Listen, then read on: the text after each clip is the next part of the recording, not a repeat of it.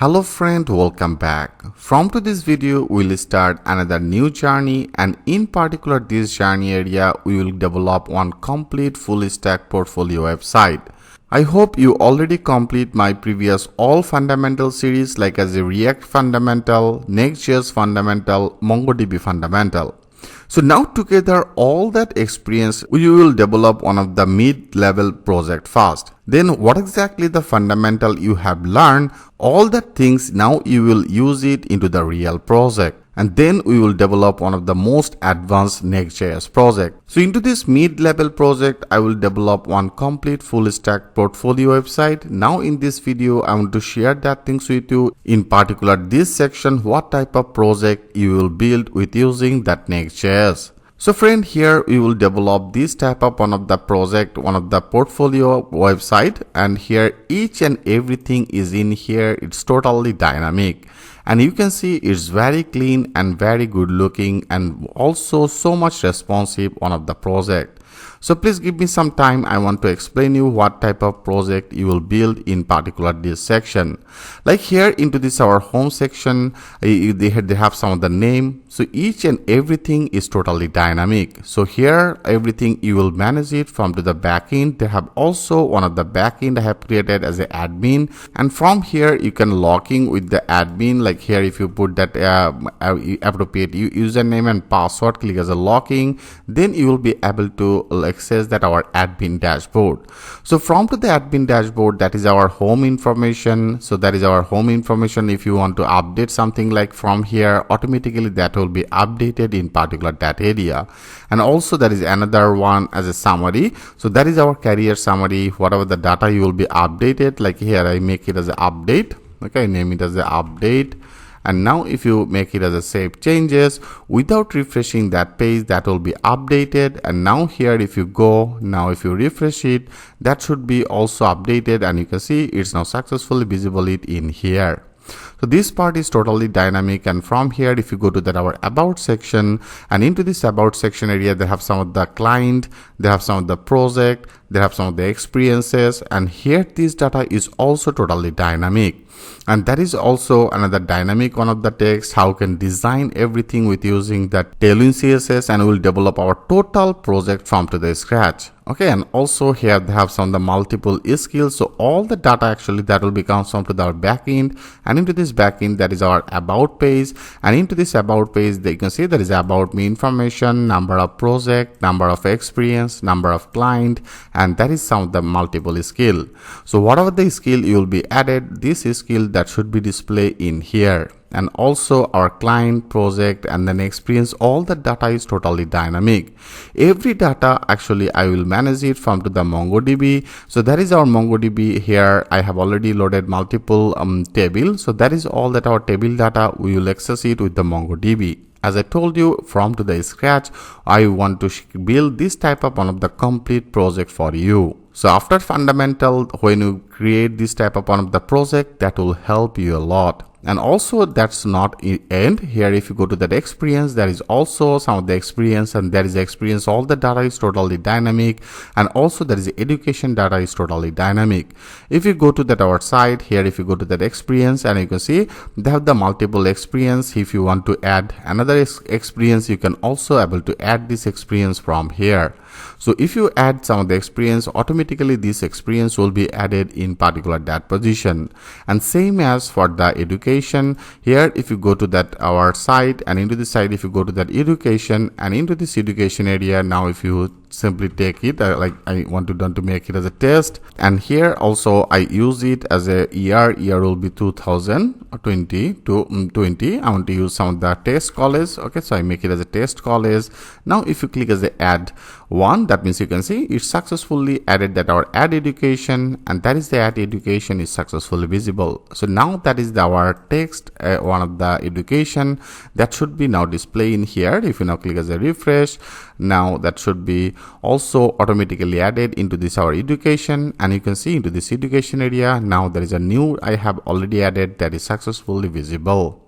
As I told you, everything is totally dynamic, and also from here, if you want to delete it without refreshing that page, you can also able to delete it, and you can see now that is successfully gone, and also that will be simply remove it from to this our database. That is a MongoDB at last. Okay, great. So that is our project, and also here the education, that is also another option for the project. So here you can also add that multiple projects. So from here, without refreshing that page, you can able to add that multiple project, and all that your project that should be displayed in here. And you can see there is a my project option, and from here there is a multiple one that should be loaded in here, and also you loaded one of the circle in particular that position, that is also will be updated. Okay, that is our first one, and that is our fill up. That is our last one. That will be also display that things like that way. Here you can also put some of the link, and that is our contact form data. So they have one of the form. First of all, that will be not selected when you pass some of the name, when you pass some of the username. If you pass some of the messages like as a hi, it's I like you. Okay, I simply put some of this type of one of the messages, and then you can see that is activated. And now if you click as the send messages, it should be displayed as a message delivered successfully, and also that should be now display in our backend. Here if you go to that our contact, and you can see without refreshing that page, it's now also successfully fetched this data from to the database, and now that is visible is in here. Okay, everything actually you can manage it from to this our admin panel. From here, if you click as a logout, that will be as a logout, and also each and every data that will be executed in here perfectly with the dynamic data. Okay, so how can actually develop this type of the project? Each and everything I will show you from to the scratch, and I will complete this project for you. And also, as I told you, that is very much responsive. Here if you go, you can see it's very much responsive. Okay, so total things is very responsive, and now that is successfully loaded all that our information in particular that area. Okay, so how can actually develop this type of one of the things from to the scratch? So that will be help you a lot. So we will develop it with using that Next.js. We will use the MongoDB for the database, and we will design our everything with using the Tailwind CSS. I hope friend you will like it very much. So if you are ready, from to the next video I will start to build this type of one of the project for you.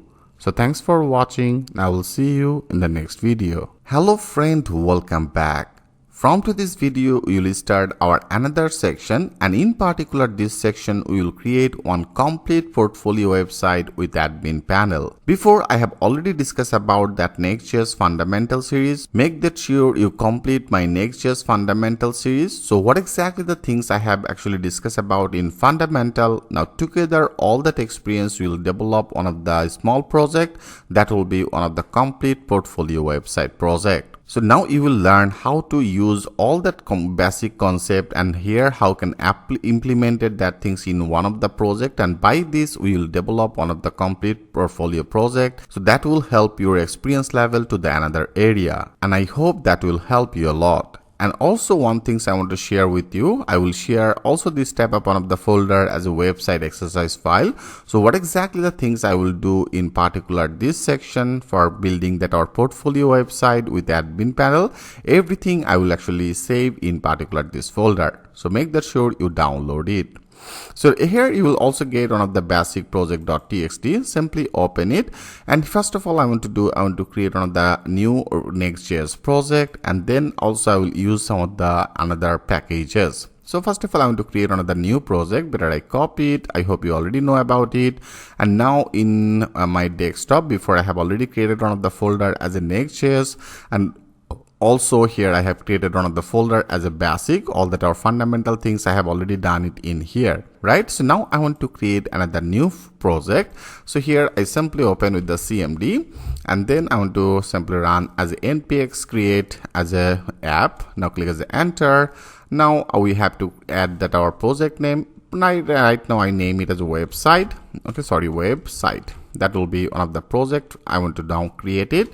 Now click as the enter, and I have already discussed about that things with you, what exactly the things how can create some of the Next.js project. There is a TypeScript. I want by default that is a no. I also want to select it as a no because I will use that JavaScript.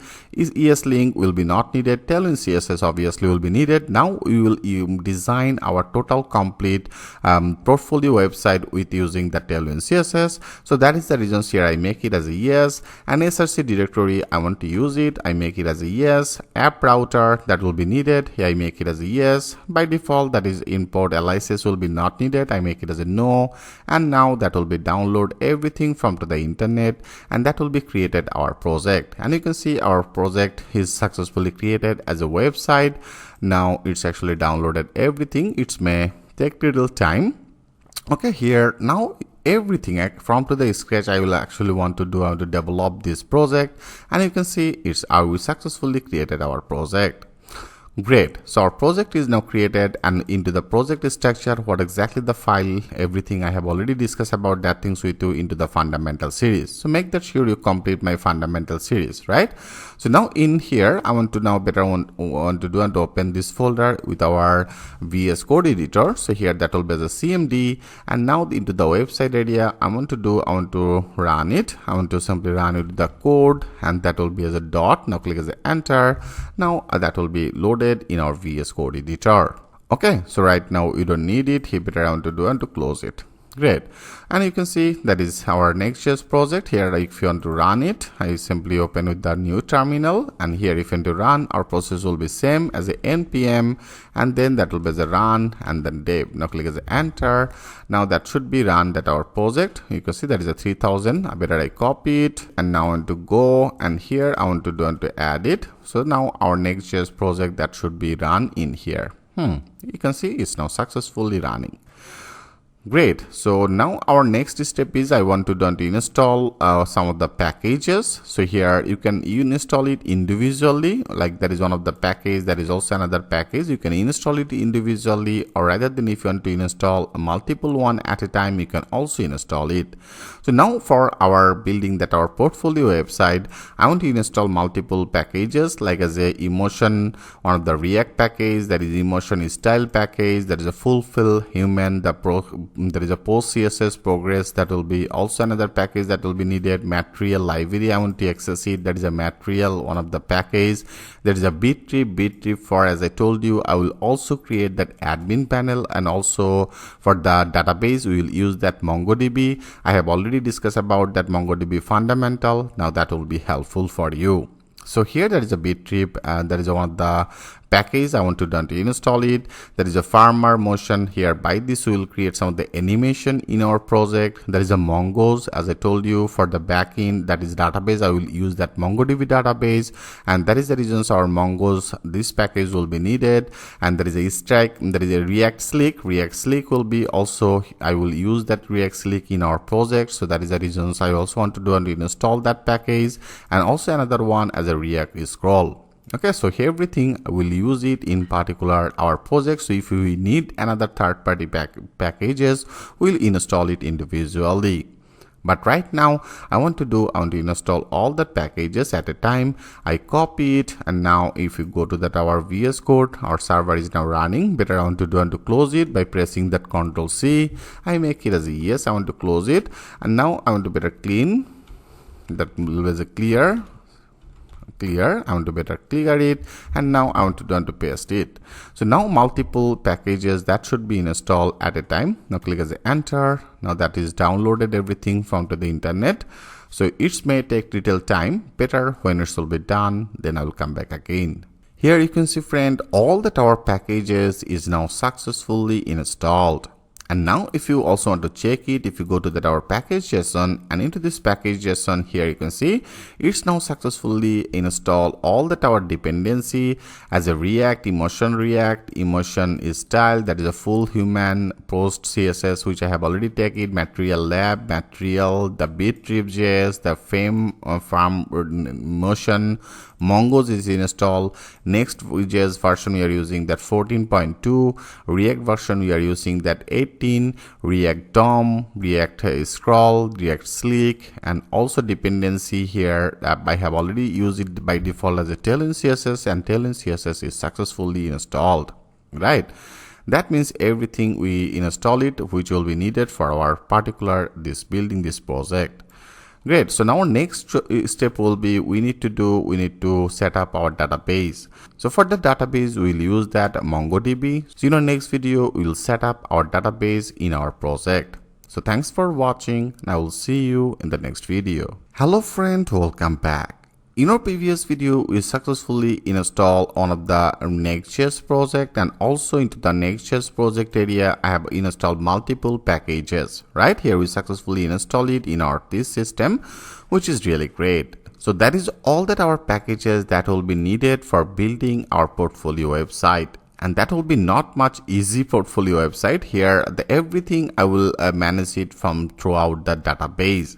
Like here, if you go our that is a project will be like this type of one of the project I want to do, and to design it with using the Tailwind CSS. And here each and every data, like that is one of the data, that is also another data, everything I will actually get it from to the our database. So that will be also get it from to the database. This type of everything I will get it from to the database. So that is the experience. So here that should be another admin panel, and this user also will be able to log in as an admin. He will be logged in, and after that logging he can add that this type of one of the home related data, about page related data, that will be our project related data, experience data, education data, everything that will be totally dynamic.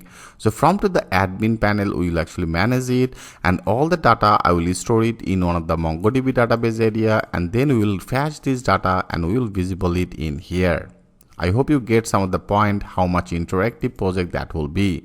So as I told you before, make that sure you complete my fundamental series, because that will be very much helpful for you now. Okay. Great. So now if you want to use some of the database for the MongoDB, in MongoDB fundamental, I have already discussed about that things with you, how can you install that MongoDB, how can deal with the MongoDB, right? So in MongoDB, they have the two things. One, if you download it, you can also after that installation, you will get this type of one of the MongoDB database, and that is the call name as a MongoDB Campus. So MongoDB Campus is used for if you want to create this your database, and if you want to test it in your system, that means in your local storage system. So that is on the local server, right? Rather than if you want to execute everything with the live server, you can also do that work. Then it's actually call it as a MongoDB at last. For the local server, MongoDB name it as a MongoDB Compass, which I have already discussed about that things with you. And for the web server, that will be as a MongoDB at last. So that will be helpful if you deploy this project to the web server, then database, there will be not an issue. Everything that will be stored it in here. So that is if you search it into the Google as a MongoDB at last, and then you will actually access that MongoDB official website, that will be as a mongodb.com.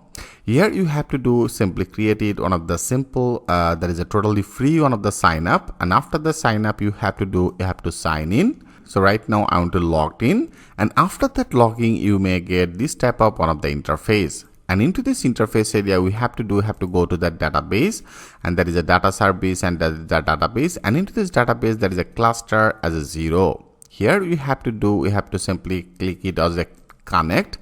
So when you click it, there is a connect to the cluster, and into this cluster there is also another part as a MongoDB for VS Code. Here if you click it, you will get this type of one of the things, that is a connect to your MongoDB development. So that is one of the API, that is this API. Now we have to take it, and here there is a two things. One is your username, and also another is the DB password. So that is a username password. You will actually access it when you create it. That means when you create this account, that will be also, you will get this type of one of the account details. Here if you also want to check it, you will also get it into your database access. Here if you open that menu, And into this database access area, here you can see right now I have already created one of the new username as a Gaziarian69. Here if you open it, or you can also edit it, and that is a password. So here you have to use some of the password. Okay, here you can actually edit this password, and then you can also update this password. So there is a two things will be needed. One is that your username, and also username will be needed, and also there is another part will be as a password. Okay, so make that sure. If you don't remember this password, you can also change this password from to this area. Rather than you can also create another new database user in here. So make that is very important. Here you have to add it. So when you actually add it, and after that we have to go back to that again. I want to go to that our connect, and into this connect we have to go to that our there is a MongoDB, and then there's a VS. Here we have to take this part. And now we have to configure it in our server. That means in our Next.js project. So into the Next.js area, here I want to do in our src folder. Here I want to create another new folder, and I just named that folder name as a database. Okay, that is a database folder. And into this database folder, I want to create another new file, and I just named that file that will be index.js. Okay, so this type of another file I want to create it. Now here I have already installed that Mongoose, right? If you go to that our package.json, I have also installed that our Mongoose. Now here by this packages I want to connect that data. So that first of all that will be as input will be as a Mongoose, which will be transformed to the Mongoose, which is really great. And now we have to export it. So that will be the export, and then the default, that will be the export default. One of the async function here I want to call it as a async, and that is our function. That will be the async function, and function that will be as a connect. Okay, and that will be as a connect to, and then the DB. So this type of another function I want to create as a connect to DB. Okay, here I simply created this function, and here I want to use one of the try catch. So that will be as a try catch statement. Here I simply loaded the try catch. So try catch means if there have any error, all that our catch error will be displayed here, and when you connect it, our first condition that will be executed in here. So I want to use that is one of the async function. Here we have to use it as a await. Await will be as a Mongoose. That is a Mongoose, and here with the connect function, here is we have to simply call it.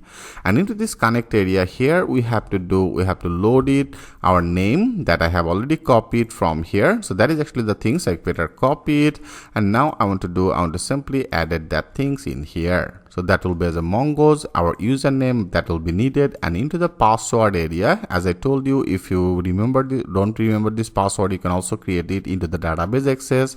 That will be our username. From here, you have to also create the password.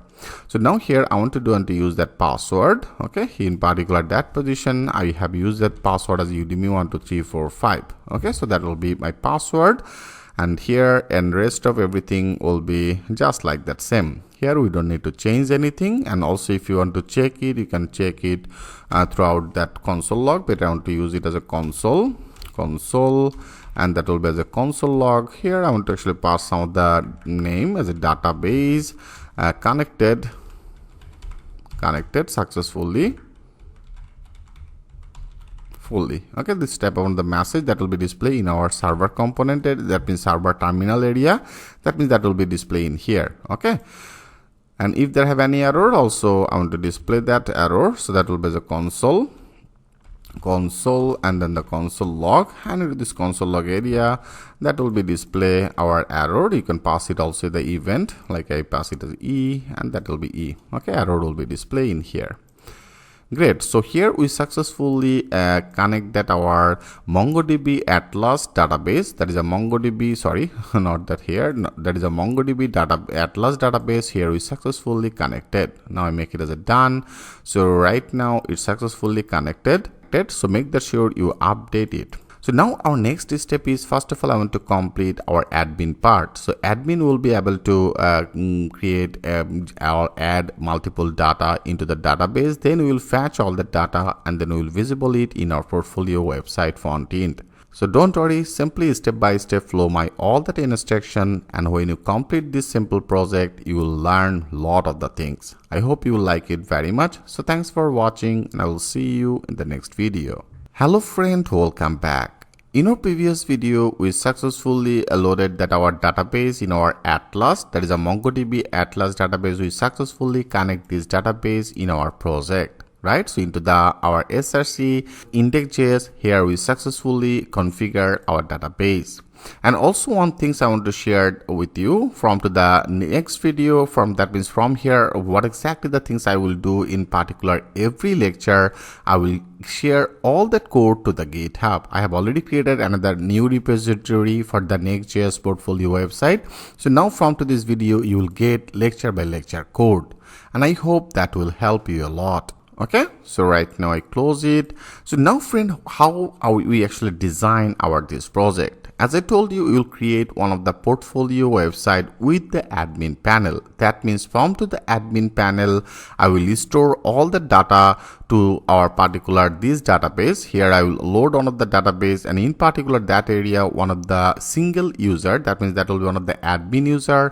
He will be only able to log in from to our front end. He will be able to add all that our data into particular this database, and from to the database we will fetch all the data, and then we will visible it in our front end. Okay, so that will be two part. One will be our front end part, another will be our admin backend part. So first of all, I want to design and complete our admin section. So from to the admin, he will be able to add some of the form data, and from to the form data, you will be able to add all that information in our Atlas database. Okay, first of all, I want to complete our backend part, then I will work for our front end. So for doing this, we have to do better. I want to go back to our project. Right now we don't need it. So I want to do in our SRC, so that is our SRC, and into this SRC, that is our app, and into this app area, I want to create another new folder. Okay, I will actually organize that project then, because that is one of the basic projects. So I want to make it very clear. So simply follow my all that is step. So here into the app area, I want to create one of the new folder, and I just name it as a admin. First of all, I want to complete that our admin part, and into this admin area, I want to create another new page. So that will be as a page.jsx. Okay, you can use it as a JS. Right now I'm using as a JSX. So that will be one of the client component I want to use it, which I have already discussed about that things with you in fundamental. So I make it as a use client. Okay, here I simply support it with the use client, and then I want to export it. So that will be the export default one of the function I want to call it. That will be as a function, and I just name that function like as a admin view. Okay, I name it as a admin view.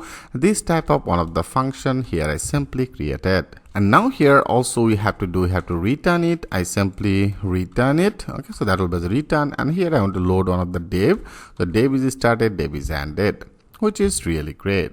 So now our first job is here, we need to create our admin menu. So here, if you want to create some of the menu into the in particular this function area, here I want to better take one of the constant. I name it as a constant as a menu. Okay, I name it as a menu, and then item. So I name it as a menu item. Simply understand my all that is step-by-step process. So when you complete this basic project, you will learn a lot of the things, trust me. Okay, now I want to name it as one of the constant variable. I name it as a menu item, and into this menu item area, I take one of the array, and into this array, I want to declare multiple object. So into this object means that will be all that our menu for the admin.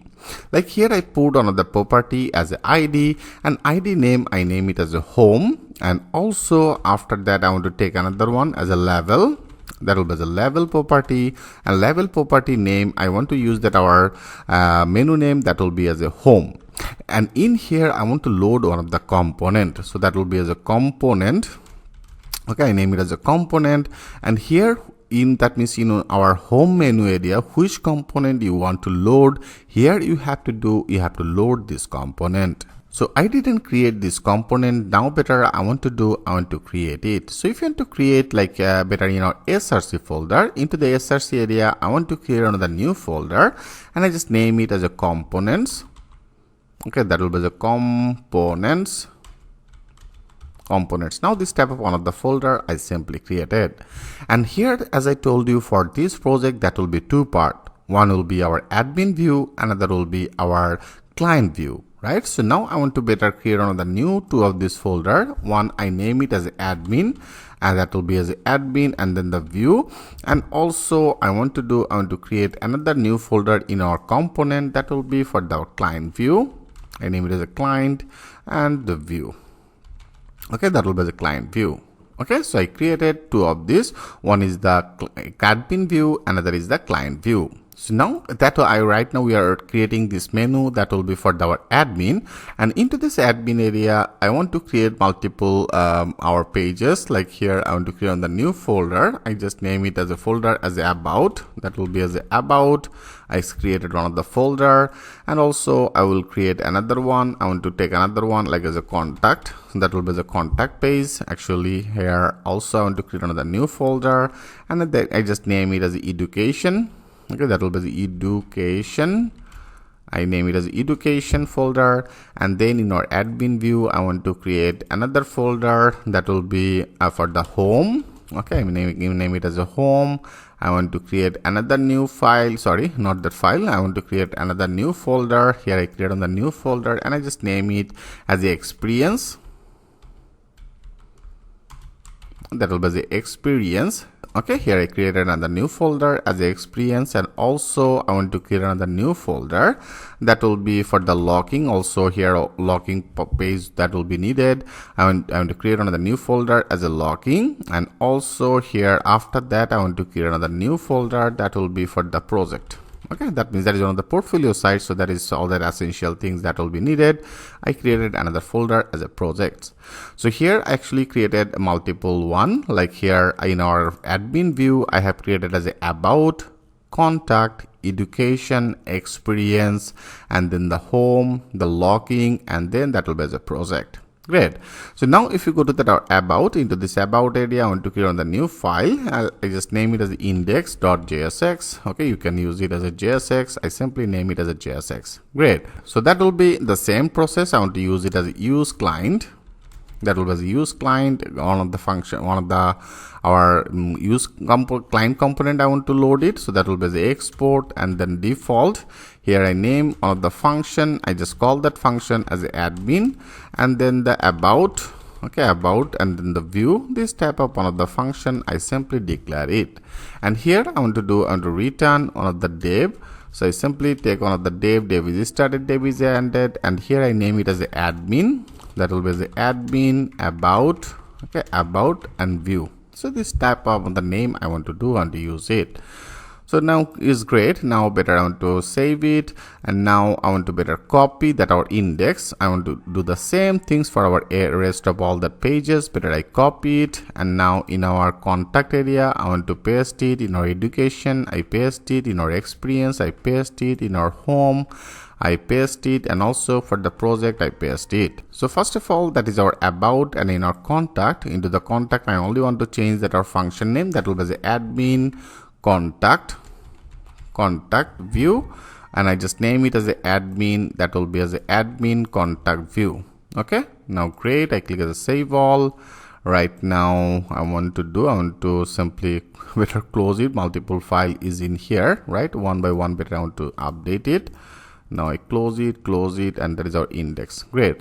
About I have updated. There is a contact I have updated. Then the education, so I name it as that will be as the admin, and then the education.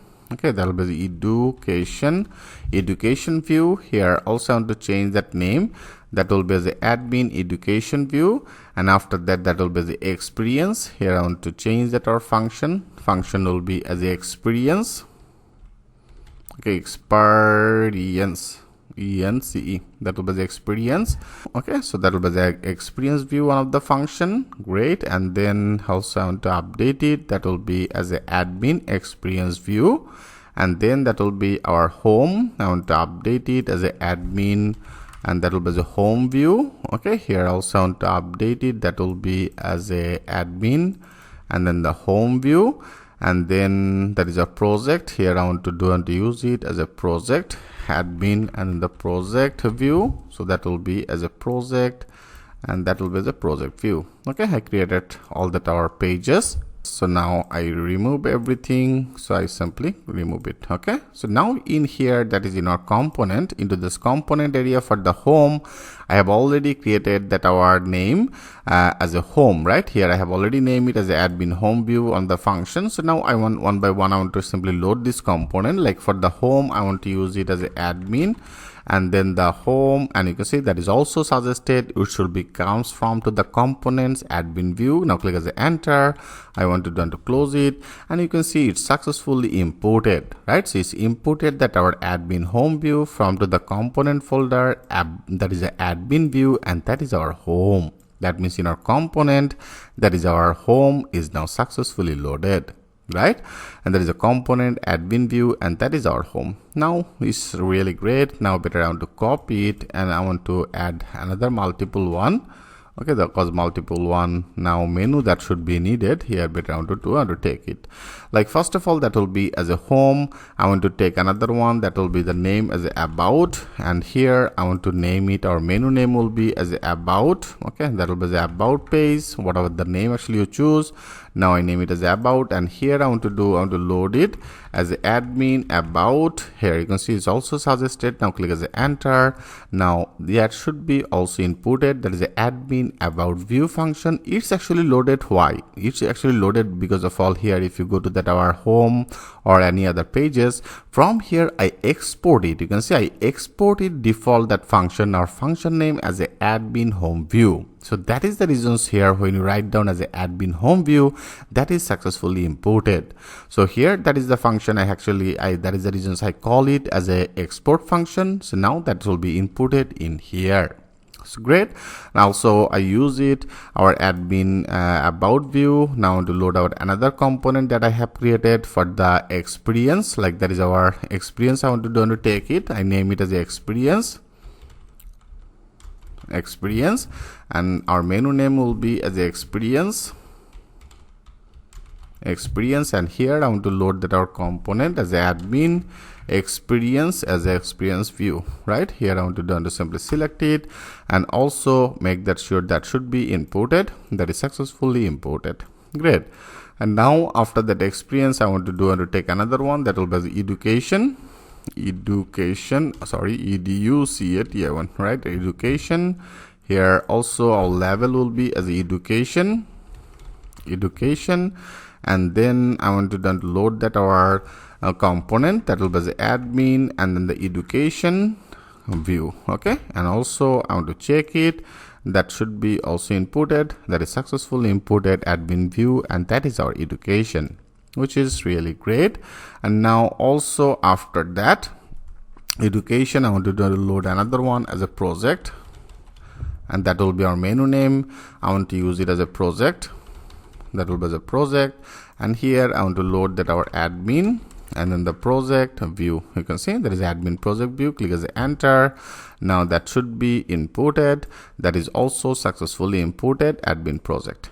Great. And also another one I have created like as a contact. I also want to take another one. I copy it. Now here after that, that will be another one. Here I name it as a contact, that will be as a contact, and then our level name will be as a contact. Okay, and also here I want to load it, that will be as admin, and then the contact view. Click as enter. Now that should be also inputted. Here if you go, that is also successfully imported. So now friend, we need to do all that our menu. So that is the menu I want to do. I want to visible it. So better I want to continue this process in our next video. In our this return function area, here we have to work.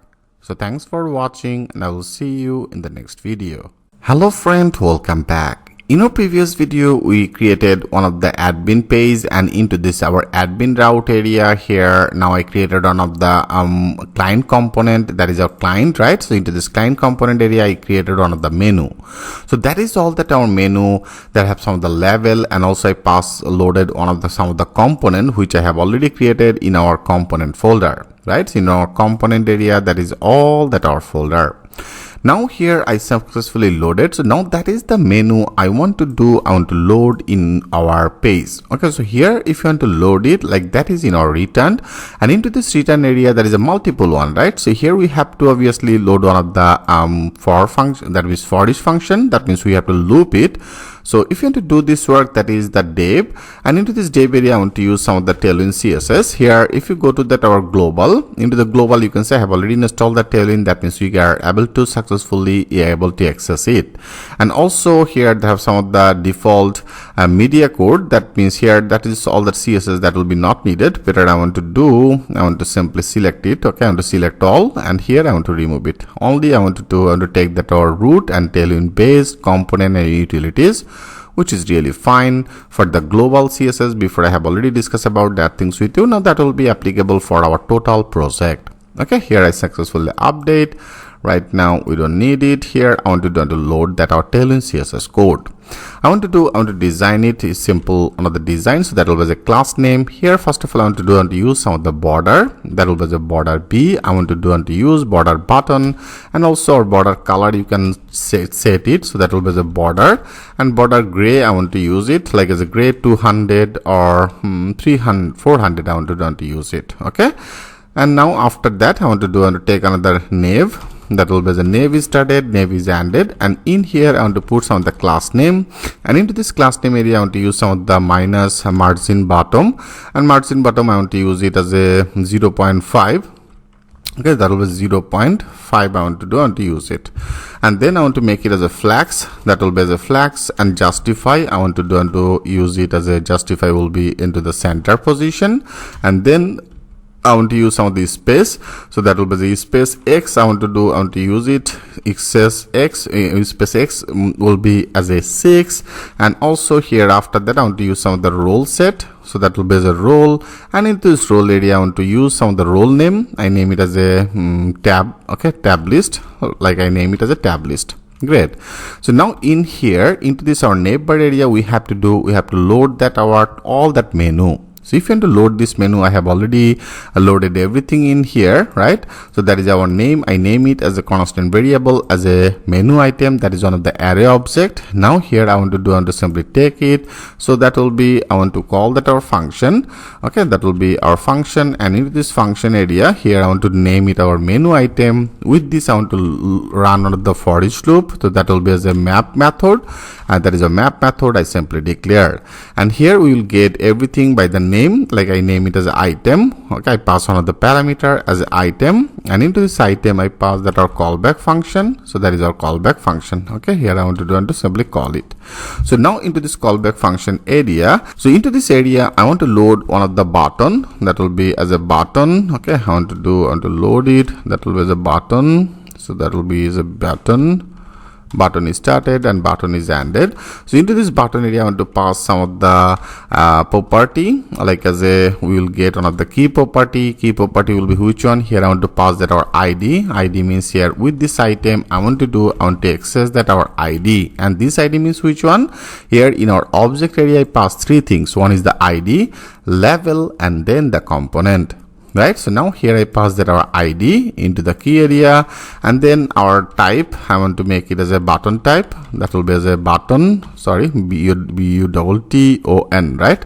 That will be as a button type. And also I want to use some of the class name in here. I use some of the padding will be as a 4. Okay, padding will be 4. Font I want to use it. That will be as a font I want to make it as a bold, and then also I want to use that as a text. Text will be as a Excel, so that will be the Excel, and also I want to use it as a text will be as a black text. If I want to use it, and then after that here I want to display all that our name. So here if I want to display this name, that will be the same with this item. I want to display our level. Right, here I name it by the name as a level, so that is the level I want to visible it in here. Great. So that is our neighbor is ended. So now after that neighbor I want to also take another div. Div is started, div is ended, and in here I want to put some of the class name. I name it as a margin. Okay, margin top like as a 10 I want to use it. Margin top 10, and padding also I want to use it as a 10. Okay, that will be as a 10. Great. So now let's check this out. If our menu is successfully visible or not, click as a save all. So now our route automatically that should be generated, right? Our route will be which one? Our route will be as a admin. In fundamental, I have already discussed about that things with you. In Next.js, if you create some of the folder name as this name, automatically that will be created one of the route. And here our name, our component name, also I name it as a page.js. That means by default, when you access this route or this page, that should be loaded. Let's check this out. If you now go, I want to go there, and here our server maybe not running. I want to do a better, I want to run that our server will be which one? As a npm run dev. Now click as a enter. Our server is now running. Okay, here you can see our server is now running, and now if you go, I want to refresh it. Now that should be loaded. You can see that is successfully loaded. And now if you access that our /admin, like as an admin, now yes, you can see that is successfully loaded all that menu. And also one thing, as I told you from our previous video, what exactly the things I have done, I will push all that code to the GitHub, like in our previous lecture, into the previous lecture, what exactly the things I have done, everything you can see, everything is in here. So now from here, whatever the things I will discuss is particular this lecture. That means here I have already added some of the code. So this code you will also get all that lecture code. So in our previous lecture, I have done something and everything I have pushed it, and you can see the everything you will get that our name, that is our appropriate lecture name, and into this lecture area, what exactly the things I have done, everything is successfully visible. So great. So here that will help you a lot. And now you can see it's now successfully loaded all that our menu level here, which I have already loaded in here. So that is actually our menu item, and that is our level. Okay, great. So which is really fine, and now that is successfully visible for our admin. And also friend, as I told you, I will design that our total application with using the Tailwind CSS. So this course is not about related with the Tailwind CSS, but you have to also know a little bit the Tailwind CSS. So Tailwind CSS means here, if you go to Google and if you search with the Tailwind, and that is a Tailwind CSS official website. Here actually you have to go here. I have already installed the Tailwind CSS, right? So in our Next.js project, I have already installed it. Now we can, that is by this Tailwind CSS, you can actually design everything from here. Okay, that is all that default code. And if you go to their documentation, and into this documentation area, like here I have already used some of the flags, right? Here if you write down as a flag, so what exactly the mean by that flags, they are very clean one of the documentation, and you can see by these flags you can actually load this type of one of the things. And also there is a flags initial, what exactly the things we can do, that is a flags, and by this flag there is a 1, 2 and 3. 1 to 3 means there is a 1, there is a 2, there is a 3. Okay, so everything, that means here whatever the classes I will actually use it. There is also another one as a justify center. Simply copy it if you have any doubt, and then you have to go to the Tailwind CSS website, and here if you search it with the term justify content, and you can see justify, there is also another one as a justify center, and that is a justify center, and that is a justify star. Okay, when you use the class as a justify star, that will be loaded these things like that way. When you make it as a justify center, all that your content that should be loaded into the center position. When you make it as a justify and, all that your content that will be loaded into the top right side. Okay, so I don't want to actually explain everything. The Tailwind CSS, you have to know a little bit the Tailwind CSS. Here I will actually design everything with using very simple Tailwind CSS code. Great. So now I want to continue this process. In the next video, I want to here, when you click it as the about page, the experience page, the education page, all that our component, this component that should be loaded in here. So how to do this work, but I want to continue this process. In our next video, I will show you that things with the live example. So thanks for watching, and I will see you in the next video. Hello friend, welcome back. In our previous video here, we successfully load all that our menus, right? Here we successfully loaded this our home admin related menus. So now here for the home, I want to do, I have already loaded some of the component here. If you go to that our home and into this home area, I have already loaded one of the component as a home admin home view. When you select, that is our about page. For this about page, that is also another component I have loaded as a about view, experience view, education view, all admin project view, and then contact view, which I have already created all that our pages in our component, that is our admin view here, I have already created. So now I want to do, when you press it in here, this our component that should be loaded. So let's do that work. And also, as I told you from our previous video, what exactly the things I have done in particular this lecture, you can see I have already pushed this code, and you will also get at lecture by lecture code. Okay, and from the global CSS, I have already removed some of the things. When you remove some things, that will become red. When you add this, then that will become blue. Okay, simply that will help you a lot. So now I want to use it. So here, if you want to do this work, we have to do in our button, right? So that is actually, I have already loaded this our button. So into this button area here, after that I want to load one of the on click function, that will be as on click. Okay, because here when you click it, then that will be executed. Here I pass one of the callback function. So I simply call it one of the callback function. So into this function area, better we have to set this data in our one of the use state. I want to declare one of the use state, like here in admin, I want to take one of the constant. I just name it as a current. Okay, current selected tab, and then the tab, I name it as a current selected tab, will be as a set current selected tab. Okay, I name it as a current selected tab, and also set current selected tab. I want to declare one of the use state. Okay, in fundamental I have already discussed about that things with you. There is a use state, and use state name, I name it as a home. Okay, that will be as a home. Initialize value, I pass it as a home. So I simply declare one of the use state, and into this use state area, it should be stored that our home data first. That means our home means that is our home, and when that will be as a home ID, automatically our component will be loaded as a admin home view component, right? So here I simply declare it, and now I want to when you click it, I want to simply set it into this our use state as a set current tab. Better I copy it. Now go back to here, and in our on click function, into this on click function, I simply call that here as our set current state that I have loaded, and into this area I pass that our ID. ID means that is actually our ID, which I have already taken with this item. We can able to access this ID, right? Here I want to simply pass that our ID.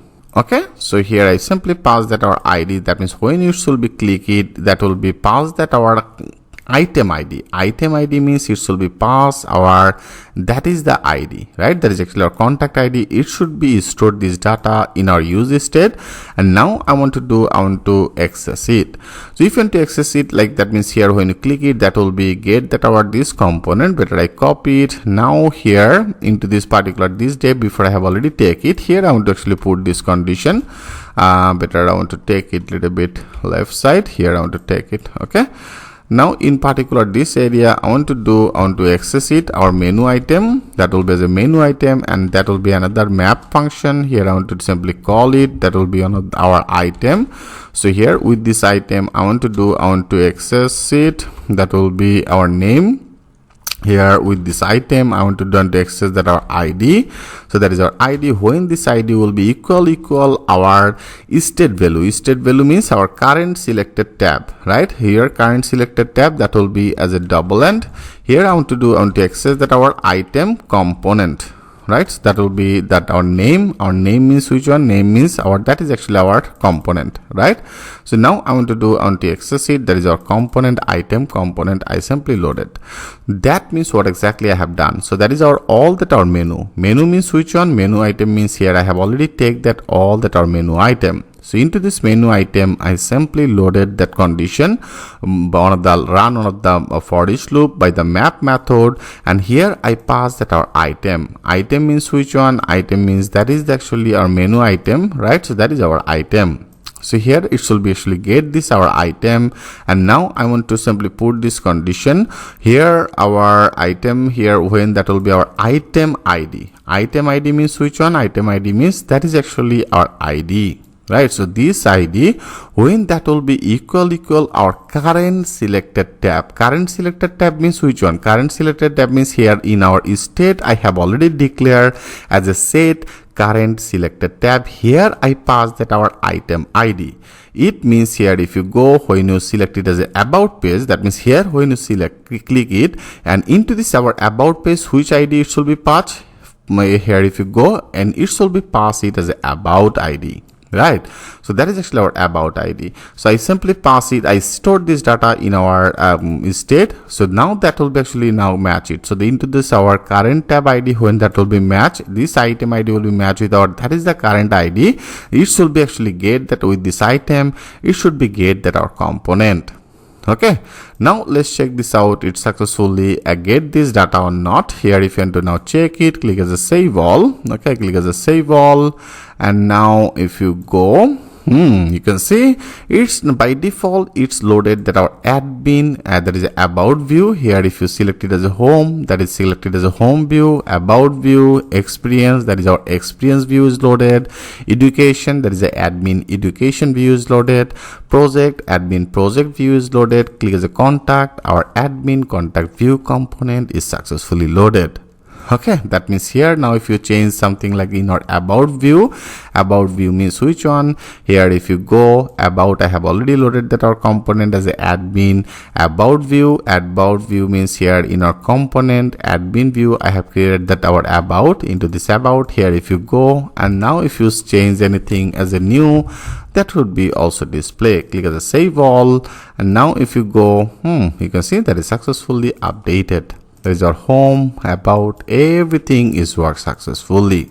So now I want to load different type of form in here. For the form, that means admin will be able to update their home related data from here in our home comp view. I will load one of the form from this our form area. I will actually insert this data in our this database. Okay, so as I told you, step by step everything will be very clear, and also individually for the about page related all the data you will be also able to update. Here I will load another different form, and that will be our experience related one of the form will be loaded, our education related form will be loaded, and project related form also that should be loaded. Okay, so now one by one we have to design for our form action. So thanks for watching, and I will see you in the next video. Hello friend, welcome back. In our previous video, we successfully created our admin layout, right? So now here when you select it as a home, our home component is loaded. When you select it as a about, our admin about component is loaded. Experience component, education, project, and also the contact component is loaded.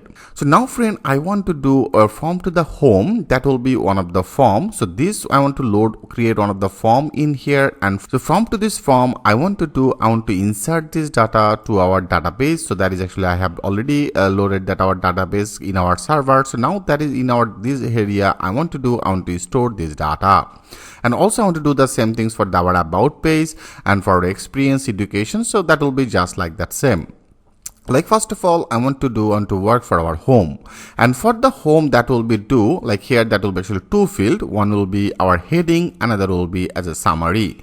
So that is two of this data. First of all I want to insert it into the database. Laterally I will fetch this data, and then I will actually visible it in here in our front end. Okay, I hope you get the point what exactly the things I want to do in here. Right now we are accessing that our admin. We are now able to access it directly. Later I will also add some of the authentication in here. If you want to access that our admin, this user must have to be logged in. So let's create one of the form for our home page. So for doing this, first of all, if you go to that our project, and into this project area, if you go to that our app, and then admin, and that is our pages, and into this area I have already loaded that our admin home view. You can see that is actually our admin home view.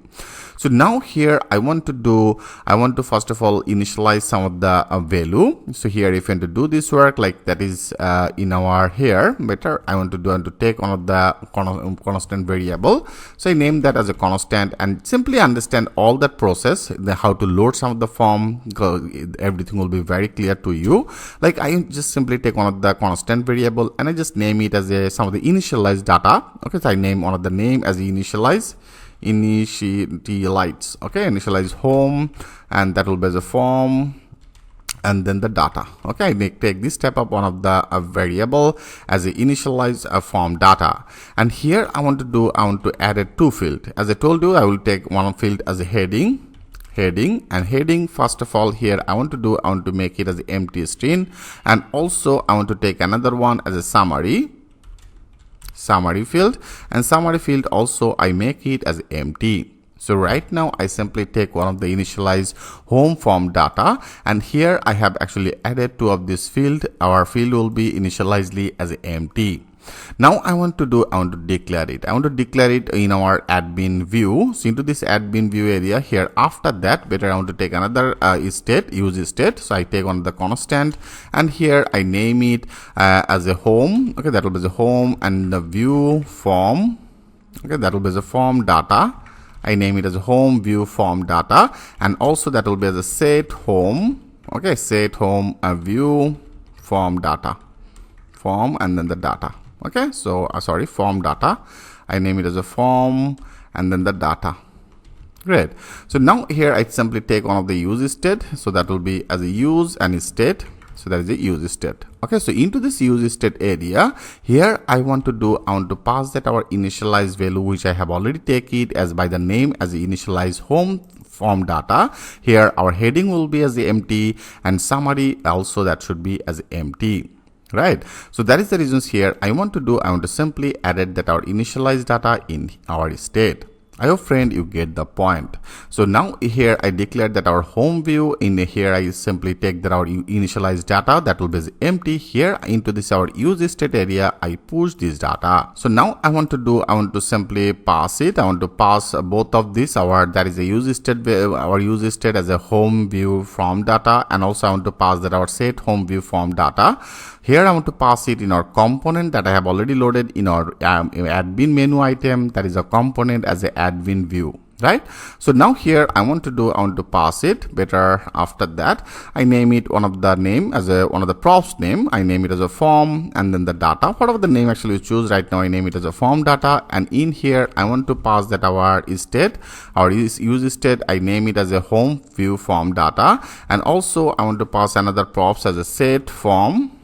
Okay, that will be the set form. I name it as a form, and set form data. Set form data will be which one? Set form data. Here I want to pass it, or that is the set view.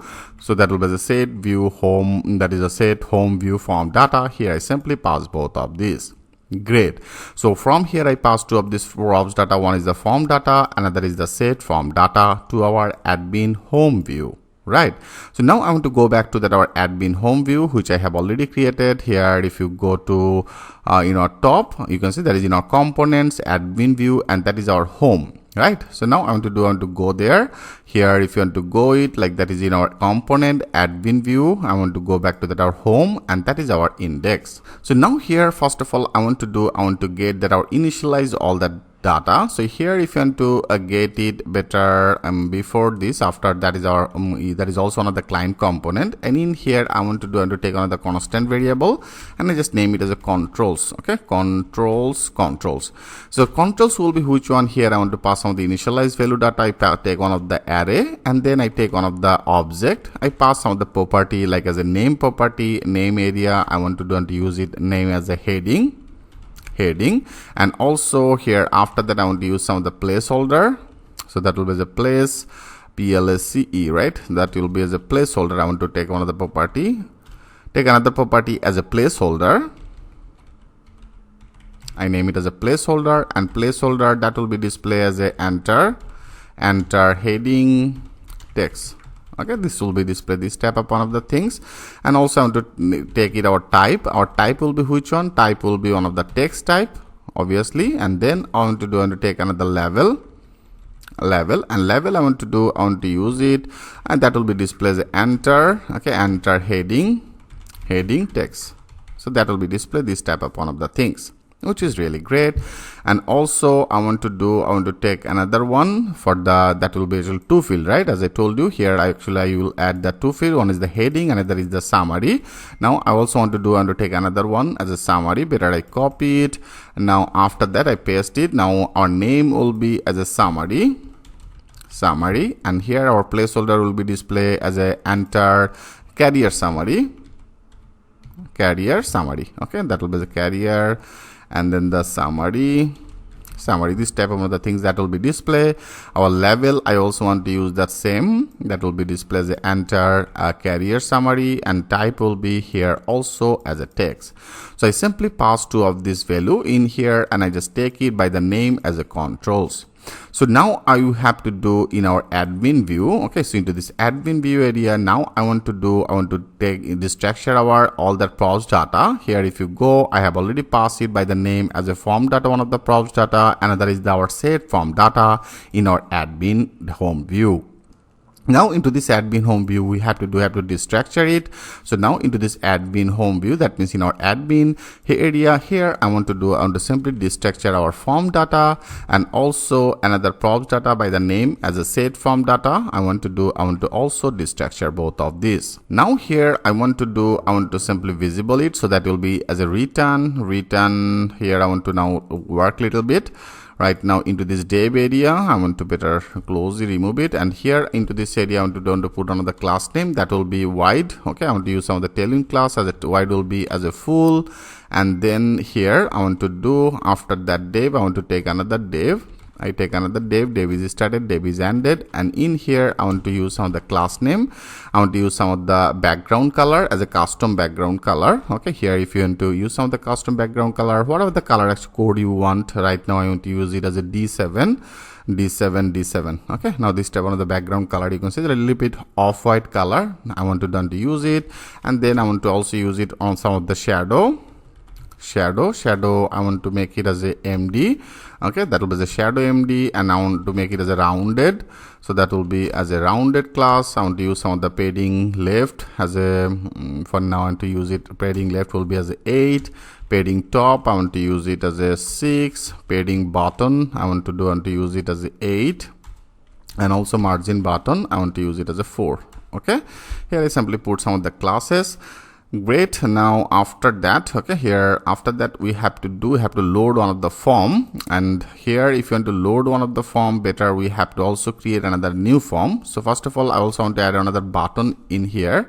Like here I want to use some of the button will be in particular that position, and into this button area I want to use some of the class name margin top. I want to use it as a custom margin top as a 5 pixel. Sorry, that will be the 5 pixel. This type of one of the things. Border I want to use it, so that will be the border, and border color I want to use it as a border blue.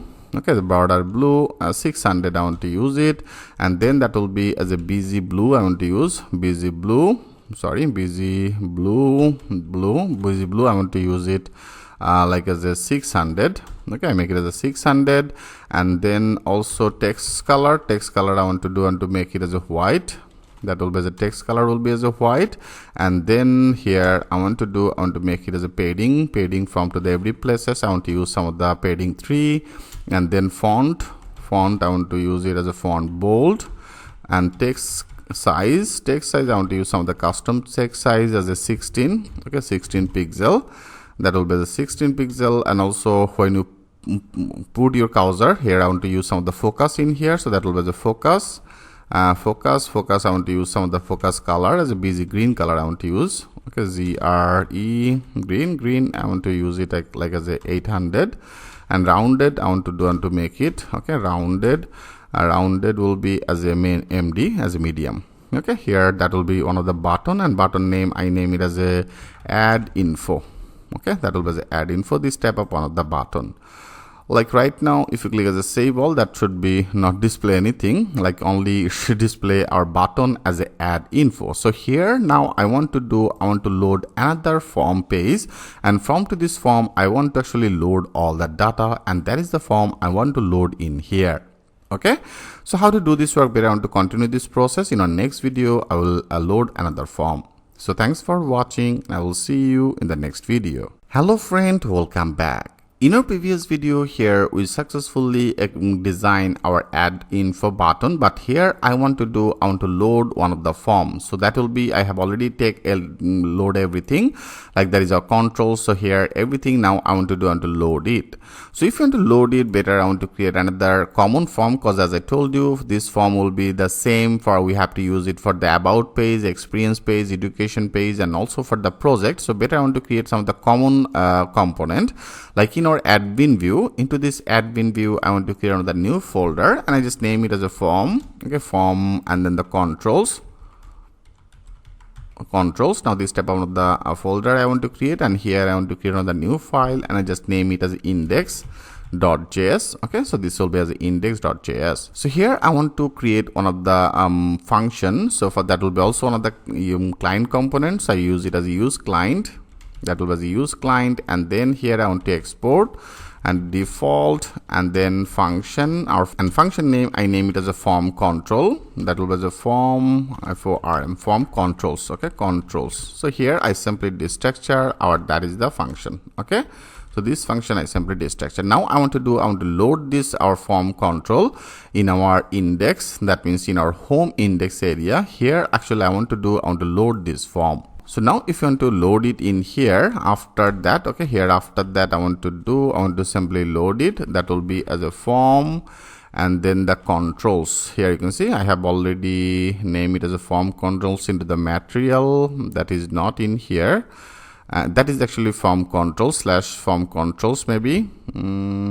I have already named it. If you click as enter, let's check this out, which things actually loaded, and you can see it's now successfully loaded that our form controls, which I have already created as a form controls in here. So that is actually our form controls index. It's automatically, it will be get that our form controls, which is really fine. Here I simply loaded that our form control. Okay, here I want to end it. Great. So now into this form control area, I want to pass some of the props data. Here I want to pass multiple props data. Like first of all, I want to pass it our here if you go, I want to pass that is the controls. Okay, controls I want to pass it on the props data. So I simply pass it. That will be as a controls. What are the name actually choose. Now here I pass that our controls, and also I want to pass our another data like as a form data. I want to use it as a form data. Also I want to pass it by the name as a form data, and then I want to pass another one as a set form data. I name it as a set form data. That will be also as a set form data. So from here, from our home index, I pass some of the props data as a controls. I pass that our form data, and also I pass that our set form data. Right. So now we have to destructure all. So we have to destructure that our controls. If you go to that our index, now that is our form control index. Here I want to destructure, that is our controls, and I want to destructure, that is our form data. Okay, here after that I also want to destructure that form data. Also another one I pass it the name as a props as a set form data. So I want to simply destructure all in here. Great. So right now if you go to that our controls, into this controls, there is actually the multiple our field, right? There is a one field, and also there is another field. So there is a multiple field here. If you want to load it, we have to obviously run one of the map method, right? So now after that I want to simply return it. That will be the return our, that is the controls, right? So that is our controls. I want to load it as a controls, and controls, so we have to run that our map method. So that will be the map, and here I want to pass one of the our name. So all that our controls means, here I have already passed the two of this field data. So here I want to access it by the name as a control item. Okay, whatever the name actually choose. Now I name it as a control item. So that will be as a control item, and that will be one of the callback function. And into this callback function area, here I want to declare one of the dev. Sorry, that will be one of the dev. I want to take it. Dev is started, dev is ended, and into this dev area I want to pass some of the class name. I use some of the margin bottom. Margin bottom will be as a 4. Okay, and here I want to load on the level. That will be as a level. level, level. So that will be the level is started, level is ended. And into this level area, I want to use some of the class name. That will be as a class name, and class name I want to use it as a block. That will be as a block. I want to use some of the text color. Text will be as a gray. 700 I want to use it, and also text size will be as a SM. And then our font I want to use it as a bold. Sorry, that will be as a font I want to use it, font will be as a bold. And margin button, I want to use some of the margin button space as a 2. Okay, great. So here I want to display that our name means here by this I have right now we are already into this our one of the loop. That means in our map method here you can actually access all that our control data by the control item. Now here I want to access it with this control item. Our name, if you go to that our index, I have already taken it by the name as a level. So now that will be our level. Okay, here that is the level. Now that should be displayed in here. Great. So now after that also that should be another input field. First of all I want to check it our level is working or not. Click as a save all. Everything is look like fine. Here if you go, you can see our both of this level is successfully visible as a enter heading text, enter carrier summary. I hope friend you get the point how actually this function works. So that is actually our controls. That is the controls data. I simply pass it by the throughout the props and in our form control. So that is our control area. I simply destructure that our control. I simply run on the map method, and here it should be automatically one by one that will be loop in here. So now here I simply display that our level, and also after that I want to display another input. So that will be the input. Okay, I name it as a input is started, input is ended. And now into this input area here I want to simply load another input field. Okay, here into the input field first of all I want to load some of the our property like as a placeholder. I want to use that as a placeholder, and placeholder will be which one? Placeholder will be the same with our control item. With this control item here if you go, I have also passed that our placeholder and by the name as a placeholder. So now I want to access it, that will be as a placeholder. And then I want to use that our type will be which one? Type will be also that will be comes from here from to the our control item. Here I want to access it. Our name for the type I name it as a type, so that will be as a type. And then I want to also show that our name will be which one? Name will be the same here with our control, right? So with this control type I want to access that our field name. I have also passed it the name as a name, so that will be the name. Okay, that means input field all the things, and also I want to pass that value. So that will be as a value, and value will be which one? Here I want to load that our value. That is the value you will get it from to this our form data, right? So into this form data I want to simply add that our value will be here, and that is our control name. I want to pass it. Simply I pass it. This form data means which one? This form data I have already passed it throughout that our use state, right? So that is actually our use state. I get that initialized value, so that is actually our initialize everything it should be get. Okay, so simply I want to load it in here. That means in our form data area. So here that will be loaded that our value. Great. And this value means which one? This value means here I pass it by the name as a heading, or rather than that will be as a summary. So that is actually our input field name. Okay, and now I want to do when you click it like here, now that should be display. If you click as a save all, and now if you go, you can see that is our both of this input field is visible. So here also we have to do when you add anything in particular that area, that should be also get that our value. That means all that our input text, whatever exactly the things you will be added, that should be get. So that is the reasons we need to do. We need to add another function here. After that I want to call another onChange function. So that will be the onChange function. Here I pass one of the event. Okay, I pass simply one of the event, and this event area here I want to do in particular that position. I want to set everything in our, that is the set form data. Okay, that is our set form data, which I have already passed it from here. Simply understand how these things I have actually passed it. That is our use state. I have declared that as a home view in our admin pages, right? So that is our set data. Here into this our use state area I want to store it. So that will be the name. I want to name it. I want to pass our ternary operator, and here that will be one of the form. So that will be in our form data. So into this form data area, I want to set it. Okay, here I simply set it. I want to set our which things. Here I want to set that is the name value data. Here I want to set it. That means whatever the input field right now you will be added in here, that will be set into our state. Right, so I simply added that our control name, and here also I passed that our event will be as a target, and that will be as a target event, and then the target and targeted, that will be as a value. Okay, so what exactly the things you will be added, it will be passed that things in our state area. Great. And also better in our input field, I want to use some of the class. It's not locative, right? Here it's not locative. Like here after that is ended. Here after that I want to use some of the class name. So that will be the class name. I want to use some of the shadow. Shadow.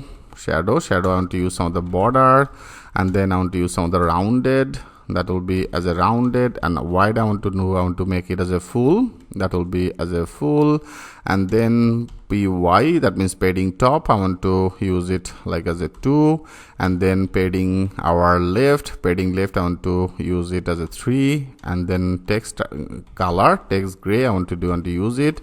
Text gray 700, I want to use it, and also I want to add another class as a tracking. That will be as a tracking, right? That is a tracking wide. That is this type of the class I want to use it, and also I want to use that focus. And focus will be which one? Focus I want to use some of the outline. Okay, that will be as a outline. Outline will be as a none. I want to use that outline none, and focus. For the focus I want to make it as a shadow. Okay, shadow will be as a outline. That is the inline inner. I want to use that shadow outline, SHADOW, shadow outline. Okay, out. Now let's check this out, how our input field is look like right now. Click as a save all. Here if you go, that is successfully visible, right? That is successfully now locative, and now I want to check it successfully get that our value or not. So here I have already passed one of the onChange function. That means when that will be changes, all that our initialize event value, that should be set it in our form data.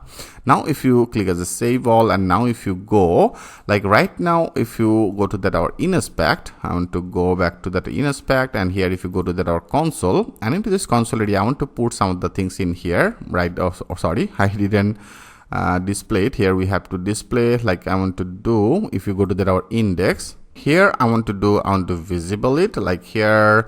After that I want to display it, so that will be as a console. Okay, into the console log, I want to display that is the form data. I want to check it. Okay, here I want to check it, then everything will be very clear to you. Now I click as a save all, and now if you go, I want to refresh it. Here right now I want to remove it. Okay, I want to remove it. Now I want to check it.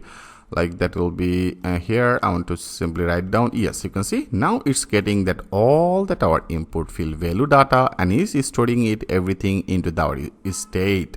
Right, I hope friend the concept is very clear. Like I want to recap it again. Into the pages, that means in our admin pages, I simply declare some of the initialized form data. Right, so initialize, I use it as a heading, as a and then summary, and I pass both of this in our state as a empty. Right, here if you make it as a refresh first time, and you can see both of this state value is empty. Great, and then that is our heading and summary. I take it one of the variable as a initialize home data, and then I declare one of the use state, and into this use state area I store that our initialize value data. Initialize value will be which one?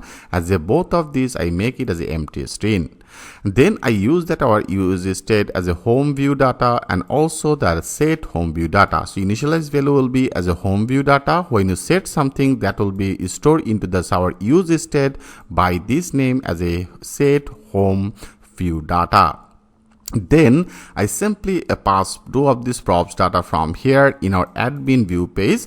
One is our form data, that means that is actually our initialize value, right? And when you change something, that will be stored in our second parameter, that means in our home set home view. Okay, that means that will be as a empty, and when you pass on the input value, so that will be stored into this parameter. So that is actually our use state area that will be stored. Okay, then I pass both of this as a form data and set form data.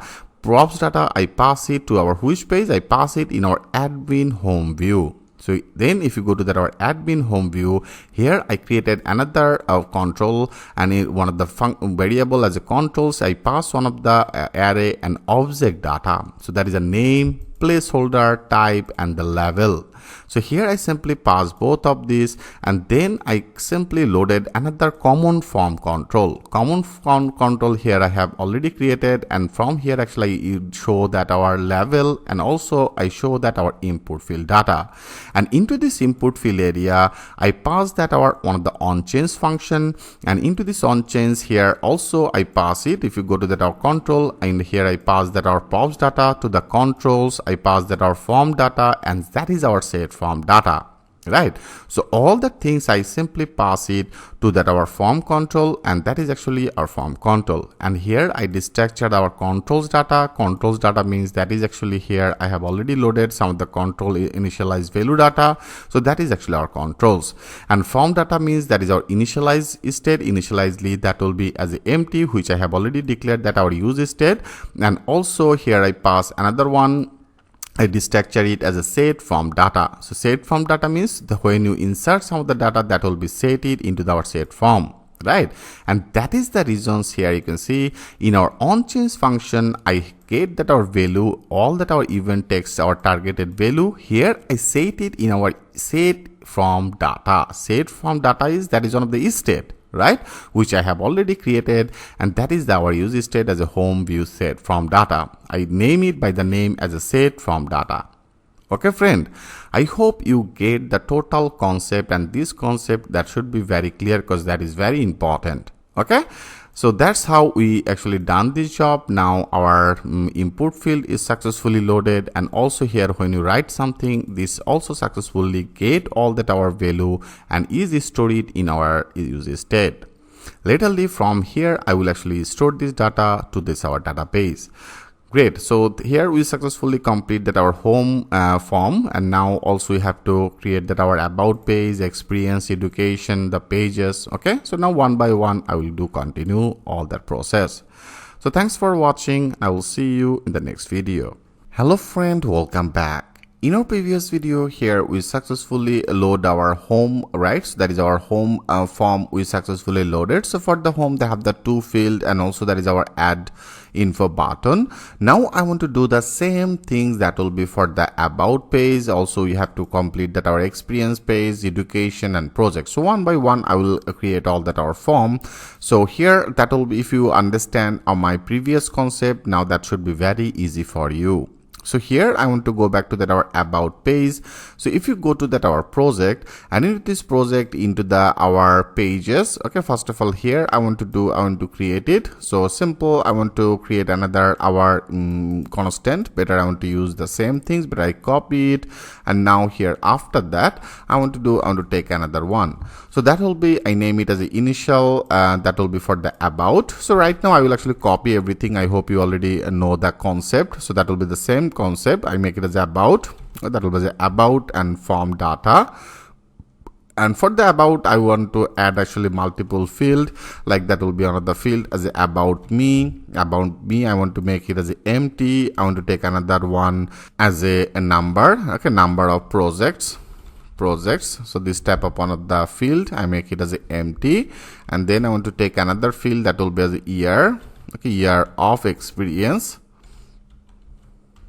Year of experience here I want to also make it as a empty string, and then I want to take another one as a number of client, okay, number of, and then the clients, number of clients. Here I want to also make it as empty. So that will be as empty, and also I want to take another one as the skills, okay, that will be the skills. I want to make it as empty. So that will be all for our initialized value, that means initialize out for the about form data. So our next step will be the same. Here we have to create another use state. Better I want to go there, and now I want to create another new one. Okay, better I copy it and here I paste it. Now that will be our another use state, and here I declare that use state name as a about. Okay, I name it as about, and then the view form data, and that will be as a set about. Okay, name it as a set about and then view form data. Okay, and here we have to initialize, add that our initialize data. Initialize will be which one? That is our initialize about form data. Here I simply added that our initialize about form data.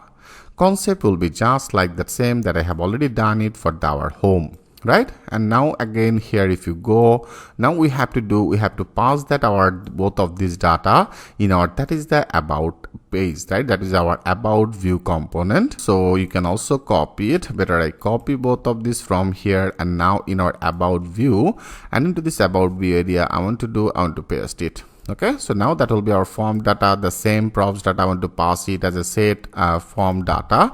That will be the same here. Now only we have to pass it. Our form data will be which one? As a about view form data. I want to pass it as a about view form data, and our use state, that will be another one as a set about view form data. So that will be as a set about view form data. Right, I hope this concept is also very clear to you. Great. Now I have already passed both of these, our props data by the name as a form data, and then the set form data. Now we have to work in our about admin about view. Here if you go, I have already loaded this our component, that is I have already created in our components folder admin view, and that is our about. Now I want to go to that our components admin view about, and that is our about component. So here that will be exactly the same which I have already done it for our home. Here if you go to that our home, that is in our home index, you can see that will be just like that same. Here I want to load that our form control. That form control will be needed. Better I copy it, and also we have to take that our form, that is our control. That will be also same. Better I copy it, both of these, and now in our about area here, first of all I want to paste it. So that will be on the control, and that is our form control. Here I successfully loaded, and now also from to our about, and that means from to our home, I want to take everything. Also here we have to destructure both of this as a form data and set form data. It because of all in here also I pass it. Right, I pass it by the props data name as a form data and set form data in our admin about view. So here we have to also simply destructure both of this, which I have already done the same things for our home. Now better I copy it. Now here I want to simply destructure both of this, and then I want to go back to that our home. Here from to this position I want to actually copy everything. That will be just like that same. That is a return on the dev. If you select this dev is started, dev is ended. Better I copy everything, total dev, and now in our about, into this about dev area here I want to update. Okay, here I simply update these things. Great. Okay, here I successfully updated as a add info, or you can use it as a add about info, whatever the button actually choose. Now here only I want to change that our controls data, because here if you go to that our main page, I have already assigned, they have some of the field data right now, that is will be as a 1 2 3 4 5 data. Right now I want to update this control data. So that will be the name here. I want to use it as a about me. Okay, name it as a about me. That will be our field name about. Okay, I make it as a about, and then that will be as a me. Okay, name it as a about me, and then that will be our placeholder here. I want to use it as a about, and then the me, that will be on the text type. Here I want to use some of the level name. I name it as a about me. That will be as about, and then the me. Okay, and then after that I want to use another field will be as a number of the project. Better I copy it, and that will be our another field name as a number of project. Here I want to use some of the placeholder will be as a number of projects. Okay, and then that will be type will be as a text type. Here that should be also display as a number of project, so that will be our level. Great. Now I want to take another one. I copy it, and here I paste it, and then our after that will be another one as a year of experience. I copy it. Now that will be our another field name as a year of experience, right? Number of project, and then that will be the year of experience. Here I want to name it as a number of experience. Okay, experience, that will be the experience. Here also that type will be as a text type. Here I want to update that our level will be as a number of experience. I hope you get the point how much easily we can do this work. So that is all that our field. Also there is another one as a number of client. I want to update it as a number of client. I name it as a number of clients. Okay, that will be the clients, and also here I name it as a number of client. Type will be as a text type. Okay, and placeholder will be as a number of client, and level will be as a number of client. And also I want to take another one. I copy it and here I paste it. Another will be our name as a skill, so I copy it. Now that will be another one as a skill. I name it as a, that will be as a skills. Okay, skills, and here I name it, our level will be as a skills. So I name it as skills. That's all. Okay, so friend, that's all you have to do. Now what exactly it will be do, it will be add all that our control data which I have already loaded in our admin view. So it will be restructure all the data here into this area. I have already loaded that our form control, and that is the reasons here I have already imported that our form control from our form control. Okay, that means now that should be work. Let's check this out. If you now click as a save all. Okay, and now if you go, I want to also check it's successfully working or not. You can see there have the no issue. If there have any issue, this issue also that should be displayed in here, but right now it's totally fine. If you go to that our about page, yes, you can see now that is successfully display all that our level and input field. Our placeholder is visible as a about me, number of project, number of experience, that is a number of clients, and also the scales. Okay, that means I hope it's very clear here. Everything is worked successfully for our about me. So now also there is another two of this page. Here we have to also load another experience form and also education form and the project form. So that is the three things, but here concept will be just like that same. And also here if you want to check it or it successfully get that our input field value or not, in that case only I want to check it again, which I have already checked it in our home. There is a console log right now. Better I want to make it as a comment out, and here I want to display it in our about page as a form data. We successfully get this or not. If you now click as a save all, and now if you go, I want to simply go to that our inspect, go to that console. Here if you write down it, yes, you can see all that our field data is successfully get. Great, so that is our everything. And now there is a skill is also successfully get. That means everything is worked successfully. And now I want to use the same concept for our experience. So thanks for watching. I will see you in the next video. Hello friend, welcome back. In our previous video, we successfully designed our form data, and that will be for the about page. So we successfully complete our home about page. Now I want to complete that our experience in here. So in particular that position, if you want to complete that form, so let's do that work. Our process will be just like that same before that I have already done it. So better I want to copy everything from to the I want to copy everything. You can also copy it from to the home about, which I have already done it before. Now better we have to go back to that our home page again, that means in our admin, and that is our page. Right here I want to now create another new initialize constant value. I copy it. Now here after that I paste it. So now I name it as a, and that will be for the initialize. Okay, initialize experience. I make it as a experience form data. And for our experience field, I want to use some of the field. Whatever the field actually you choose, this will be depends on you. Simply understand the concept. That is my vision. Understand the concept. If you want to increment some of the field, you can actually increment this field. If you want to decrement some of the field, you can also able to do this work. But right now for here, I want to use some of the experience like as a position. That will be as a position. You take one of the first field will be as a position. I want to take another one as a company. Okay, that will be as a company. I want to take another field that will be as a duration.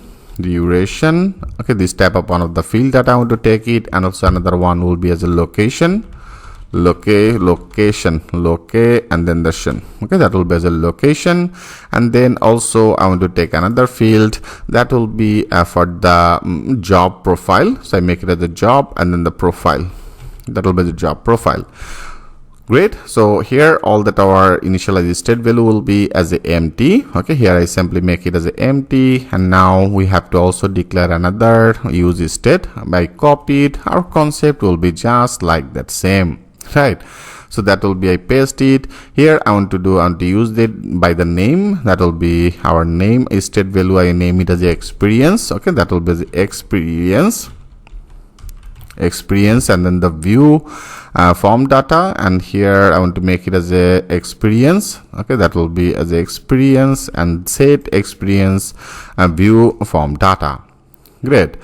So now that will be our another one. I make it as a set experience view form data. Here I want to initialize our, that is the field, all the things I have actually take it, and now that will be our initialize experience form data. Great. As I told you, the concept will be just like that same. And now our next step here, we have to pass it, right? We have to pass it the same things that I have already done it before here in our, that is our admin and experience view. Here I want to pass another two of these props data. I want to simply pass it. So now that will be as a form data, and then the set form data. So form data and set form data, that will be same. Here we have to take it as a experience view. Okay, you experience view form data. So in our form data area here I want to pass it, and also our set form data. Set form data will be as a set experience view form data. I copy it. Now here I want to pass it. So that is our both of this same name as a props data.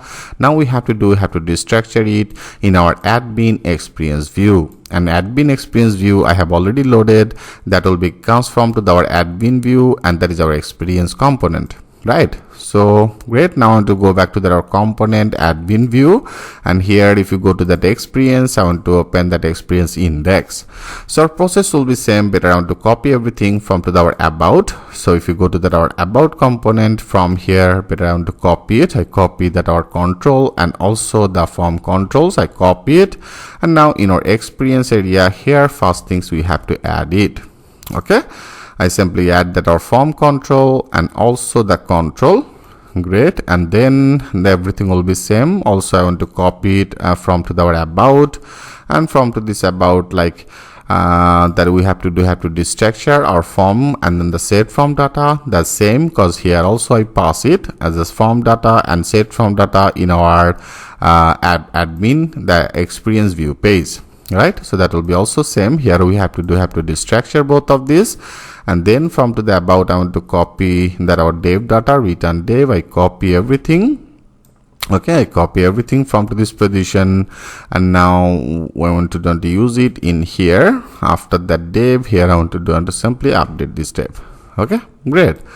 So that's all you have to do. Also, if you want to check it all that our field, you can check it. Better right now I copy it. Sorry, here I want to copy it, and I make it as a comment out, and here I want to display it.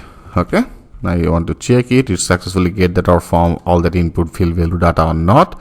So that will be here. So now our next job is we need to update that our controls, right? Here that is actually our all that field name. Here I have already assigned our field name. Here if you go, I have assigned that field name. That will be as a position, company, duration, job, and then job profile. So now I want to update that our value. So that will be the name will be first of all as a position. I want to copy it. So that will be as a position field name, that is a placeholder. I want to make it as a position. Okay, that will be the position. Type will be text type, and also level I want to use it as a position. And our another field will be as a company. I want to use it as a company. So that will be here. I name it as a company. Okay, company. And then that will be the level will be as a company, and that will be as a text. Okay, great. And then I want to take another one as a duration. So that will be here. I want to use it by the name. Okay, by the name here, that will be as a duration. I want to use that placeholder as a duration. That will be the level will be as a duration, type will be as a text type. Okay, and then our another one as a location, I copy it. Now that will be in duration, and then that will be as a location, and here that will be placeholder will be as a location, and then that will be level will be as a location. Okay, and another one as a job profile, I copy it. Now that will be another one as a job profile, and for the job profile I name that our placeholder will be as a job, that will be as a job, and then the profile, okay, job profile, and our level will be as a job profile. I copy it. That will be our level will be as a job profile, type will be as a text. That's all. Okay, now that should be loaded, that things in our form area with the controls which I have already discussed about that things with you here. That will be as a add info, which is really great. You can also change it as a add experience. Okay, better want to use it as a add and then the experience. Okay, experience, great. Now this type of another button that should be loaded. If you now click as a save all, here if you go, everything is to look like fine. They have the no issue. If you go our experience, you can see there is a position field, company field, duration, location, job profile, and also button name as a add experience, which I have already added that things in here. And also I display that our console log. I want to check it successfully get that our all input field value or not, because that is also important. I want to check it as a in our console. I want to check it the position perfectly get, duration get, location get, and job profile also get. Perfect. That means everything is fine in here. So now our next video, I want to create that form for the education. So thanks for watching. I will see you in the next video. Hello friend, welcome back. In our previous video here, we successfully load our experience, right? Experience form we successfully created. Now in this video, I want to create that our education. Concept will be same. Let's do that work. For doing this, first of all, I want to go back to here. Right now, I want to copy everything from to our about, which will be fine. Experience, I want to remove it. And index here, we have to go back to that our pages, right? That means in our app, and then that is our admin, and there is pages. So now I want to create another new one. Better I copy it, and here I paste it. That will be initialized for the education. Okay, name it as education form data, and for the education I want to use take 3 field. One will be as a degree. Okay, as I told you, whatever the field actually you choose. Now I simply take 3 of these will be as a degree, year, and also another one that will be for the college. Okay, that will be as a college. So 3 field will be enough for me right now as a degree, year, and then the college. Okay, now I want to declare another use state. Better I copy this one, and here I paste it. Now that will be the name. I name it as a not experience. I want to replace it with the education, and also that will be the set education view. I make it as a set education view, and here I want to initialize our education form data. I copy it, and now in our use state area I want to apply it. Okay, great. So now after that, here we have to also pass it in the same concept. We have to pass it in our admin education view, right? So into this admin education view, better I copy it, and now I want to add it in here. So concept will be same. Our form data will be our state value. State value will be here. I name it as a education view form data. I copy it. Now that will be as a in here into the education. That will be the name as a education view form data, and the set form data will be our that is the set education view form data. I copy it. Now that will be here. I want to update it in particular that position. So that is our props data as a form data and set form data. We have to now we are in our admin education view, which I have already created into our here in our component admin view, and in here that is our education. You can see that is our education. I want to simply open it. that is education. So concept will be same. I want to copy it from to our about. So from here I want to take that same things, our controls. I want to simply copy it, and then I want to copy that our form control. I copy it. Now in our education area I want to paste it. Okay, great. So that's all. Here we have to take it, and then we have to destructure both of these data. So I want to destructure our form data, and then that is our set form data. I copy it. Now in our education I want to destructure it. Then I want to copy that our total div. Okay, here I want to copy this div. I copy it. I copy everything from here, and now I want to take it in our education div. Here I want to paste it. Okay, great. So now only we need to update that our form data. That means our controls. That is our controls. Here I want to use it as a add education. Okay, that will be our button name as a add education. And then here I want to update that our field name. That will be which one? First of all, here I have already take it into the pages area. That will be as a degree. I copy it. Now in our education name will be as a degree. Placeholder will be as a degree name. Okay, name it as a degree name, and that will be as a degree. I want to use it as a degree. And here I want to also update that our level name will be as a degree name. And then another one will be as a year. I copy it. Now that will be as a name will be as a year. Here I want to use it. Our placeholder will be as a year. Okay, and then level also I want to use it as a year. Great. And after that I want to take another one as a college. I copy it. Now that will be another one. Here I want to take it as a college, and then that will be as a college name. Okay, I want to use it as a college, and then that will be as a college, and then name. Okay, that will be as a name. And then here I want to update that our level will be as a college name.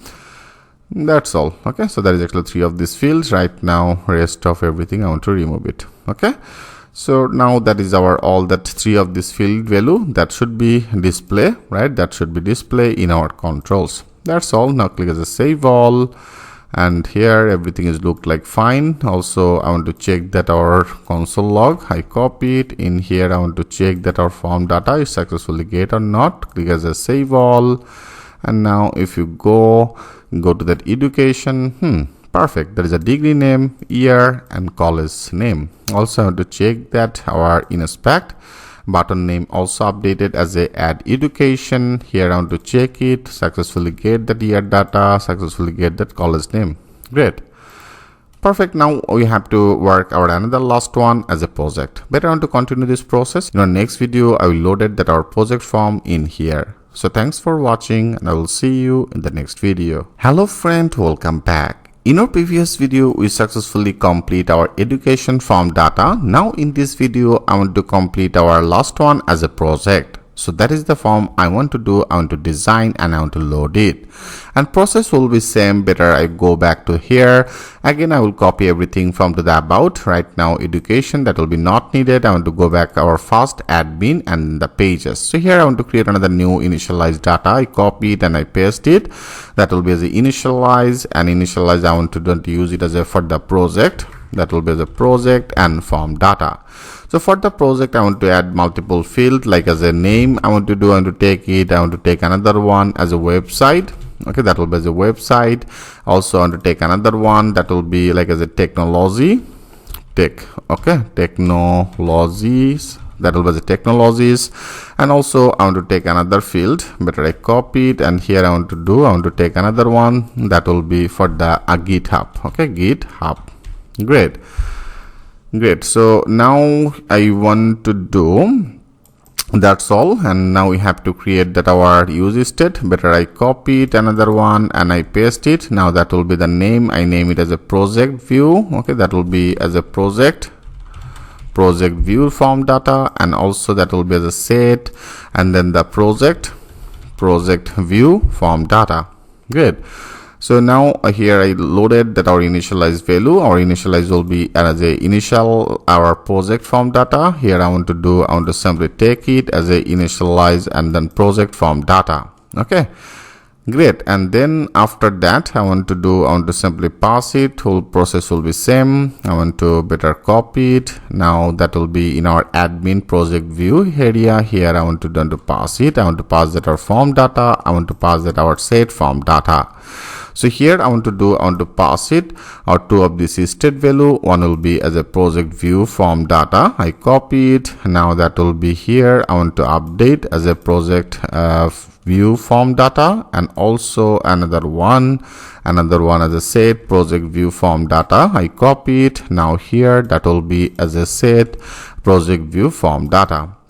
Great. Now our next job will be in our view page, that means in our admin project view, which I have already created in our component admin view, and that is a project index. Okay, so now I will copy everything again from to our about, and from here I want to take that our controls and the form controls. I copy it now into our project, into the project area. I want to paste it. Okay, so here that will be our first things. Now great, and then we have to also destructure or both of these props data, destructure our form data, and then the set form data. I copy it here. I simply destructure it because from to this area I pass that our both of these props data as a form data and set form data in our admin project view. Right, so the concept will be same. Also I want to copy that our design. So there is a div. I want to simply copy it. Okay, copy this our total div. I copy this total div, and now I want to add it in here. So that will be as a div. I want to paste it. So now we need to update our field, that is actually our field, all the data. So now I want to take it like here. I have already named it by the name as a name. So that will be the name for the project. So I name it as a name, and here that will be the name as a project name. Okay, I name it as a project, and then the name, and type will be text. Here I name that as a placeholder will be level, will be as a project name, and then another one will be as a website. Right, so that will be as a website. Here I want to take it, the name will be as a website, and placeholder I want to use it as a enter. Okay, or website, that will be only the website name. Okay, make it as a website, and then that will be as a name. Okay, website name, placeholder, and level will be as a website name, or enter website name, whatever you choose. Now it's fine, and after that will be another one as a technologies. I copy it. Now that will be as a technologies, and for the technologies I want to use it as a enter. Okay, I name it as enter. Okay, enter technologies, and then our placeholder will be this one, level will be as a enter technologies. Okay, and after that will be another one as a GitHub. I copy it. Now that will be here. I want to take it as a GitHub. That will be as a GitHub. I want to use it as a GitHub, and also lab will be as a text, level will be as a GitHub. Great. Now that's all we have to do. Okay, so now that's our field name that should be displayed in our project. Now let's check this out. If you now click as a save all, and also if you want to change it as a add project, but I want to use it as a add project, that will be the add project. Also I want to check that our all that form data is working or not. Here I want to also check it into the console log. Now if you click as a save all, now everything should be fine. And now if you go to that our project, page, project name, website, enter technologies, and also the GitHub. And now from here, if you go to that our inspect, now go to that our control. I want to check it, perfectly get this out, enter technology, GitHub data. That means everything is fine in here. Great. So friend, we successfully complete our home, about page, experience page, education page, and project. That is our project, all that form, right? So why I'm actually creating this form?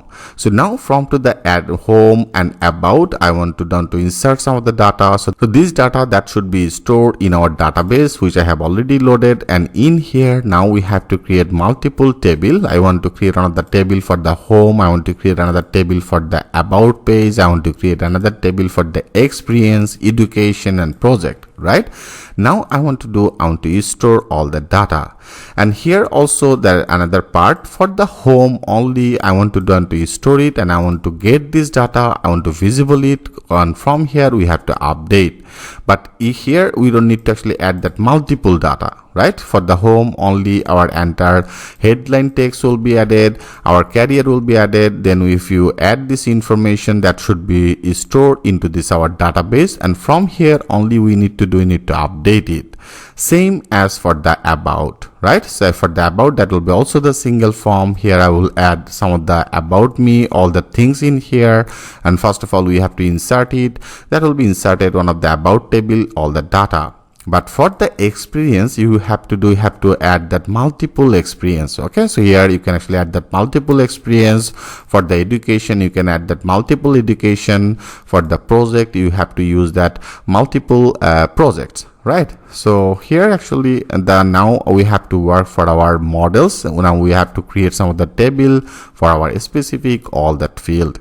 So better I want to continue this process next from to the next video. Step by step I will show you that things with the live example. So thanks for watching, and I will see you in the next video. Hello friend, welcome back. In our previous video here, we successfully complete all that our form, right? For the home page, for the about page, experience page, education page, and also for the project, right? Our form is ready. Now we need to add some of the data. So here if you want to add this data for the home, like they have the two field, one is the heading text and also another is a career summary. And for the about, they have some of the field as a about me, number of project, experience, the client, and skill. So that is all that our form data. Now we need to store it into the database, right? So here I have already set up that our Mongo address database. So now in here we have to store it. So I want to store it within our specific. For the home, I want to create another new table. So that will be one of the model will be needed. And for the about related all the data, I will save it in our another table, right? So for that reasons we need to create some of the model. So here if you want to create this model, I want to go back to that our project, and here better I want to close everything. Okay, I want to close everything. Right now we need to work for our model. So if you want to work for the model in our src folder, and into this src folder I want to create another new folder, and I just name that folder name as a models folder. And now into this models folder, for our specific all that our form like home, about, experience, education, project, so that is all that our form data we have to set up. That means we have to store. So that is the reasons I want to create all that model data. That means for the all model table, here I want to create on the new file, and I just name that as a home.js. And also I will create another table for the about. I want to create another file that will be as about.js, and then I want to create another one for our experience. Okay, I name it as the experience.js. So that will be the experience.js, and also here I want to take another one for the education. So that will be the education.js, and then I want to also create another one for the project.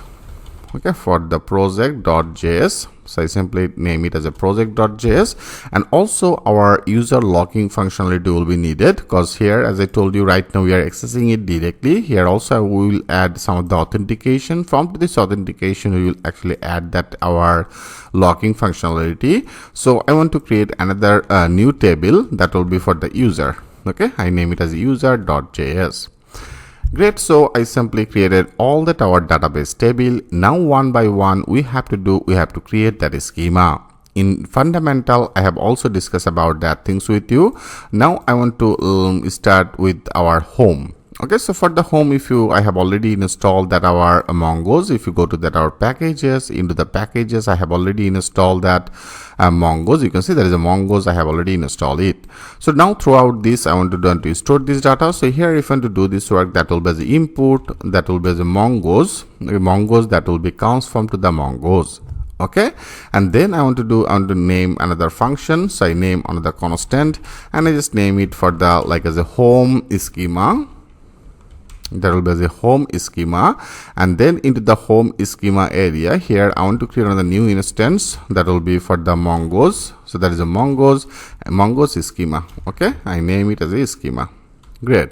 So now in here we have to pass that on the object data, like for the home how many field is there in here. That is a 2 field, right?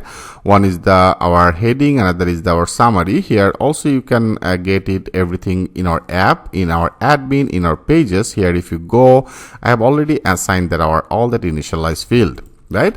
Like that is our heading field and also the summary. So now I want to take it, our field name will be as a heading. Okay, so that will be as a heading, and heading that one of the field, and this field when that will be stored into the database, that here we have to assign that our type.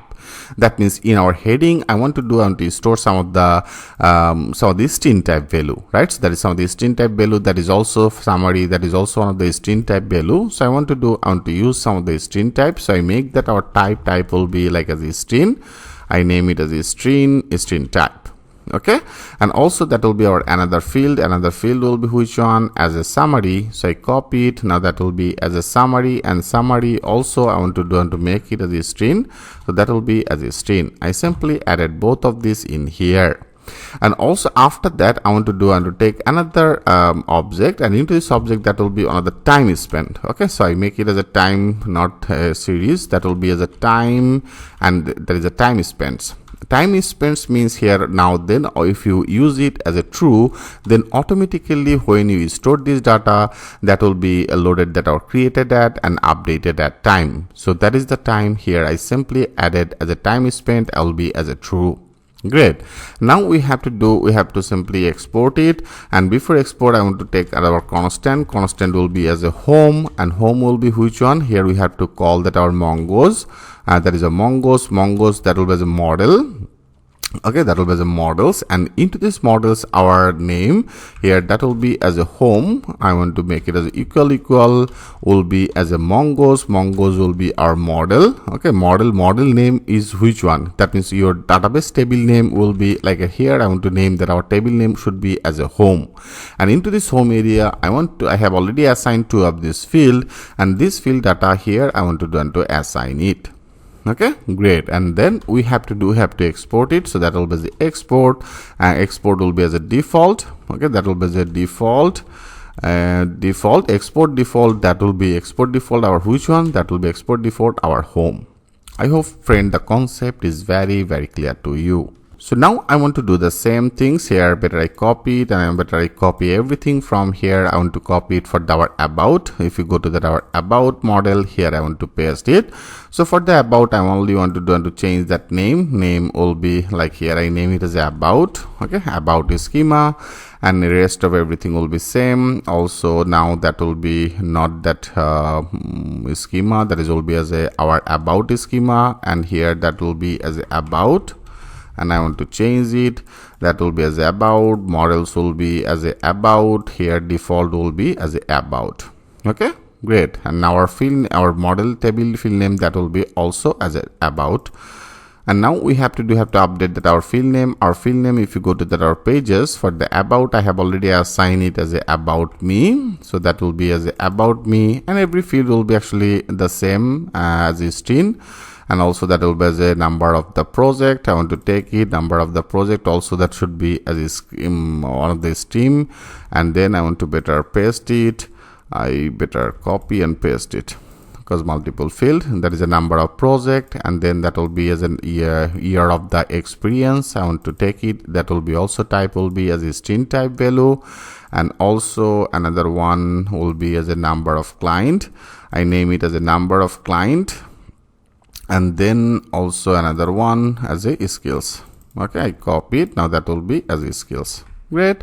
So now our about schema is also successfully ready. Okay, here make that sure that will be as about schema. So that is all that our field type, and here I assign it. Our database field name will be as about. Our Mongoose model will be as about. Here I export it by the name as about. Great. Now again I copy everything from here. I click as a save all. Now I want to go back to that our education, and here I paste it. So for the education, I want to change that again, the same condition, that will be the education schema, and that will be, I want to update it as the education schema. And also I want to update that our name as the education, that will be as education. Our model name will be as education, our table name, and also that will be as education. Great. So great. Now we have to also update that our field name, field type. Here if you go to that our page again, and for the education I have already take it. For the education, that will be 3 field. One will be as a degree. I want to make it as a degree will be as a string, and then that will be as a year will be as a string, and also I want to take another one as a college will be as a string. Okay, here I simply updated. They have the 3 field as a degree, year, and then college. Here I successfully updated. Now our another one, better I want to copy it again. Okay, copy it, and now I want to go back to that our experience. So here I paste it. Now that will be the same. Here I want to update. That will be as the experience. Okay, experience schema, and then here also I want to update it. That will be as a experience schema. I want to name it. I name it as a experience. That will be as a experience. Also here I want to update it as experience. Okay, great. Now for the experience, our field name, for the experience I name it as a position, so that will be as a position as a string type. I also want to take another one as a company, that will be as a string type. And then the duration I take it as a string type, and also better I copy it and then I paste it to, now that will be another one as a location will be as a string, and also another one will be as a job profile. I want to update as a job profile, that will be as a string. Great. Now that's all. Here we successfully updated, and our last one, that will be for our project. I want to better copy it. Now we don't need it. I want to better close it. I want to go back to that model, and that will be our project. Here I paste it. Okay, here I paste it. Now I want to change the name. That will be as a project schema, and for the project schema, here I want to assign it as a project schema. I will name it as a project. That will be project. That will be as a project. And also here that will be as a project. And if you go to that our experience, here I have already updated that experience. If you go to that education, that is education, which is fine. Okay, which is fine. And now that is our project updated, and the project folder name. Great. So for the project, that is our field name. Now we need to update our, for the project I have already updated that name as a name. So that will be as a name string. That will be as a website I make it as a string. That will be as a technologist. I copy it. Now that will be as a technologist. And then the GitHub, I copy it. Now that will be as a GitHub will be as a string. Okay friends, so here we successfully updated all that our model. Make that sure everything is fine. Project, everything is fine. For the education schema, that is education and education, that is experience, everything is look like fine, right? Everything is look like fine. Project is fine. So now I want to also check it. There is education is, everything is look like fine, and right, everything is fine. And if you go to that experience, and that is the experience schema, and you can see I didn't change that our model name obviously that should be as the experience, right? So that is our experience model. Great. And also about everything, about page, that is about, our model name will be as a about. Export default is about education. Our schema fine, education, and then model name will be as education, which is also fine. If you go to that our experience, everything is fine. Our model table name will be as experience, that is also fine. And for the home model name will be as a home, that is our home schema. That is a project schema, and that is a project folder name. Our database model name will be as a project. Great. So here we successfully updated all that our model, right? That means all that our database table is now successfully created. Now we need to store this data. So if you want to store this data, we have to now work for our API. So better I want to continue this process. In our next video, I will work for our API. So thanks for watching, and I will see you in the next video. Hello friend, welcome back. In our previous video, we successfully created all that our models, right? About models, the education, the experience, home, and also the project. So now friend, I want to create that API. So now if you want to create this API will be needed, because here now if you go to our form to this area, now we have to actually insert this data, right? Here we want to insert this data. There is a heading text, they have some of the summary. So that is the data. Now we have to insert it, and we have to insert it in our which table that I have already created this table, like that is our home table. Right, so that is the all step-by-step process.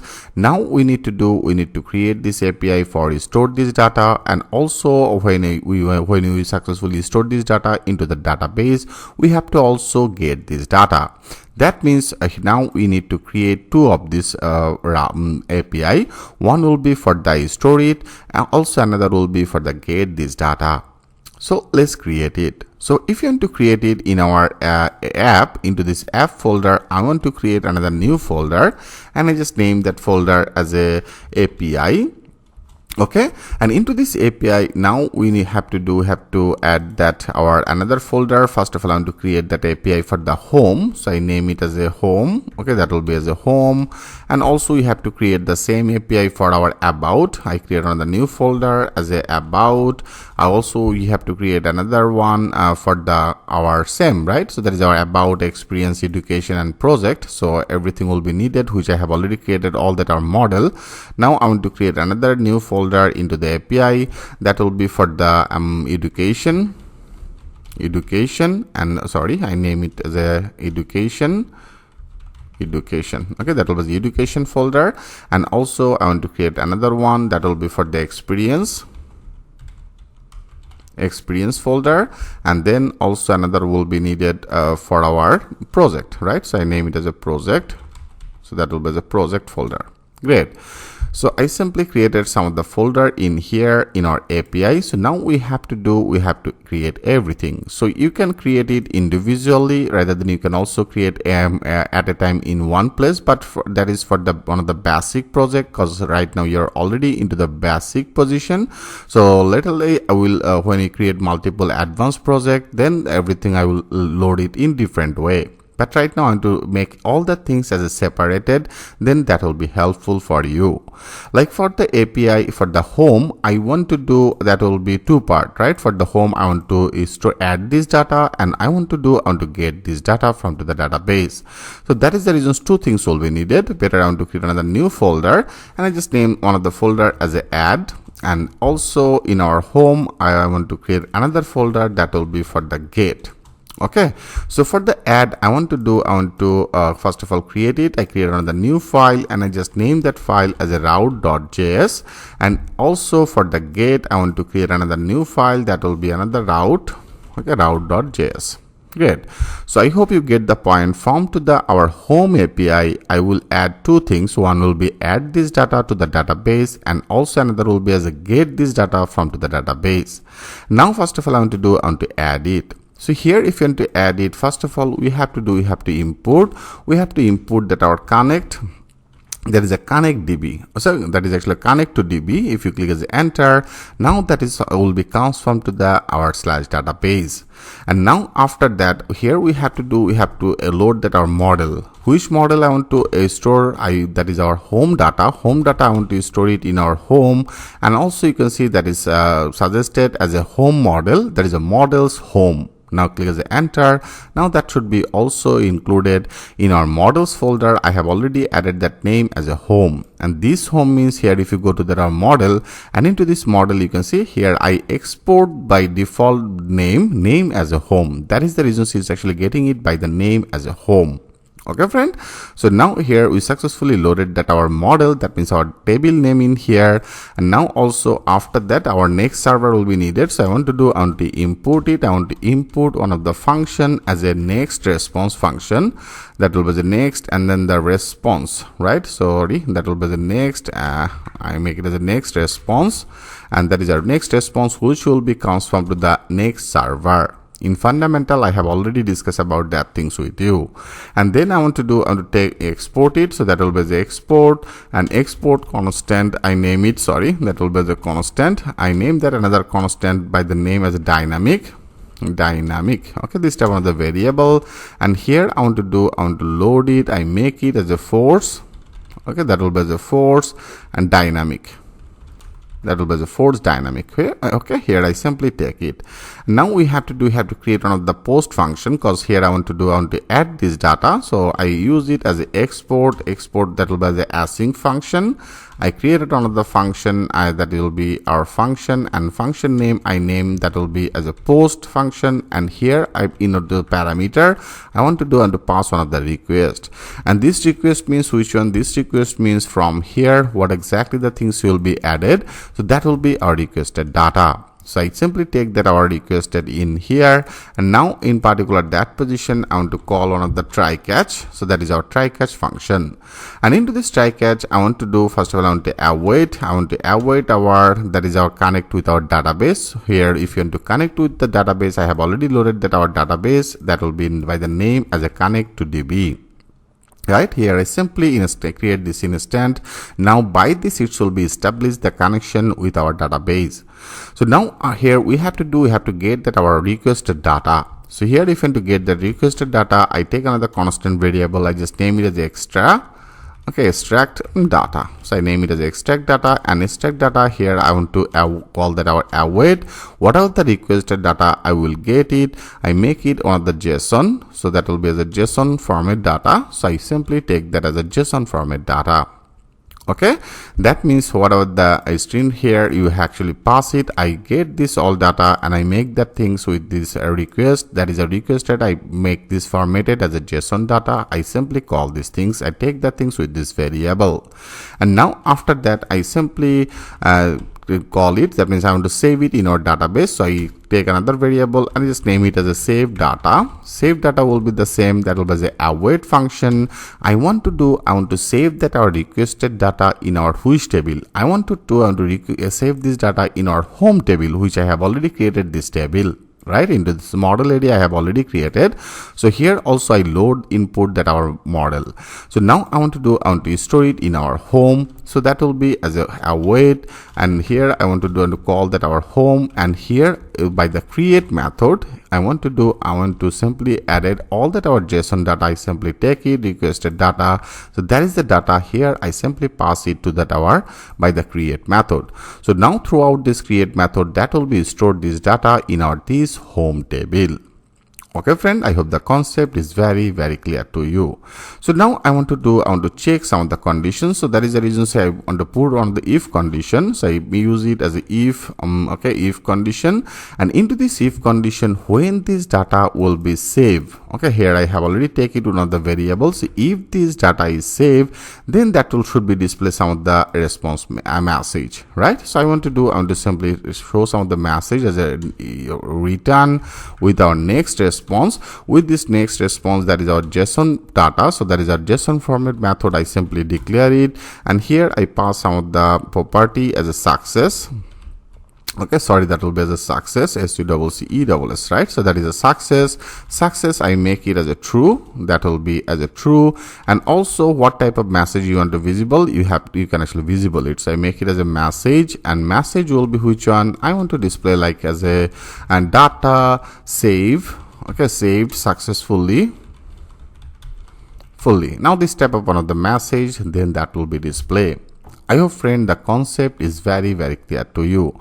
So there is a if condition is started, if is ended. So now else what exactly that will be do. I want to also put another condition in here, that is our else. Okay, so into this else area I want to simply pass the same things.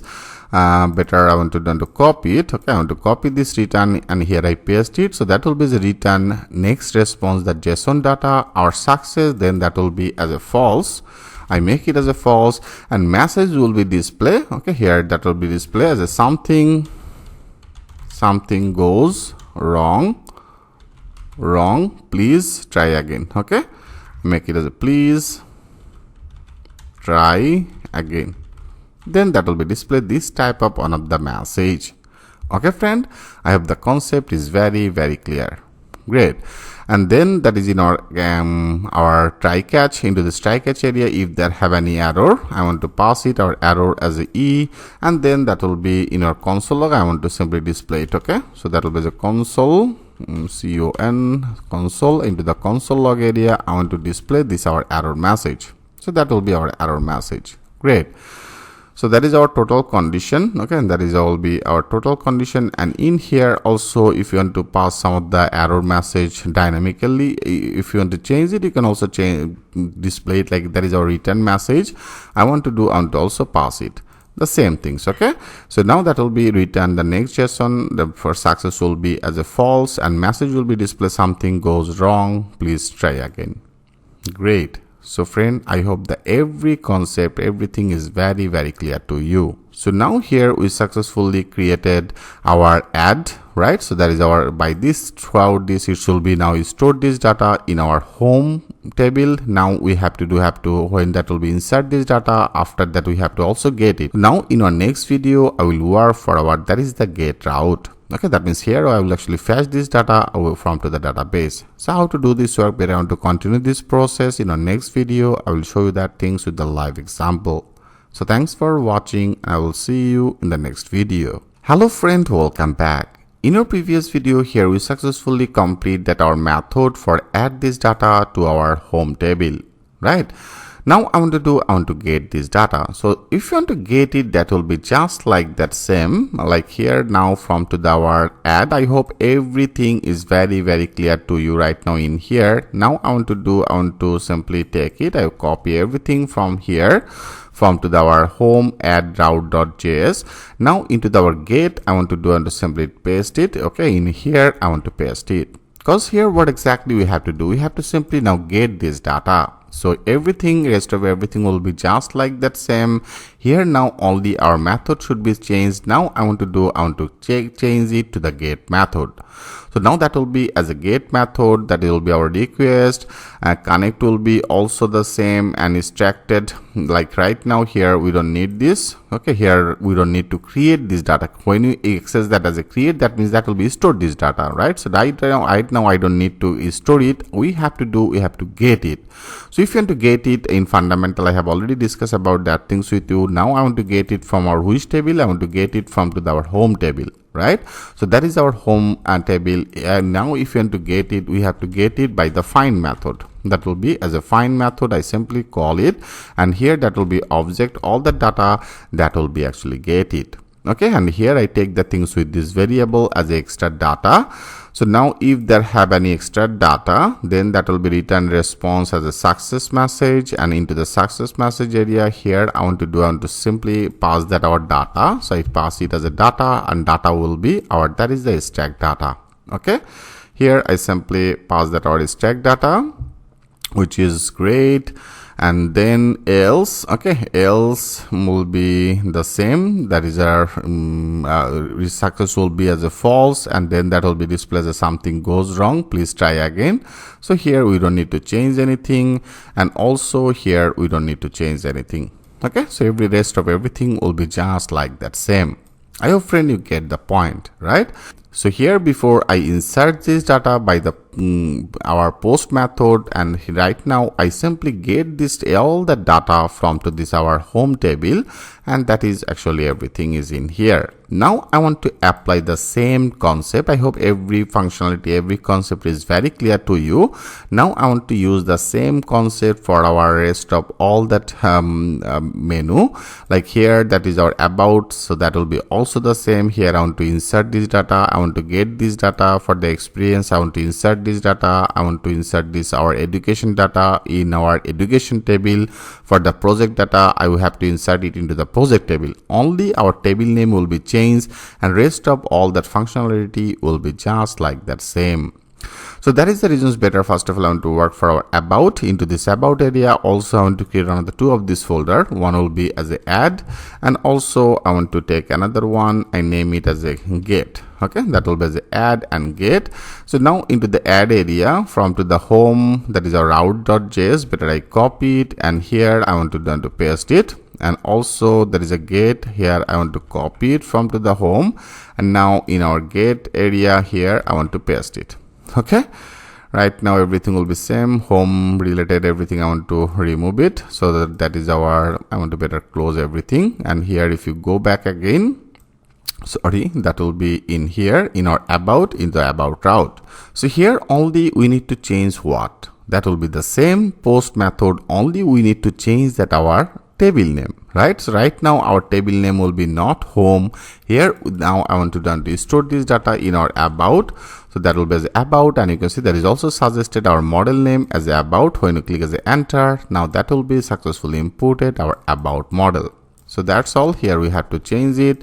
Now I simply change it as a about, that will be the create, and rest of everything, okay, rest of everything will be just like that same. Here we don't need to change anything, so that will be fine. And also I want to update that our get. So only if you go to that our get route, here again we have to simply change that our name, that will be now find in our which table, that will be find in our about table. So that will be as a about, and our model name will be as a about, and model is successfully imported. Our home, that will be not needed. That's all. Okay, very simple one of the function. I click as a save all, it's now totally fine. And now I want to do the same things for our education. Into this education area, I want to create another two of this folder. One will be as a add, also another one I want to do and to create it, that will be for the get. Okay, and then from our about, from the about add route.js, I copy it, and now in our education add area I want to paste it, and also in our about get route I better copy it, and now in our education get area I want to paste it. Okay, so right now I want to close it. I close this one. Okay, and now if you go, that is our, right now we don't need it, but I want to clean it, and then again I want to go back to that our education. I want to minimize that our about, that is education and route. Okay, so here simple job again we need to do, we need to change that our model name. Now I want to store this data in our education, so that will be education, and you can see that is also suggested as a model education. Now click as a enter.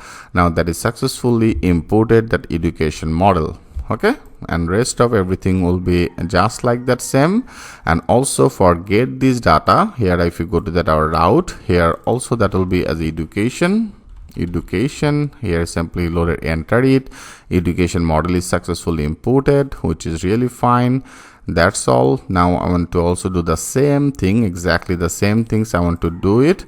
I want to do it for our another one. Okay, another one that will be for the experience. Into the experience I want to create two of this folder. One will be as a add folder, also another one I want to create it for the get, right? So now from to the education route, I copy it, add one, and here I paste it, and there is a get one, I copy it, and here I paste it. So now first of all, that is our add experience, and here I want to simply update it, that our model name, that will be store it in our experience. Okay, experience, and there is a experience model, simply add it. So that is our experience model is successfully loaded. Education, that will be not needed. And also for the get, here if you go, now that will be not that education, that will be as the experience. Right, so that is the experience model. Here I simply enter it. There is a model experience is successfully loaded. Right now, that's all. That will be get this data from to our experience table. Now I want to do the same functionality for our another one as a project. You can see very easy. So now I click as a new folder. I name it as a add, and also here I create another new folder as a get. Okay, now I want to better copy it. That is our same. Okay, from to the our education, you can take it. There is a add, I copy it, and now in our project add area I want to paste it. From to the education get, I copy it, and from here I paste it. So now better I want to close, I want to make it as a clean. Okay, I clean it. So now that is our experience, and here after that I have already done it. That will be in our project route add. Here that will be only our database table name should be changed as a project, right? That is a project model. I simply loaded that our project model is successfully imported. Right now education will be not needed, and also for the get this data I want to get it from to our project table. So that will be the project model. Here we have to get it.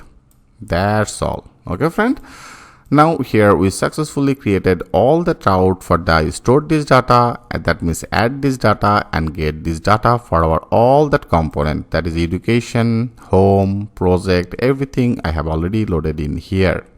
So now we need to call another API. I want to create some of the common API. Common API means here when you go to that our home, when you go to that our about, always that should be our same functionality. I want to create one of the common functionality. Okay, which I have already created this type of one of the things for our form control.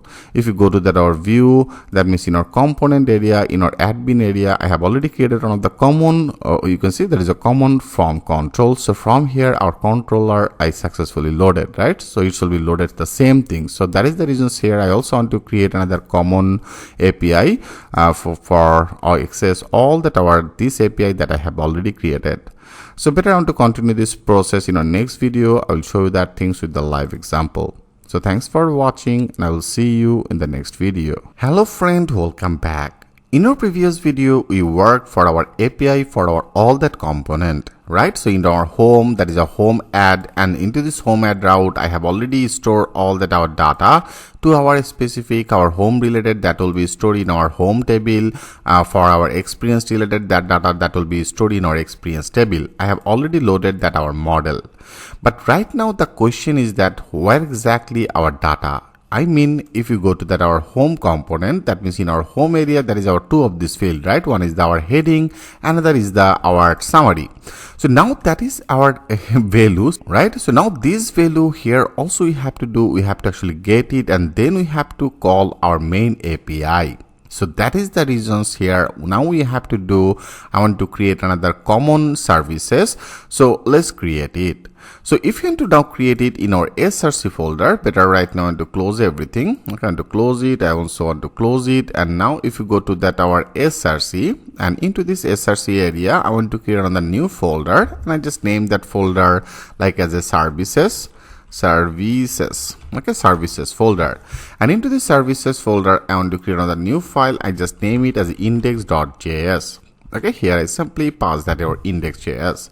So now I want to create another new function for the add this data, because here now when you selected our home, and when you selected our about, when you selected our experience, all that our form data, now we have to get it, and also we have to load that all that input field value. So that is the reasons I want to do in here. I want to first of all create this function. I make it as a export. That will be one of the async function. I call that our async, and here I want to call this function. Sorry, that will be here as a function, and I just name that function like as a add. Okay, add, and then the data. So that will be as a add data. In here I pass two of this parameter. One is the current tab, and then the tab. So where exactly you will get this current tab? Don't worry, I will show you. And also I will create another one as a form data. Okay, that will be as a form. I name it as a form, and then the data. Okay, here I pass two of this parameter in particular that position. So that is our current tab. Here actually I want to do, if you go to our admin, that means here if you go, I have already loaded everything into this our admin. If you go to that our admin pages, from here actually I pass all that our state, right? So state value from here actually I want to pass it. So here when you select it as a about related, this form will be executed. When you select it as a experience related, this form will be executed. So that is the reasons here I take another parameter, I pass it by the name as a current tab. So I will actually pass this current tab in our method area from to this our page. Okay, that means from our page, our here from to this area we have to actually pass it. So first of all, I want to actually create this our method, then everything will be more clear to you.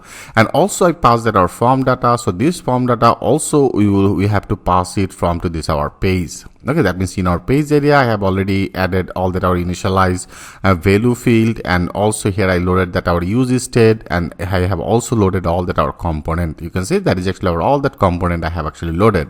So from here actually we have to pass it. So now first of all I want to better complete that our services. Okay, here I simply take two of this parameter. One is our current tab, another will be our form data, and this form data will be actually here our whatever the input field will be added. So that will be our form data. Okay, now in here I want to call one of the try catch. So that will be as a try catch, and into this try catch area now we need to call that our API. So I want to take one of the constant and I just name it as a response. Okay, name it as a response, whatever the name actually choose. Now that will be one of the await, because of all I have already added one of the async function. Here we have to load that our await. Now I want to have to fetch this data, so that will be as a fetch. So I simply call that our fetch function, and in here now I want to call it another emphasis, and that is our emphasis that is into the after that your one button. Okay, left side of the one button, you can when you press it, that will be as the emphasis icon, and here I want to call that our total API. So I want to call it our API, and then slash will be our current tab. Current tab, as I told you here, when you select it as a about related component, that will be loaded. When you select it as a experience related, everything will be loaded. So that is the reasons here I want to simply here I want to pass that our current tab. So that will be as a current tab. I want to simply go, and here that will be I want to make it as a current tab, and then that will be as a slash, and then that will be as a add. Okay, so I simply pass it our total API. So that is the API, current tab, and that is our add. And now here after that here I want to simply call this function. Here first of all that will be our method. Our method will be which one? Method will be I want to make it as a post method. Obviously I want to get add this data, and now here also we have to pass it as a headers. So that will be as a headers on of the function. Here I want to call it, and into this header area in fundamental I have already discussed about that things with you. Into this header area there is also another one as a content type, right? So here we have to allocate that our content type function, so security function. Here I want to use it as a content, so that will be as a content and then the type. Okay, there is a content type, and now there is a content type. I want to make it as a application JSON. So that will be as a application and then slash JSON. Okay, that will be the application JSON. Here I simply loaded that our content type. Our content type will be as a application JSON. Okay, now here also after that we have to pass that our body property area. Here that will be another JSON format, and here I want to call it another function as a string file, and this string file is one of the function which will be actually use it for the JavaScript value, usually an object or array to be converted. That means here that will be actually converted our value to the string and array value to the string. Here by this I want to pass that that is the form input field. Whatever the data we will get it, I simply pass it in here. And form data means, as I told you here, that will be actually our form data. Okay, what exactly the things you will be pass it from here, that will be our form data. So now I simply pass it in our string file, that is our form data. I simply pass it, and now after that, after that I want to pass that all the JSON data. So that will be I take another variable as a constant. I just name it as a result. Okay, that will be the result, and result will be our await function. That will be as a response. So that is the response which I have already loaded that our API, and into this API I take the things with this variable as a response. That will be as a JSON method. Here I simply call that our JSON method. Great, and then after that I want to simply return it. I want to return that our result which I have already loaded, so that will be as a result. And if there have any error, then that will be display this our error into the console log. Into this console log area I want to simply pass that our error message. Okay, sorry, that will be the error message. Great. So here by this that will be executed our add data. So that means when you select it as a current tab or current related, our API will be hit, and that will be added that our post method, it should be stored as simply call that our API. Okay, and here I simply pass that our input field all that value data, that means our form data. Here I simply pass it. Great. Now also I want to better complete that our another one for the get method. So I simply again with the export, that will be as a async function. I call it, that will be as a function. I call that function. I just name it as a get data. So that will be the get data. In here I want to pass another parameter as a current tab. Okay, I name it as a current, and then the tab, and current tab, this tab also I will actually pass it. I will pass it from to this our pages, that means from our admin, and that is a pages. From here actually I will pass it. Okay, so that will be our current tab. And now in here I want to also call another try catch, and in here first of all I want to do and to get this data. So that will be as a constant. I name it as a response, that will be the response as a await function, and here we have to also fetch it. Now I want to call that our API, that will be as a emphasis and then slash API. Okay, API and slash our, that is the current tab. So that is actually our current tab. Here I want to use this variable, that means one of the variable here I want to use it as a current tab. So when into this our fetch the area, when you use some of the variable, here we have to use it as a emphasis. Here I simply pass that our current tab. Okay, and then I want to simply call it as a get method. So our API will be as the API, our current tab, and current tab when that will be selected. So current tab means in our pages area, when you selected our current tab, that will be actually passed that our name. Okay, when I run it, everything will be more clear. So that is actually our ID, or rather than you can also pass it as a home. So that is will be actually our name. So here by this that will be actually current tab, which we will pass it from to our pages, and then that will be as a slash our get method. Okay, so that will be our total API for the get this data. And now after that I want to simply call it our method. Our method will be now obviously on the get method. I simply call that our get method. Okay, great. And then here I want to pass it. I want to pass that our response JSON, that will be just like that same. Here I copy it, and now after that I paste it. Okay, so that will be as a response JSON, will be as a JSON format here, and here I simply return that our result, and here I want to pass that our error message into the console log area. I want to pass that our error message. Perfect. So that is our get data throughout this our API, and also another method that is for our simply add this data, and that is our add API. Okay, great. So now we need to simply store this data. Right here we need to store this data. So now we have to actually, now here I pass it our current tab and also the form data. So that is both of these that should be comes from to our pages, right? So that is our admin and pages.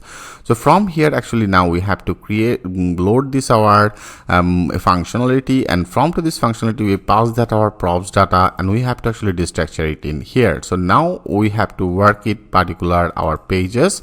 Better I want to continue this process in our next video. I will show you that things with the live example. So thanks for watching, and I will see you in the next video.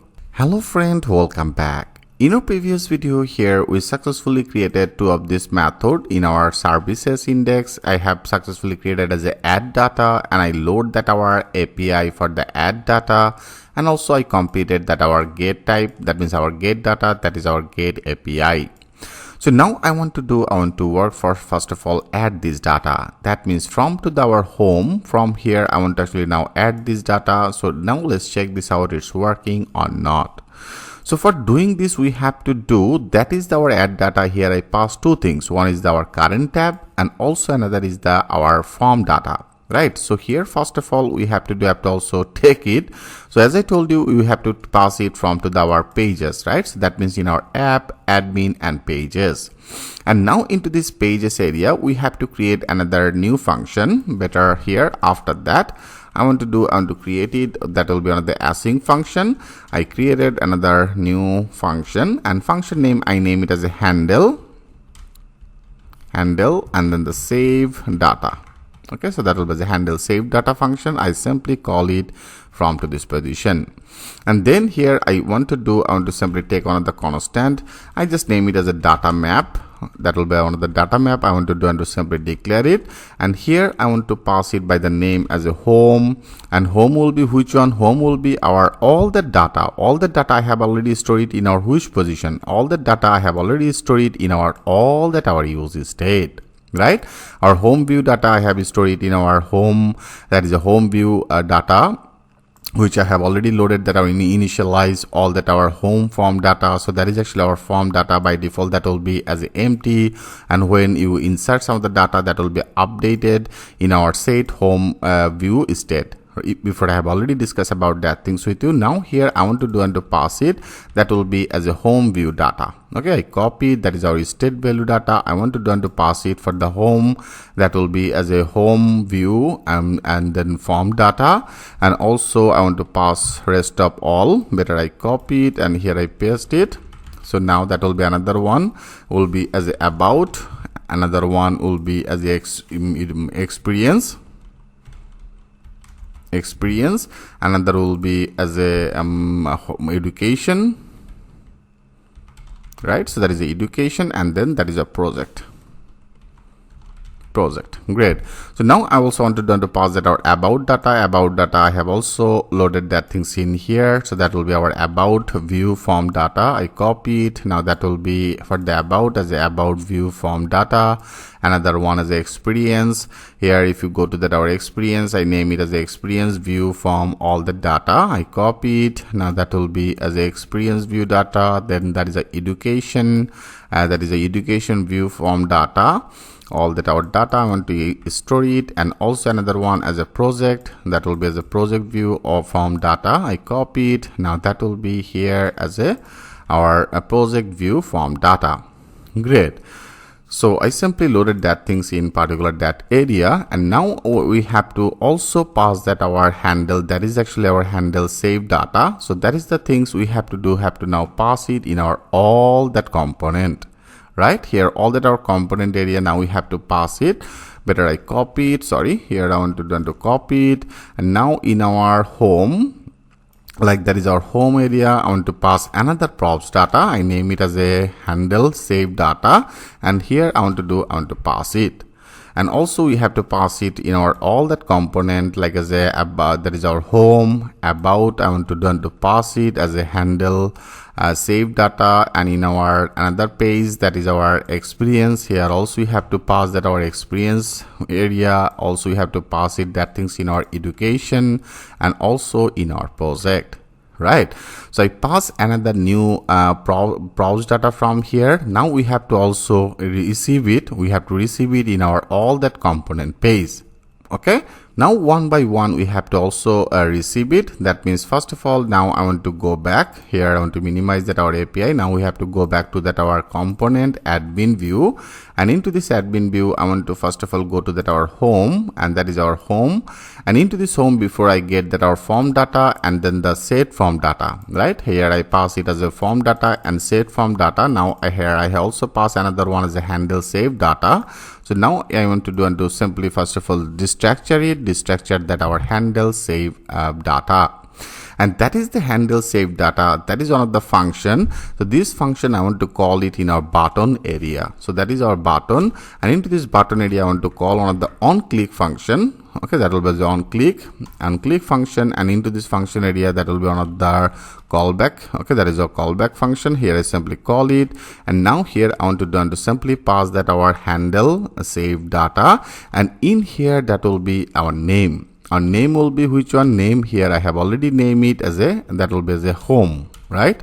So here that will be our name will be as a home. I simply pass it in from to this position. So that is our home view. And for the home view, if you go to that our pages, and into this pages I have also passed it, that is our ID name. I name it as a home. So that is actually our home. Okay, here into this our home handle save data. So here I simply pass that our home.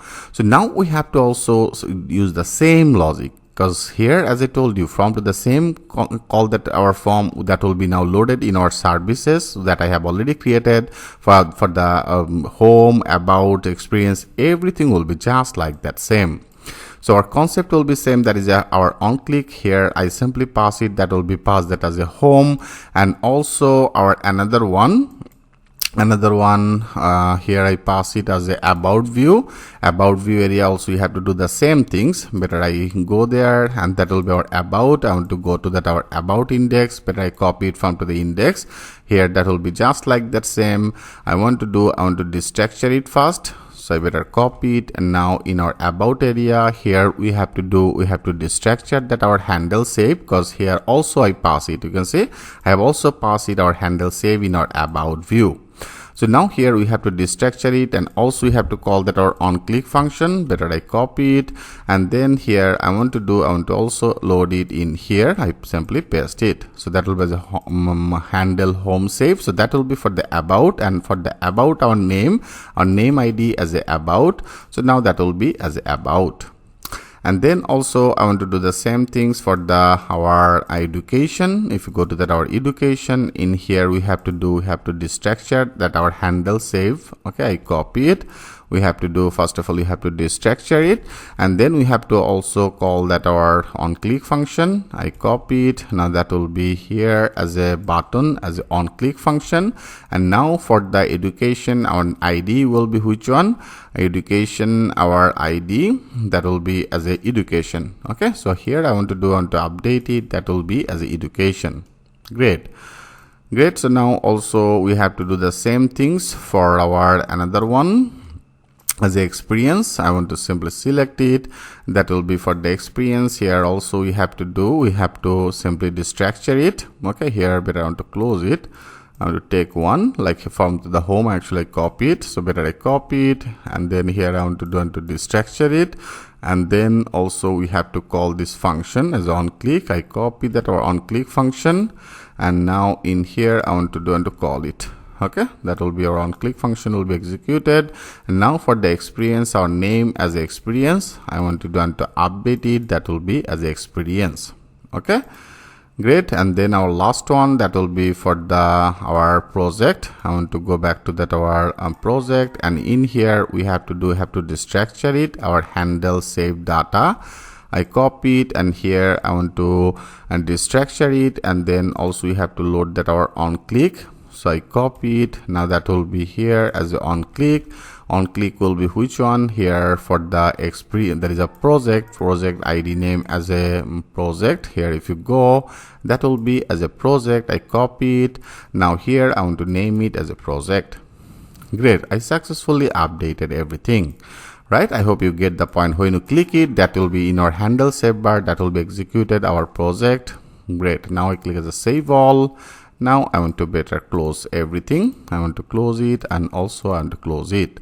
So I simply updated that our handle save data. So now we have to work in here. I take one of the variable. Okay, I take one of the constant variable as a response. I name it as a response, and response will be one of the await function, and into this await, now our method that I have already created into our services as a add data. So that is the add data. Now I want to load it. So that will be the add, and then the data, and you can see that is also suggested as a services. And now I click as a enter, and also that should be inputted here. If you go to that our top, and that is our add data is successfully added, which I have already created this method in our services.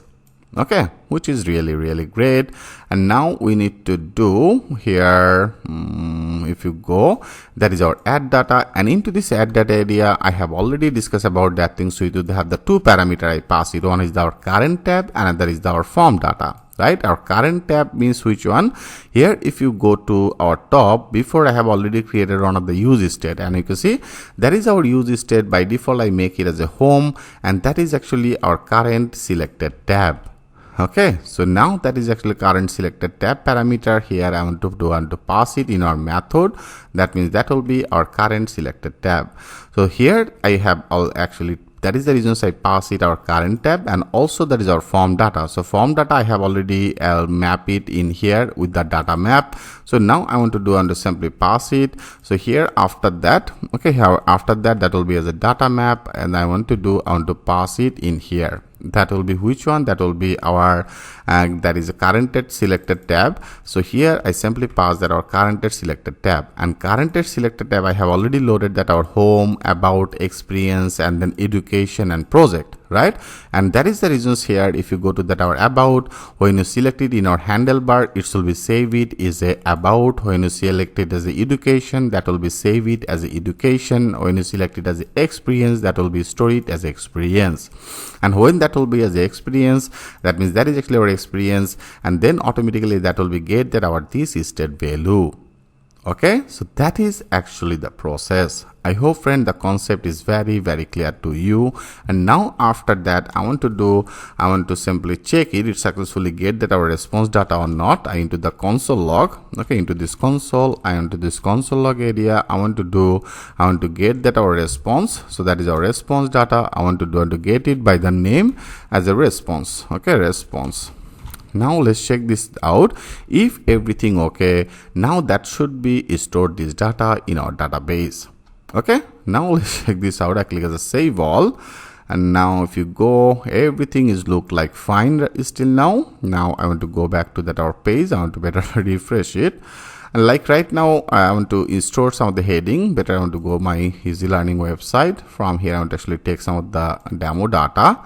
Like that will be the title. I name it as a my name is Aryan. Okay, for now I name it as a my name is Aryan, and also a career summary. I want to use it like as a I'm the bestseller online instructor, or I'm the founder of the easy learning. I copy it, and now here better I want to use it. Okay. Now if you go to our database, into this database area, we want to also refresh it. So now that is successfully refreshed. Now that should be stored this data in here. Okay, so now first of all I want to check it. If you now go, I want to add this data, I want to check it into the console log. If you go to that inspect into the console, right now I want to find out it by the name as a response. Now I copy it. Now that will be our response. Okay.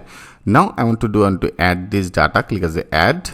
It will be take little time, and yes, you can see now that is successfully display as a success, as a true, and message is display as a data saved successfully.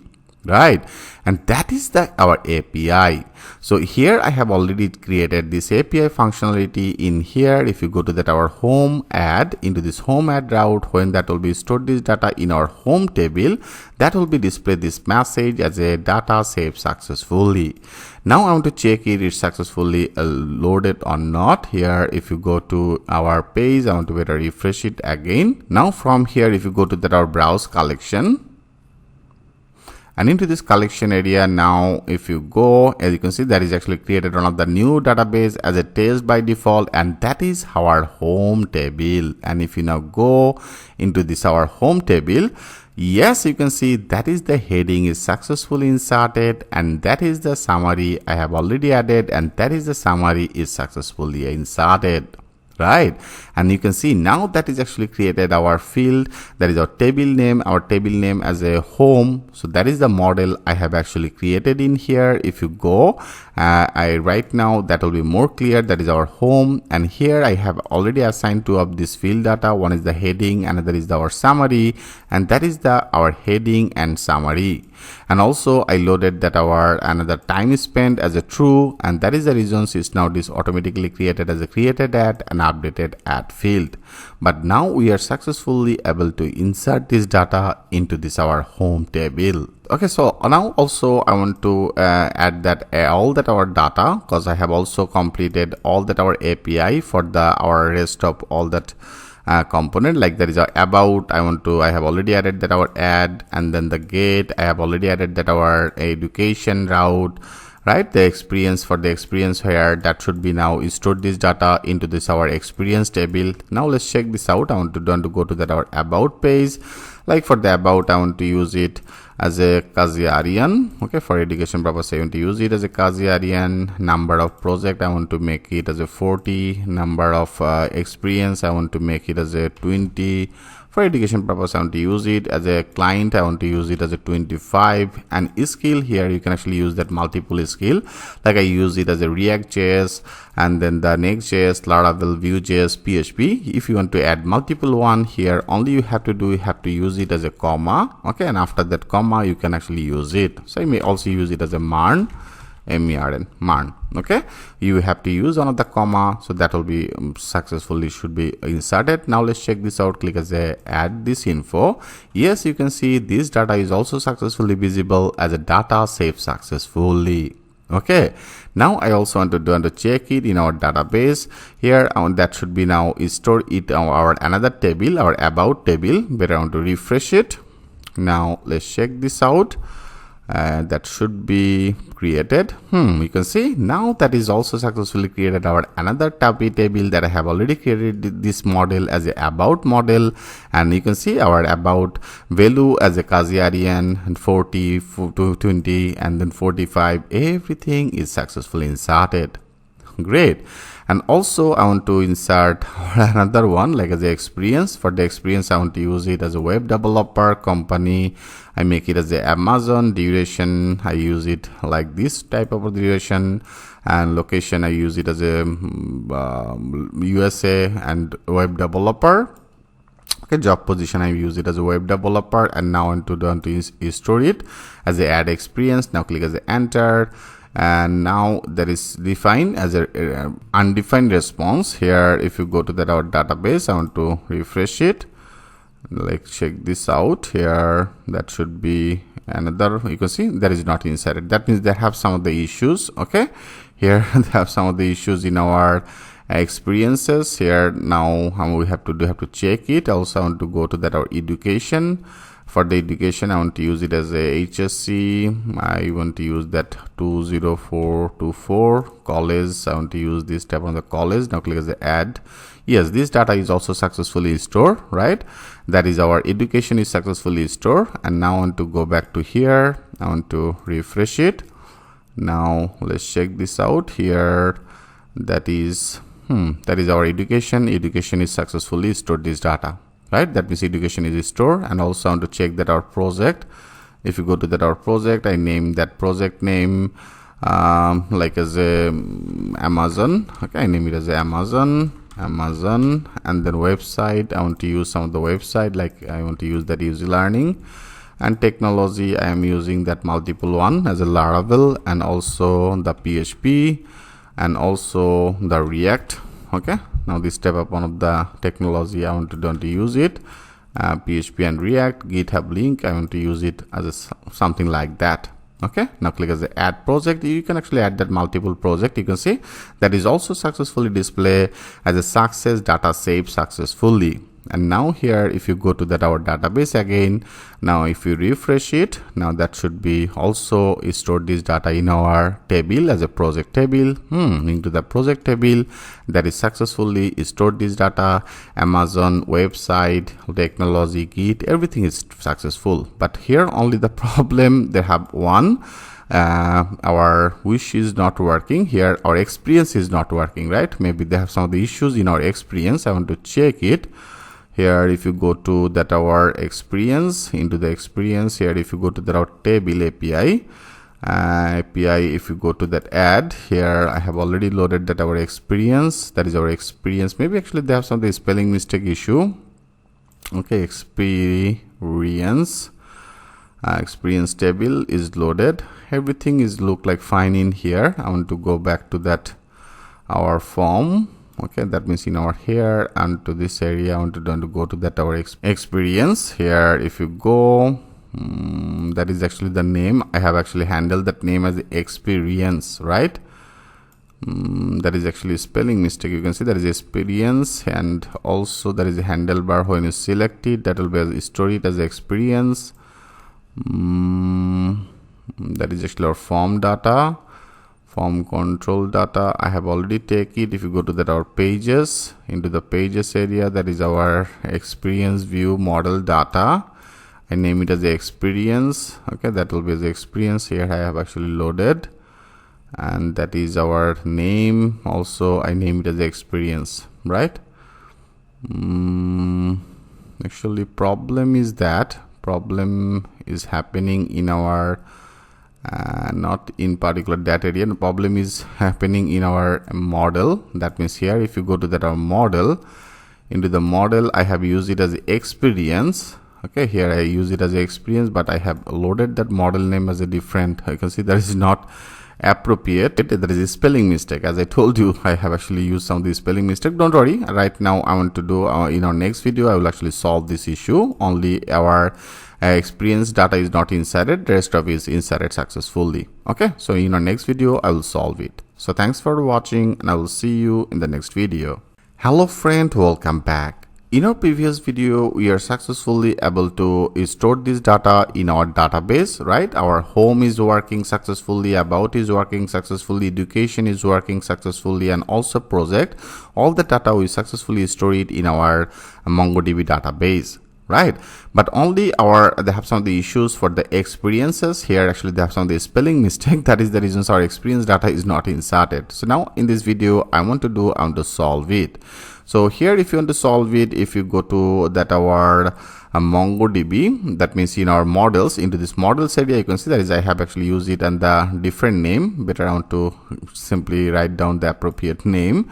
I name it as experience. That will be the experience, PRIENCE, experience.js. Okay, now this type of one of the name I want to actually create it, and from here better I want to copy everything. Okay, copy everything, and now in here I paste it. Okay, I paste it. Right now our previous one I want to remove it. I don't need this, I want to remove it. Okay, now I want to update it here. That will be as the experience, XPRIN. So here you can see that is actually spelling mistake. I want to change that name, so that will be the experience, XPRENCE.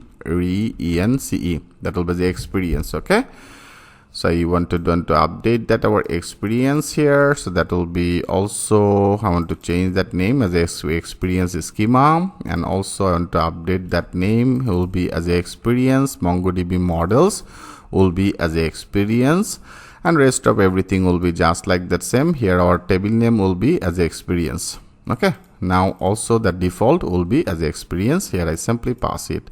So I simply pass that our export default as a experience right now.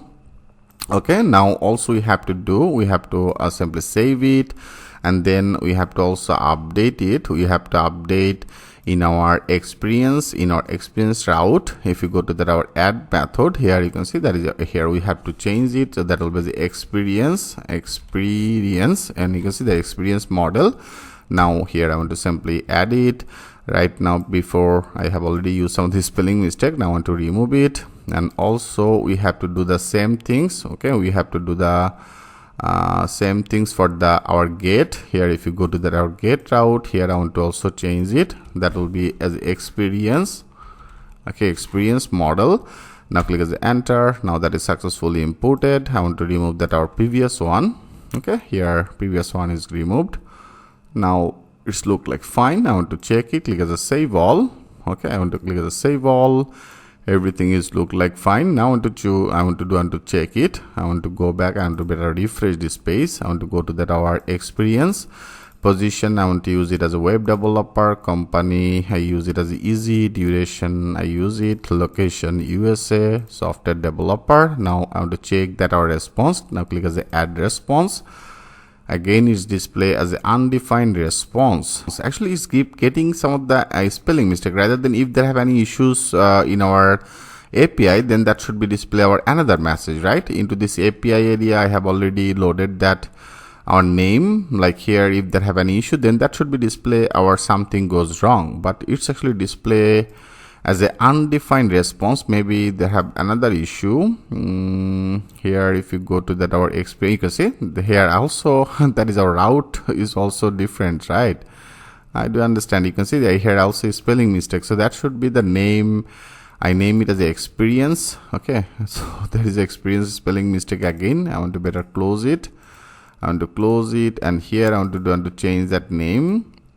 That means in our API education, the experience. Okay, here I want to rename it.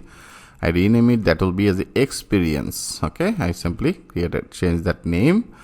Now that should be our another new name. Here it's not changing it because of all this is already used. Better we have to also close that our total project. Actually here, if you go to that our API, that is our API, and here I want to do, if you want to change that name, and here it's not changing, you can see it's already used some of the folder. Better I want to close that our total project. I want to close it, and now I want to change that name as a experience. Now that is successfully updated as experience. Right now I want to open that our project again. Okay, I want to open it, that is our website. I want to open it with the CMD, and I want to run with our VS Code editor with the code. Now that is successfully loaded, and that is here we have to run that our project again. We have to run it as a npm run dev.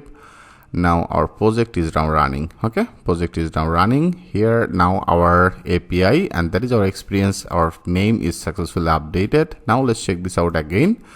I want to go back to that our database. I want to check it, is that any data is inserted or not.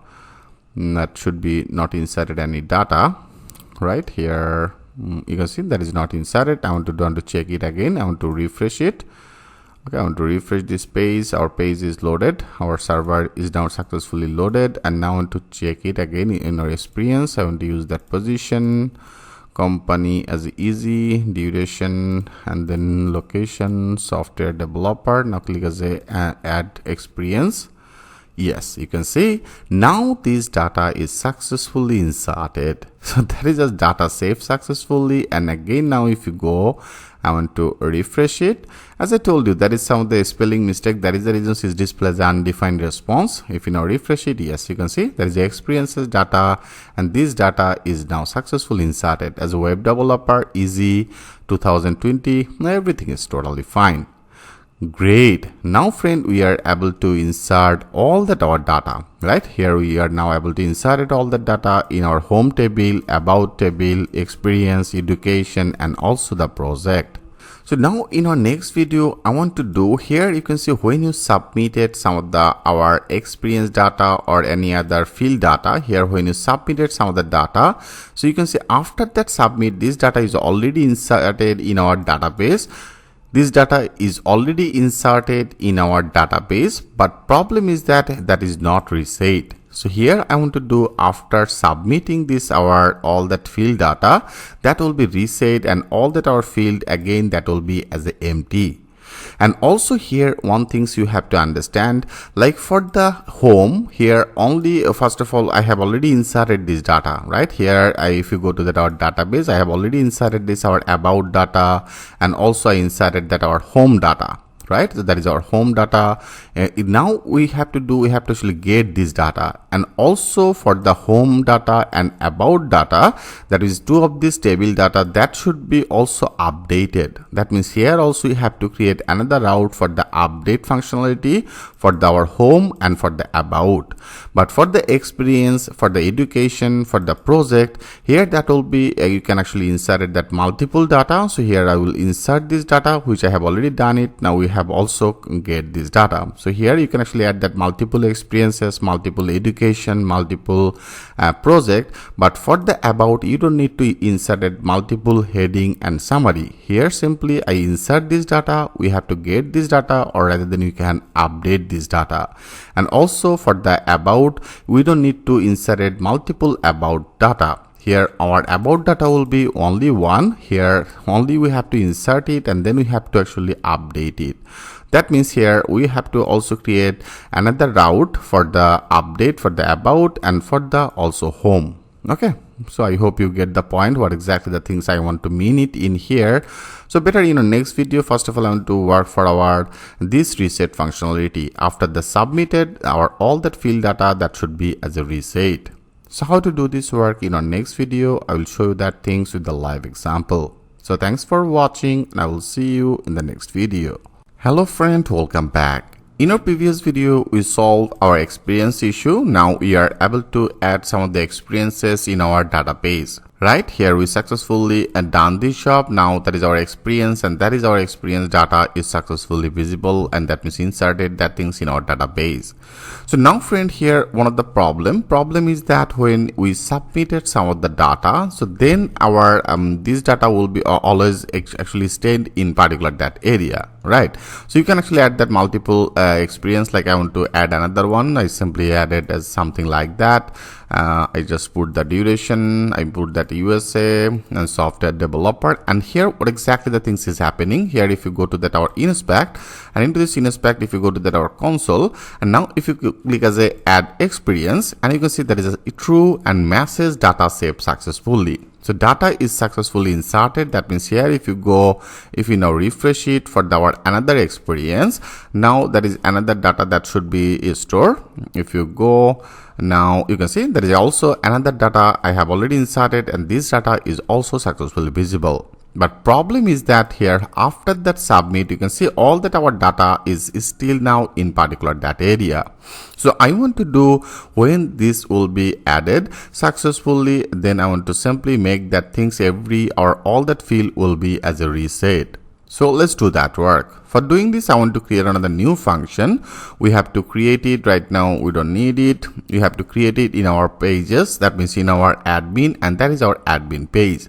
And into this admin page area, here after that our handle save data, I want to simply create another function. I name that as a function, and function name I name it as a reset form, and then the datas. Okay, datas, I name it as a reset form datas. Now this type of one of the function I simply want to create it in here. And here what exactly we have to do, if you go, when you inserted some of the new data, where exactly this data is stored. I hope you already remember, I have already created some of the state. That means here if you go, here you can see that will be our initialized data, right? And also when you updated some of the data, as I told you here, simply I loaded our another use state as a set home view form data. So into this set view form data area, I want to simply take it. I show you, like here first of all I want to work for that our home. So I copy it, and now I want to add it. So that will be our set home view data, and into this set home view data area I want to add that our initialized value. And here if you go back again, and for the home I have already added that our initialized home form data, and into the initialized home form data means which one. Here if you go to that our top, I have already assigned it our initialized home form data. That will be our heading will be as empty, and summary will be as empty. Okay friend, I hope that this concept is very clear to you. So now that is our initialized home data. I want to simply add it in here into this our set use state data area. I want to add it. So now we have to do the same things for our all that rest of field, where I copy it and here I paste it. Right now that is our initialized after that home. That will be for the about. So for the about, that will be as a set about view form data. I copy it. Now here I want to update as a set about view form data, and also our initialized value for the about I have used it as initialized about form data. And initialized about form data means our concept will be same. Again it will be make this empty for our all that field. Right, all that field value. Now I want to simply update. That will be as initialized about form data, and after that will be our another one. After that here our home, and then the about, and then that will be our set experience viewed form data. I copy it. Now that will be here. I want to use it. Okay, that will be as a set experience and view form data. Here I want to assign that our initialized data. So initialized data will be which one? For our view, that will be initialized as a initialized experience form data. I copy it. Now here if you go, that will be as initialized experience form data. And after that our another one will be the education. So for the education, that will be the set education form data. I copy it. Now here that will be as a set education form data. I want to assign that our initialized value for the set education as a initialized education form data. I copy it. Now that will be also updated.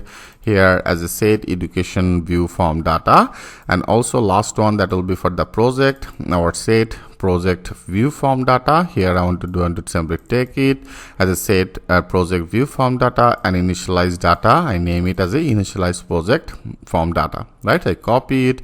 Now here that will be another one will be as a initialize form data. So here I simply declare one of the function, and this function will be executed when we get that our response, right? When we get that our response, and into this response area we get that our message. So when we get this our message, after that I want to execute this method. So if you want to do this work, then if you go to that our previous method, and into this previous method in our handle area, I get that our response, and that is the things I have actually displayed in our console log. Right, so into this console log area we get that our response. Now here better after that, in particular this function area, I want to simply add one of the if condition, and into this condition area when this response will be which one. Here if you go, I have also passed it our response will be as a success, right, which I have already passed it throughout our API. So I want to do when this our response will be as a success, then I want to simply call it, I want to call that our reset data. That means reset form data method. This is the method I want to call it. Okay friend, I hope the concept is very clear to you. And also there is a reset form data. I want to execute that things in our button. Here if you go, that is actually our current set selected tab. Here also I want to do, after that I want to simply call that our reset form data. So now into this, so when you click this button, then that will be executed also our this method. Now let's check this out, it's working or not. If you now click as a save all, and now if you go, everything is look like fine. I want to go back and I want to better refresh it again. Okay, I want to refresh it again. Like for the education, I want to insert another data. Like right now inserted as a HSC, I make it like as a 2024, and here I use some of the college as a Oxford. Okay, Oxford, so this type on the name, and here I want to check it. And also if you click as a add education, yes, you can see now our data is stored successfully when this status will be as a true, and you can see again it's become as empty, and that is the message as a data saved successful. And if you now go to that our database, and if for the education, now that should be inserted another one. Here you can see that is successfully inserted another one, and that is in here. So how can actually pass that reset functionality? I hope friend the concept is very clear to you. So next video I have already inserted some of the data, right? I have already inserted our home data, about page data, experience data, education data. So first of all here I want to get that our home related data that will be displayed here, and then from here we have to also update that our home data, and also for the about we have to do the same things. I have already inserted this data into our database. Now we have to get this data, and then we have to also update it. So step by step, first of all I want to complete both of this part. So thanks for watching, and I will see you in the next video. Hello friend, welcome back. In our previous video, we successfully complete our reset form functionality. Here we successfully done it. When you successfully add some of the experiences or any kinds of data in our form, and after that submit, all that field will be as empty. Now I want to actually work for our get method. Like here, if you go to our database, into the database I have also created as a home. So for the home, that have some of the data, right? So that is actually some of the data, and also for the about, that is also some of the data. Now I want to actually get this data, and I want to visible it in our form. Because as I told you, for the home and for the about page, we don't need to insert that multiple data. But here for the project, you can actually add that multiple project. For the education, you can actually add that multiple education. For the project, you can add that multiple project. But for the home and our about page, only we have to get this data, and then we have to update this data. So first of all, I want to get it, and I want to visible it into this our form. Let's do that work. For doing this, before I have already created our services for the get method. Like here, if you go to our services, into the services index, I have already completed that our add data, and also for the get data, I have also created another method as a get data, and that is actually our get API. Right, I have already done this job. Now throughout this, I want to get this data.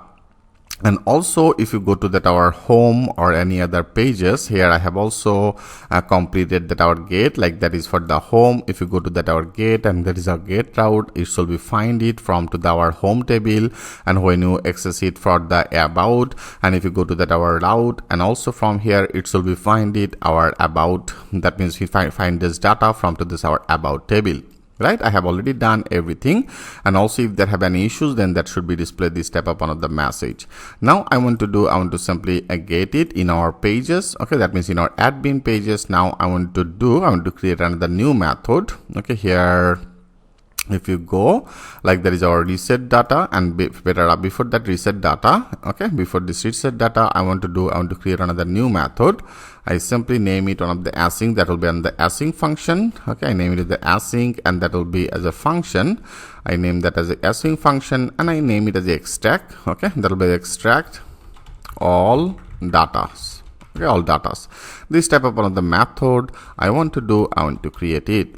And now our first job is we have to get that our data. We have to get that. If you go to that our here in our services, and you can see that is our get data, and also here we have to get it our current tab.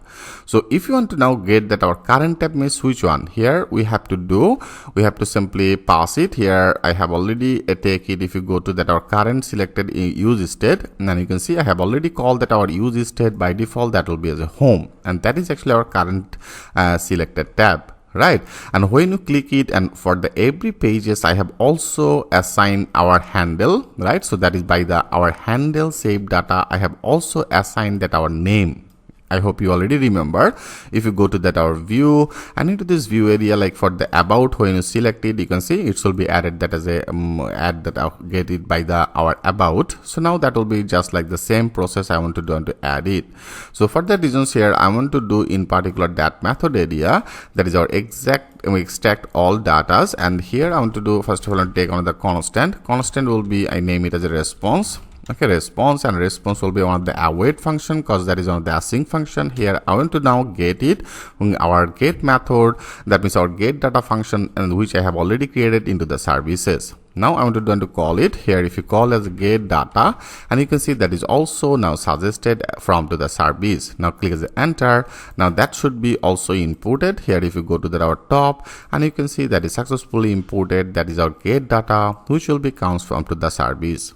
Great. Okay, great. Now here it's successfully loaded, and now after that here I want to pass it our is use state current selected tab. I copy it. Now that will be here. I want to do in our get current here, I want to pass that our current selected tab. Here I simply loaded that current selected tab, and now I want to put this condition right here. Our two of these data we need to fetch it. One will be for the home, another will be for the about. So that is the reasons here I want to put on the if condition. So that is a condition, and into this condition area I want to do here first of all that will be that is the current selected tab. Okay, where our current selected tab will be equal as a home. Right, for the homes, our name is as a ID name as a home, and I want to use another and here our response. Okay, that means here from to this position, whatever the response you will get it, and into this we first of all we have to also get that our response, and I want to get that access that our response data. So that will be our response, and with this response I want to access this data if there have any data, and okay, I want to use it again another and I want to access that our which data we get with this data length. So that will be as a response, and response with this data, and also here with this I want to access that length. That will be as a length. I want to access it. Okay, here if successfully get that our response all the data length, that is the data I want to store it in our which place. I want to store it our home state. That means here I have already created state, our use state for the home, that will be as a set home viewed from data. Okay, so here I want to simply store it in our use state area. I want to do after that, okay, sorry, that is actually our method. Here after that I want to simply store it. So that will be here. I want to store it as a set our home view from data. Here I want to store our which things. Here I want to store our response, and also I want to store that our response data. Okay, so here I want to store that response, and that will be as a response data. First index data I want to store it, so that will be as a 0. Great. So here I successfully add our first condition. So that is our condition is started, condition is ended. And now I want to also work for the same things for our about. Better I copy that our if condition, and now after that I paste it. So that will be as a current selected tab. When for the about, that will be as a about, right? Here I have already loaded that our about, and for the about here also here which will be get that our response data, response length. Now that will be stored in our state. For the about I have also declared that our state name, I declare it as a set about view from data. So here I want to store it. I simply take it, and now I want to update. That will be as a set about view from data. Here I want to pass that our response data will be as a 0 index. Great.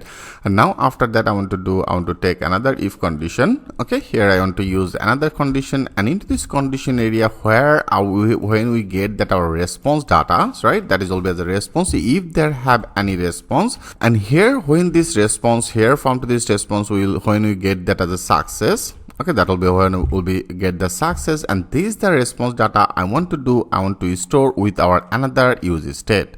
So better I want to declare another use state.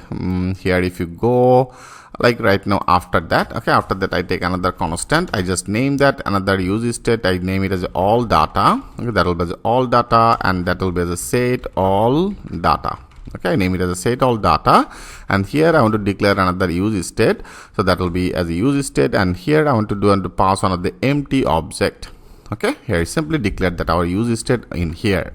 So now I want to simply update that things in our all data, and that is our set all data. So that is the set all data area. I want to set this all requested data. So that means when this response will be as a success, I want to call it our as set all data.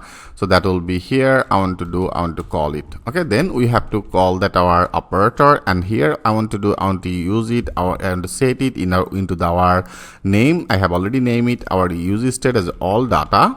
So that will be as all data. Okay, so here I want to simply pass it with the name as all data, which I have already take it our use state. Here that is actually our all data. Right here I want to simply take it, and now I want to simply pass it in here. So that will be actually our all data. So here I want to pass it. I want to pass that our current tab. Current tab means that is actually our current selected tab, and here into this current selected tab area, that will be get that our response. I want to simply pass that our response, and that is a response will be and our response data. Okay, if they haven't get the response, or if this getting that our response this data, so here I simply pass it. Great. So now that should be get this data. First of all, I want to check it successfully get this data or not. Okay, here if you want to check it like here, I want to simply check it with the console log. Okay, that will be the console, and in this console log area I want to check it by the name. Here I have already set it into this our all data, right? So that is our all data area. What exactly the things we get it into the use state. I want to check it, and here I name it by the name as a home, and that is a home view from data. Okay, here I want to simply check it. Okay, by this name here, that will be our home view all data. Okay, so now here by this we get that our two of these things, right? We get that our home related our heading and summary. Now we have to also access that our all that data. So that is the data. If you want to visible it here, I want to simply pass that our that is the stacked all data method. So this method also we have to now call it. We have to call it into this our method as a handle save data. Okay, into this handle save data area here, when this response will be as a success, and that is the reasons here. After that I want to simply call it. Okay, here I simply loaded that things in our here, and that is our success response success. And here I have also passed it, and that is our when this response will be as a success, that will be set all the data into this our set all data, right? Here into this our use state area, that will be actually set it will be get that our data. So now I want to actually load this data. So here if you want to load this data, that means here in our database they have the data as a heading, one of the data, that is also another summary data. If you now want to visible it, in that case we have to load another use effect. That means when this page will be executed, then this will be executed. So I want to use another use effect. So that will be the use. Okay, that will be the use and effect. Now this use effect will be comes from the React. Click as a enter. Now that should be also imported here. If you go, that is successfully imported. That is use effect from to the React. Okay, make that sure that is important. Here you have to take it, and now after that into this use state area, I want to call one of the callback function. That will be callback function, and in here I want to load that is the extra all our datas which I have already created this method. Here we have to call this method, and into this our last parameter array area, here I want to pass it our current selected tab. If there is actually home, that will be get that our home data. When you select it as a about, then that will be get that our about data. So now that is our data, that should be now get it from to our database, and that should be now displayed in here, right? I have already console log our all data use state. Now let's check this out. If you now click as a save all, and I want to go back to our project, yes, you can see it's now successfully get this data, and now you can see it's display as a my name is Aryan and I am a founder of Easy Learning. So that is the data, and also it successfully get this data, and that is the data is now visible in our form. Okay, so into this form area you can see it's successfully visible. And if you go to our about page, yes, you can see for the about data, and that is also successfully get all that our about me. Okay, about me data, that is our project, that is a experience, so that is a client project, there is skills which I have already taken into our database. If you go to our about, and into this about area, now that should be also get all that our about related data, and that is the data is visible. Great. Okay, great. So now we don't need this console log, better want to remove it. And now if you click as a save all, so right now our both of these data is visible, but for the experience it's not getting the data. For the education, for the project, I didn't get it. Only our home, when this page will be loaded, it should be get that our home related data from to our database. And also when you go to our about related data, it should be get that our from to our database, and now that is successfully visible. So now here we need to do only our home and about page data. I want to update. So from here, if you want to change something, and from here if you click as update, that is the data that should be again stored into this our database. Okay, it means in our database area that will be stored, and then again automatically that will be get this data, and that will be visible in here. If you now refresh it, that will be always get this data. Okay friend, I hope you get the point. So in our next video I will work for our update functionality for the home and for the about. Okay, so thanks for watching. I will see you in the next video. Hello friend, welcome back. In our previous video we successfully able to get all that our home related data and also our about page related data from to this our database. Right, so here we successfully get both of this data from to our about table and also from to our home table. So now I want to update it. Like here, as I told you, for the home and for the about, we don't need to insert that multiple data. Only here, first of all, I have already inserted this data. I have already fetched this data, that means I have get this data. Now I want to update this data. So let's do that work. For doing this, we need to go back to our project, and in here right now there is a services that will be also needed. I want to go to our API. Now I want to create another new API for our home and about. Like here I want to better minimize it. Like that is our home. So for the home, before I have already created as the add and then the get. Right, so now I want to create another one that will be I want to create another folder that will be for the update, and into this update folder I want to create another new file, and I just name that file same as a route. That will be the route and route.js. So I simply created another new file as a route.js, and in here our process will be same that I have already done it before. If you go to that our add route, like here some of the essential things will be needed, like our model will be needed, our home model I want to update it, and also that it will be as a connect to the database, and also that our another one as a next server. Okay, so that is actually a function as a next response. Now better I want to copy everything. I copy everything from to this our home add route, and now into this our route update route area I simply paste it. Great. So now our next function will be also the same. Here if you go to that our add or this force dynamic, that is the things will be needed. Better I copy it, and now I want to do and to simply update it in here. So that will be I take another export constant as a dynamic, and that will be as a force dynamic. And then we have to create another new function that will be as a export, and that will be another async function. I want to do and to call it as a async, that is a async function. Okay, I simply call that our async function, and I just name that function as a put. So that will be as a put. Great. And here also you will get that our request, and into this request area here I want to call that our try catch. That will be as a try catch. I want to do and to use it, and into this try catch area first of all I want to do and to get that our connect db. So here that is on the async function. Here we have to use it as a await, and then that will be as a connect to db. Okay, here I simply establish that our connect db, which will be I have already loaded it from to the database. And now after that we have to simply take it. So I simply take that our value data. So I simply added that same as a constant. I just name it as the extract data. So that will be the extract data. I name one of the variable as extract data. That will be as a await function, and here that is our request. So that is the requested data so that will be not that response. Here we have to actually get that our request data, right? Not that response data, because we have to update it. So that will be actually get that our request means here from to this position what exactly the things you will be updated, that will be our request. Right. So here I simply get that our request, and that is the requested will be as a JSON data. I want to take it as a JSON. So that will be as a JSON. Here I simply update it. And now from to this our request, which things will be get, like I take another constant and I pass one of the object, and from to this position you will get actually three things. Right here if you go to that our page, that means in our admin page, into this admin page area here, that is actually our field.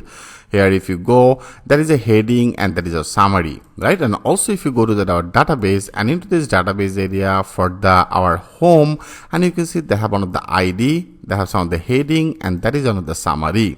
A specific this ID related heading and summary we have to update. Right, so that is the reason. So I want to do and to simply take it. So if you want to take it in here into the same position in our constant, I want to do and to access that our underscore ID. Underscore ID means here if you go to that our database, and you can see that is our underscore ID. And also I want to do and to take that our another one as a heading. I copy it. Now that will be ID, and that will be as a heading, and also another one will be as a summary. I copy it. Now that will be another one as a summary. Okay, here I simply take it, and now I will get everything from to the requested JSON. Here I have already take it with the stack data, so that will be our stack data. Great. Now we need to update this all field data. So that is the reason here I take another constant variable. I just name it as the update data. Update data will be one of the await function, and here I want to do and to update in our which table. I want to update that things in our home table. Right, so for the home table I have already loaded that our home model by the name as a home, so that will be as a home, and in here we have to call it as a find by ID and update. That means a specific this requested ID related data, first of all that will be find, and then after that will be update. In MongoDB fundamental I have already discussed about that things with you. Now here we have to simply pass that our condition, like here our under ID, that is our field ID, and this field ID will be which one? This field ID will be our, that is the requested ID. I have already take it, that will be our this ID. Okay, here I simply loaded that our ID, and also here after that, okay, here after that I want to take another one. Another one will be as a two of this field, one will be as a heading, right? So that is our heading, and also another one as a summary. So I simply loaded that another one as a field name as a summary, and both of this everything will be as a new, that is a new one of the properties, and here by this here I want to use it as a true. Okay, that will be as a true. So then this or field that data which will be find it a specific this our database related, that is actually our field data, that will be successfully get it. Okay, so here I successfully it will be get, and it will be when that our ID will be matched, that will be able to update this data.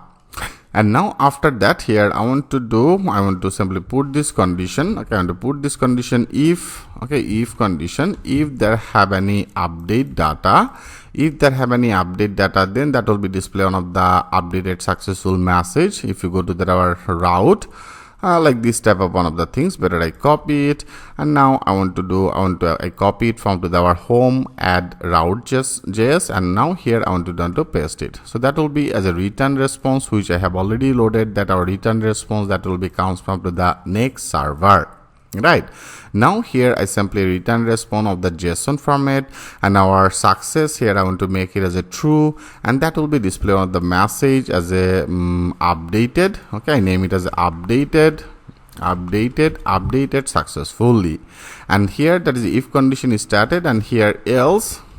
Okay, else what exactly that will be do, sorry, here I want to use it as a else that will be do our another request, better I copy it and here I paste it, that will be as a our request next response JSON success, now that will be as a false, I make it as a false, and that will be display the message. Error message will be actually just like the same before that I have already done it. Okay, this type of one of the things, better I copy it, and now here I want to simply update, so then that will be display as a something goes wrong, please try again. Okay, so here that will be also same, and now also in our error will be same. If you go to that our add route, from here you can actually also copy it, that will be the same, better I copy it, and now I want to update in here, for the update, if there have any error, then that will be display or in our console log this error, and our return response JSON will be success false and something goes wrong and try again.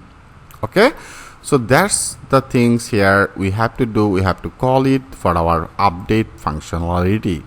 So now I want to create another common update function. Common update function I want to create it into this our if you go, that is our services in our, that is the index. Here before I have already created two of this method, one is our add data, another I have created as a get data. So now we have to also create another one that will be as a update data. So update data will be just like that same that I have already done it for our add data. Better I copy this our total method. Okay, I copy this method, and now after that, okay, here after that I want to simply paste it. Now that will be, I name it as a update. I create another new method that will be as a update data, and current tab form data, that will be everything will be just like that same. Here only our now API will be changed, API, and then the current tab will be as a /update, right? Here I have also created this our folder name as a update, that will be our route as a update. Okay, I simply added that our update, and method will be not that post method, that will be as a put method, because here I want to update it. Headers will be just like that same, and JSON string5 form data, that will be the same, result will be same. Here it will be written that our result. So friend, that's all we have to do. We have to create it into our services for the update data. So now that is, we should be hit this our API, then that should be updated. So now we have to simply update this our functionality, that is method, in our pages, because from to the pages I have actually loaded this our form. So now from here we have to update. So better I want to continue this process in our next video. I will show you that things with the live example. So thanks for watching, and I will see you in the next video. Hello friend, welcome back. In our previous video, we worked for our update method. Here I have already created our update route for our home, right? And also we successfully updated that our services, and into the services area I have also created another function for the update data. Great.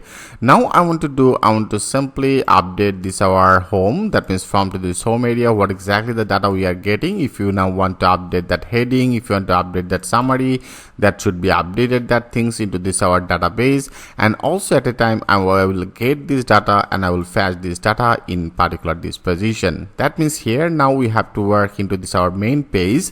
We have to go to that our page, and that is actually our page which I have already added in our app and bin, and that is a pages. Okay, so into the pages area, first of all I want to declare another use state. Okay, then I show you, like here I take one of the constant variable and I just name that one of the use state name as a up. Okay, I name it as a update. That will be the update, and then here I name it as a set update. That will be the set update. Here I want to declare another use state. That will be the use state, and here by default I want to pass on the initialized value as a false. Okay, I simply pass that as a false. And now that is our set update. Here that will be stored that our false data. So now I want to do when it will be get access that our home and about. Like if you go here, I have already loaded that our home, and also I loaded that our about, right? So in particular that position I want to do here when that will be extracted our all the data. That means which data it should be get it from to the database, and here I have already completed that our structure, and in here that is in our set home view data. So here after that also I want to update that our use state. That will be as a set update, and here I want to do in particular that position our value, initialized value will be as a true. Okay, here I simply pass it as a true. Set updated will be true. In here also I will add the same things for the about, but right now also I want to add it in here. So that will be the set update will be as a true. Okay, great. And now also we have to that is actually our response when that will be as a success, it should be get our all the data. So here that will be just like that same before, and now only we need to update in here. Okay, that means in our reset, that is our reset form data, and also that is another one as a handle data. We have to now update it. You can see that is actually our handle save data. So now into this handle save data area, here we have to update that our response, that is actually response before I have already accessed it as a only add data. So now here also you have to call that our this function, that is method, as a update data. Here we have to call it. So that is the reasons I want to update it a little bit here. So in particular that position in our constant response, and into this response area, first of all I want to declare that our use state, and that means here I have already loaded that our use state I name it as a update, right? So that is actually by default as a false. Here I better copy it, and now we need to update it in here. That is our constant response, that will be for our handle save data. In particular that position I want to make it as an update when it should be get some of the update data. So if there have any update data, then I want to call that our await function, and then I want to call that our services method which I have already created as an update, and that is, you can see that is also successfully visible as an updated data method. Now click as a enter, and that should be also inputted. If you select it, if you go to the top, you can see that is also successfully now loaded our update data, which will be transferred with our services. Okay, into the services area I have already created this method, and here I declared that our update API.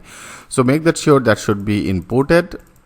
Now that is successfully imported. Now I want to go back to here, and now that will be the await here, that when that will be the our data will be as updated into this await update, and into this await update area here I want to pass two things. I want to pass that our if you go to that our method, into this method area, there is two things. You can see there is a current tab and also the form data, so which will be just like the same that I have already done it for our add data. So that means here also we have to pass our, that is our current selected tab, and also that is our data tab. Okay, so now better I want to simply copy it, and also in our update data here I want to simply paste it. Okay, great. So that then if there have any updated data, then that will be executed, and else that will be executed our another one, that will be our another one as a await function. Here I simply call it. Great.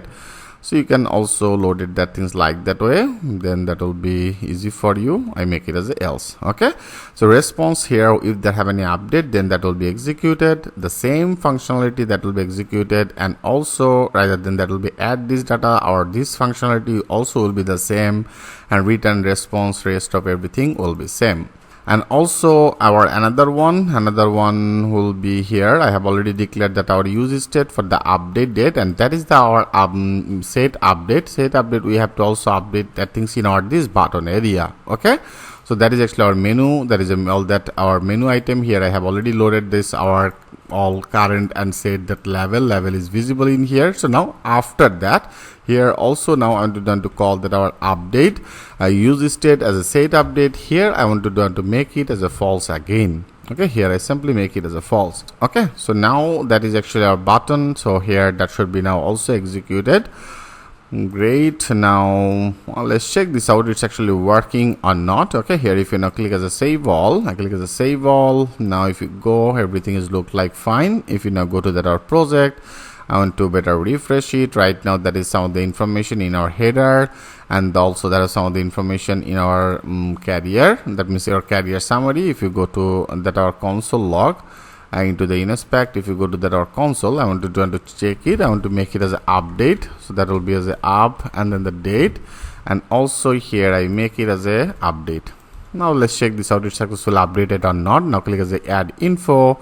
Now yes, you can see that is successfully updated. Okay, here I didn't maybe show any console log, but here you can see it's successfully display as a updated successfully. That is the response we are now successfully get it. Okay, and you can see that is also successfully updated, and also it's now get this data. If you now go to that our database, and now in here for the home, I want to refresh it.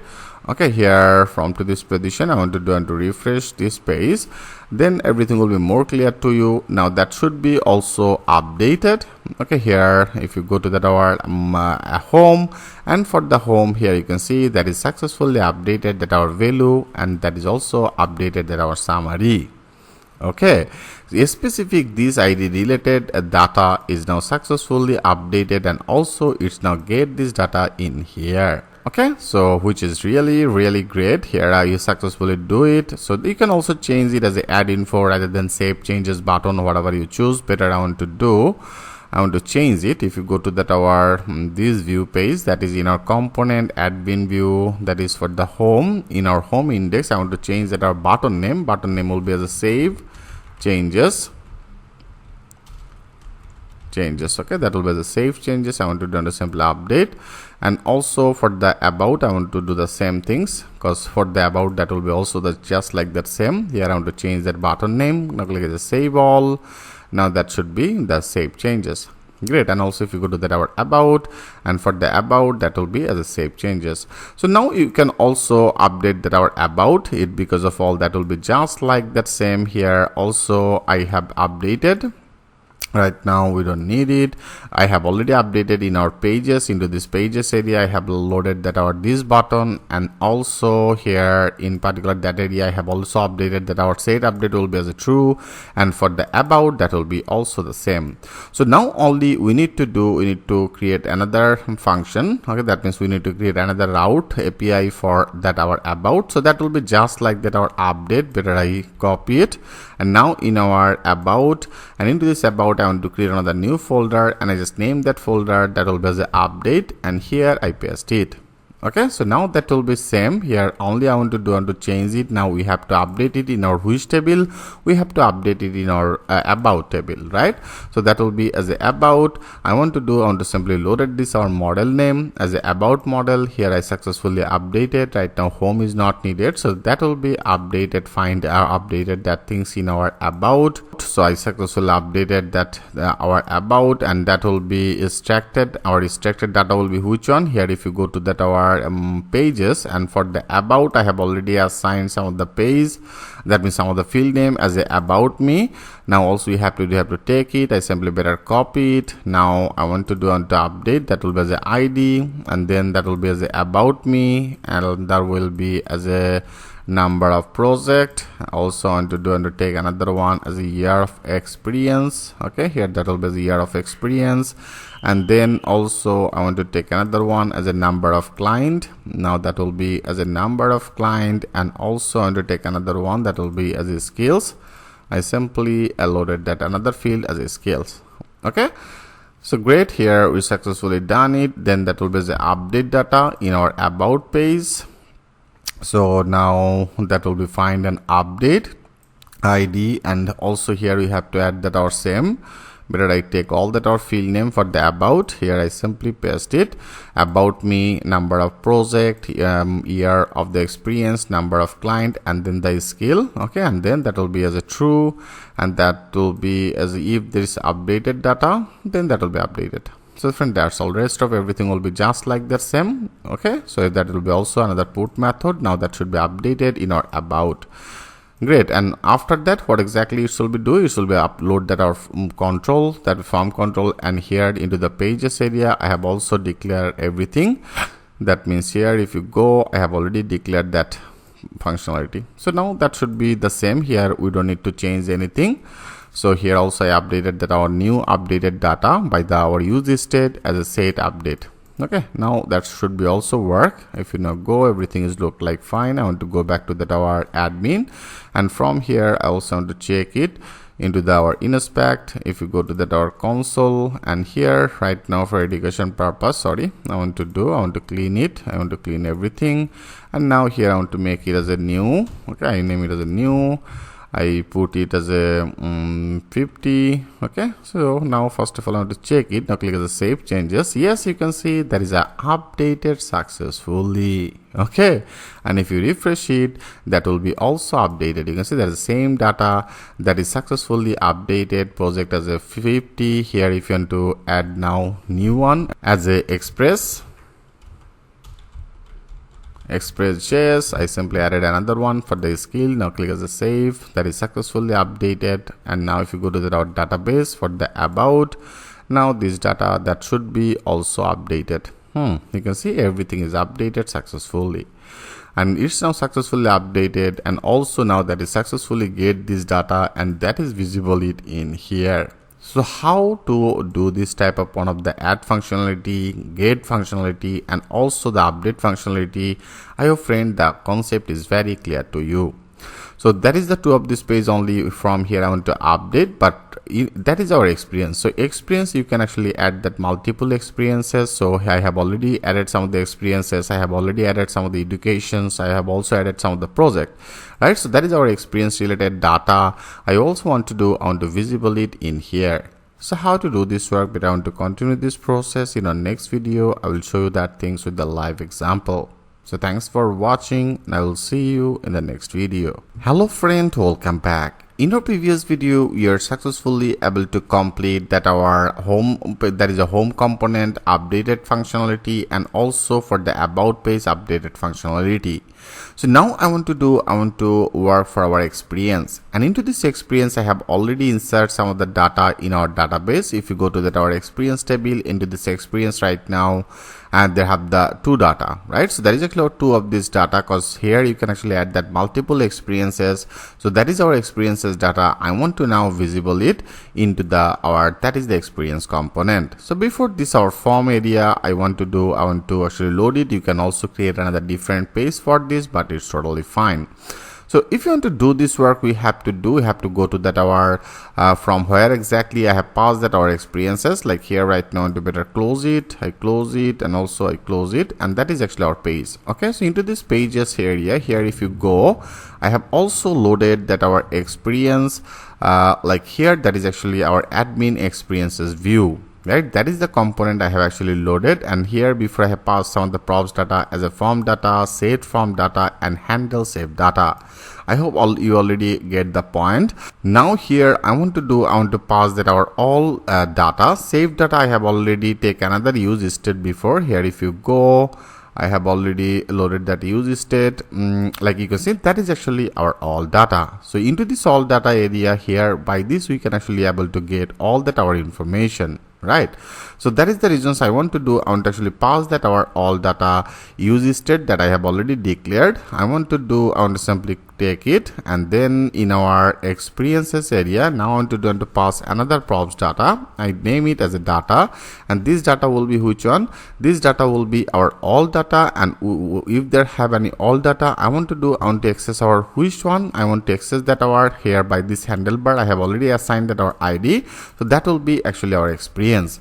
That means our experience related all the data I have actually get it, and from here I pass it by the props name as a data, right? I hope the concept is very clear. So now we have to work in our admin experience view. Here if you want to create it, that will be in our API will be not needed. We have to go to our component, and that is in our admin view, and into this admin view area, that is our experience, right? Experience index. I simply open it. So here our first job is we need to destructure our, that is the data. So now into our experience, and into this experience index here, first of all I want to simply destructure it. I want to destructure our this data. So now I want to visible it. So here if you want to visible, like in particular this div area, here better I want before that our form control, I want to take another div. Here I want to now design it. So I take another div is started, div is ended, and into this div area I want to put some of the class name, and I just put one of the class, like here for the margin bottom I want to take it as a 10. Here I want to use some of the space. Okay, that will be the space y. I want to take it, that will be as a space y. I want to take it as a 6. Okay, space y6, and here I want to we have to actually now load one of the map. So first of all I want to get it. I get all that our data in here, that means experience related all the data we can able to access it here. If there have any experience related data, and I want to get that our data length. Okay, so that will be as a length. So I just put that as a length. If there have any length, then that will be display our this all data. So here now I want to simply take it. Here if you want to take it, that will be our with this data. I want to call that our map method. So that will be the map method. I simply declare it. And into this map method area, that will be two of this parameter. One will be our item. I name it as the item. Another will be as the index. You can also use it as a I or whatever the name actually you choose. So now that will be our index data, and here I name it as an item. So that will be with this item. Now we can able to access that our this experience related all that field data. Okay.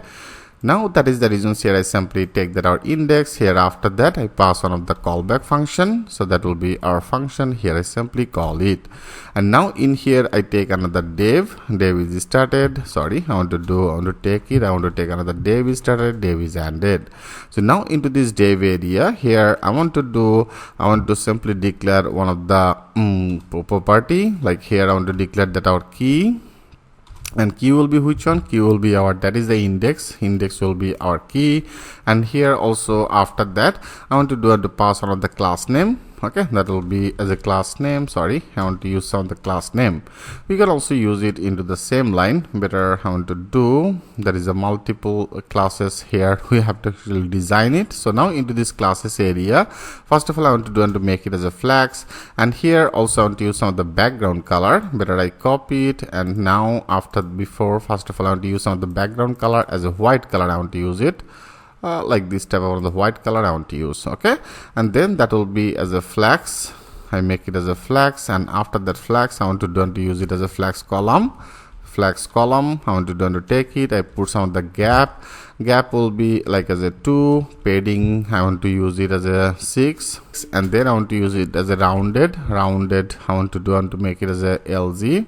Okay, and I also want to use some of the shadow will be as a MD shadow. I want to take it, and also want to use some of the border. So that will be the border, and border color I want to use it as a border green. Okay, green I want to use like as a 600, border green 600, and for the hover I want to use it as a border green, and then the green will be as a 800. Okay, whatever the color actually choose. I also want to use some of the transition I want to use it transition, and also I want to use some of the duration. duration will be as a 300. Okay, I want to use it as a 300. Great.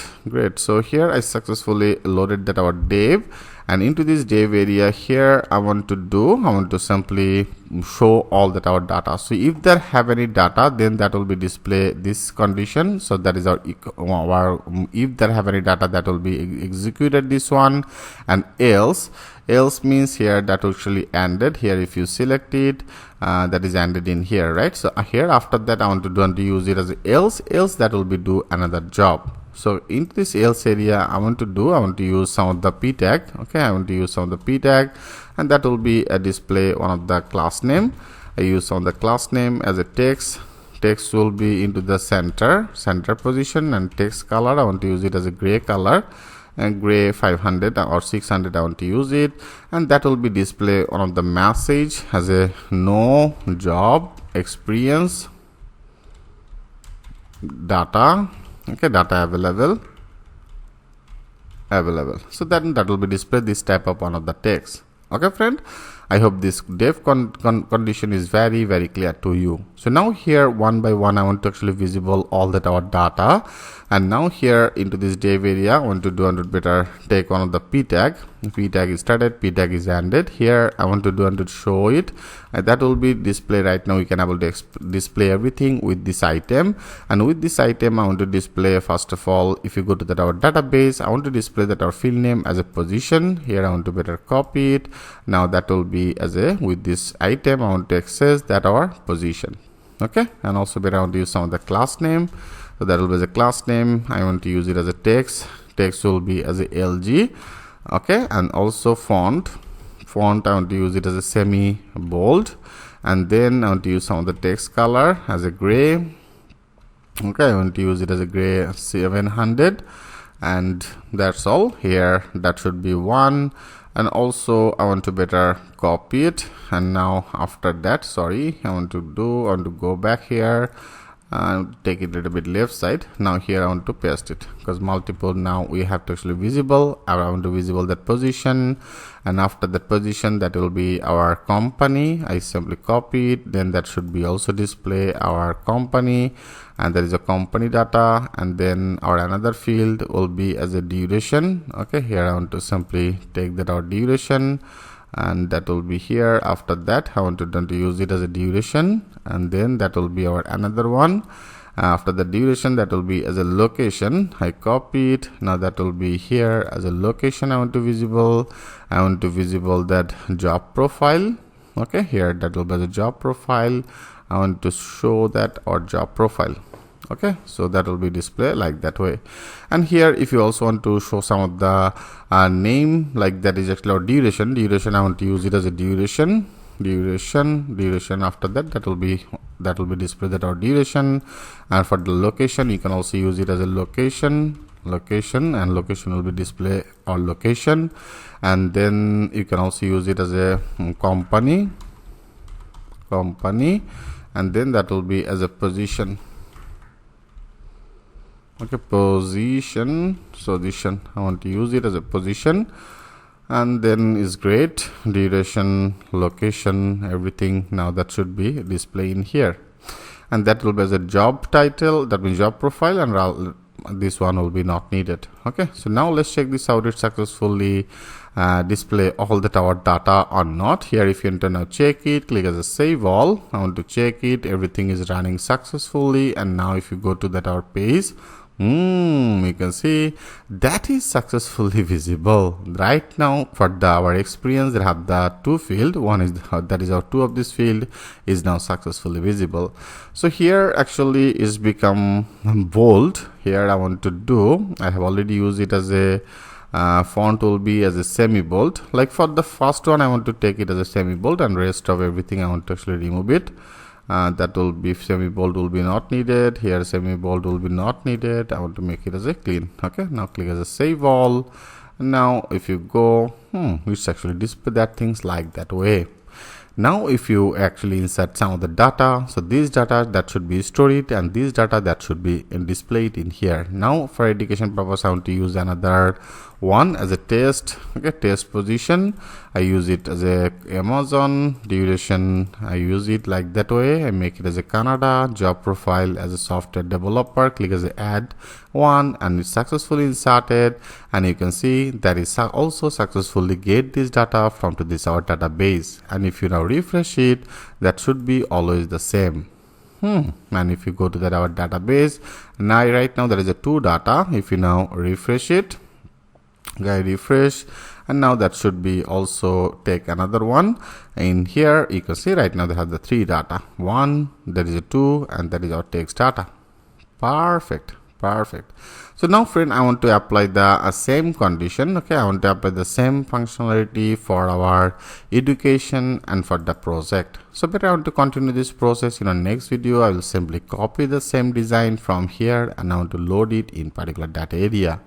So thanks for watching. I will see you in the next video. Hello friend, welcome back. In our previous video here, we successfully complete that our experiences. So here, when right now, whatever the experiences you will be added, all that our experiences now that should be displayed in here, and all the data is totally dynamic. It's now fetch this data from to our database and simply get that things in here. Right now friend, in this video I want to work for our education and then the project, so that will be just like that same concept. So for doing this, first of all I want to pass that our all data, which I have already take it. So that is actually our data, all data is the experiences in our admin experiences view.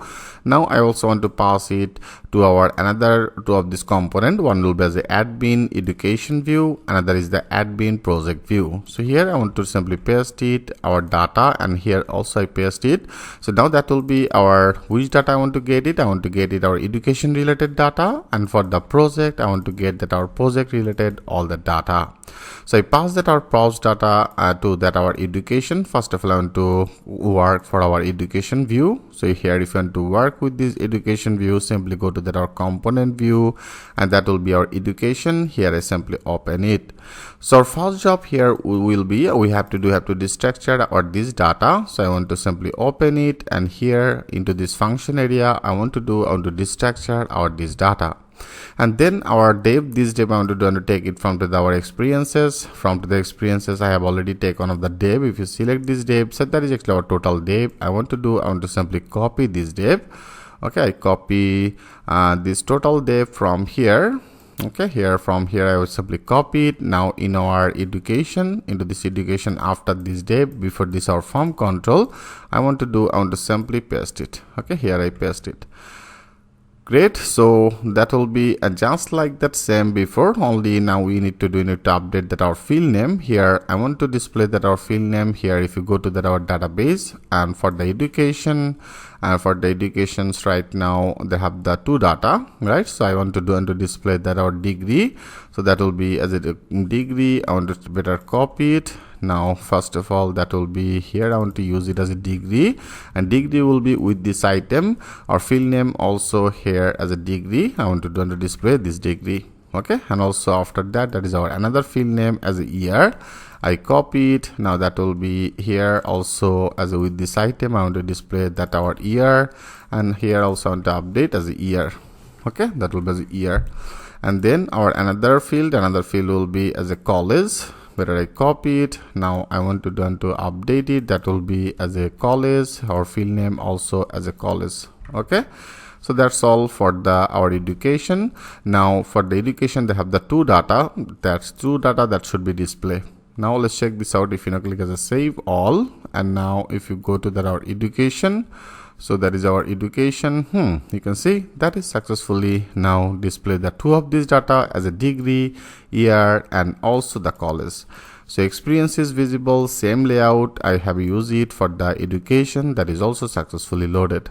Right, so now if you actually add new one, you can also add it. Like I use another one as a BSc, and I make that as a 2008. So that will be as a 2008, and I just name it one of the name like as a something text college. Okay, I name it as a test. Okay, test college. call this. Now click as add information, that means add education, that is successfully stored. Great. And now also I want to do the same things for our project. And for the project layout here, I have also passed it. I have passed it all the data. Our first job is we need to destructure it in our admin project view. So here we have to go there. So that will be in our component admin view, and now that will be in our project index. Here I simply first of all destructure this data into this our function as a data. Then I want to copy it from to the education, that is our dev, a total dev. I want to take it. Okay, after this one I want to take it, and now in our index I want to simply paste it. So here after that I want to paste it before that our form control. Okay, now everything will be same, only our database field name that should be changes for the project. Here if you go to that our project table and into this project, right now there is one project, like that will be as a name. I want to first of all display that name, so that will be as a name here, but I want to make it as a capital. And then our another field will be as website. Here I copy it. Now that will be the name. Here I want to use it as a website, so that will be as a website, and here I name it as website. Okay, website, that will be as a website. I simply display that our website name, and then I want to display the technologies. Okay, here I copy it. Now that will be here. I want to use it as a technologies, so that will be as a technologies. Here I want to use that our technologies table field, and here better I copy it. Now also we have to take another one will be as a GitHub link, so I better copy it. Now here I want to use it as a GitHub, so that will be as a GitHub. Also I want to use it as a GitHub. Okay, so now that's all you have to do. I hope friend the concept is very clear to you. Now that should be also display all the data. Right now they have the one data, so this one data that should be displayed. Click as a save all. I have already destructured our data, which is fine. If you now go, right now there is a one project, and that is our one project is now successfully visible. So it's actually displayed that things website and everything like that way. Here I don't want to actually display that things like that way. Here that should be another link. Okay, so if you want to do this work, in that case that is like as a website, right? So that is our website, and into this website area that is another p tag. Now better I want to do into this p tag here after that p tag. Okay, that is actually our website. Here I want to take another href, so that will be as a href. I want to use another a href. Okay, hey, sorry, that will be as a href. I want to take it, and into this a href area I want to simply add it. So that will be our href will be started, and that will be ended. I want to end it after this. Okay, here after this I want to end it. Perfect. So now that will be actually our website, and here actually I want to pass it our link. So now that will be as a link, and also you can do like that is our href link. I want to pass it, and also you can make it as a blank. Okay, that will be as a target will be as a /blank. That will be as a blank. So now when you click it, that will be open with the new tab. Now let's check this out. Click as a save all. And now if you go, if you put your cursor, click it, with the new tab, that is successfully loaded. Great. So now that is fine. Okay, that is fine. And also I want to do the same things for here. If you go, that is our git link, right? So that is a git link area. I want to also take that our href. Better I copy it. Now in here I want to simply take it. href will be started, and also we have to end it. So that will be as a end one. I copy it, and now I simply make it as an end. Now that will be as a GitHub. So here I simply display that our GitHub link. Now click as a save all, and now if you go put your cursor, that is successfully get that our GitHub link. Great. Okay, great. So now that is a very lucrative. So now that is our another project. If you want to add it, like for education purpose, I want to name that as e-commerce. Okay, e-commerce project, website address. For education purpose I want to use this one. That will be as a website address. And technology, I have used it as a React.js. You can also add that multiple one as a React.js, and then the Express.js. Express.js. Okay, I'm making it as a Express.js. Now this time on the technology, and that will be one of the Git link. So here I want to use some of the this type of the Git link. Okay, great. So that's all. Now click as the add project. Project is successfully inserted, and also it's fetched that data and is now visible it without refreshing that page. Okay friend, so how to do this work, I hope it's very clear to you. So here we successfully complete our admin part, area, home, about page we successfully created, and also from here you can update it, experience data, you can insert it. This data is also successfully visible it in here, and that is the education is visible, project is also successfully visible. So now we need to work for our authentication. Okay, so that means our admin logging authentication. So how to do this work, but I want to continue this process from to the next video. I will work for our logging authentication.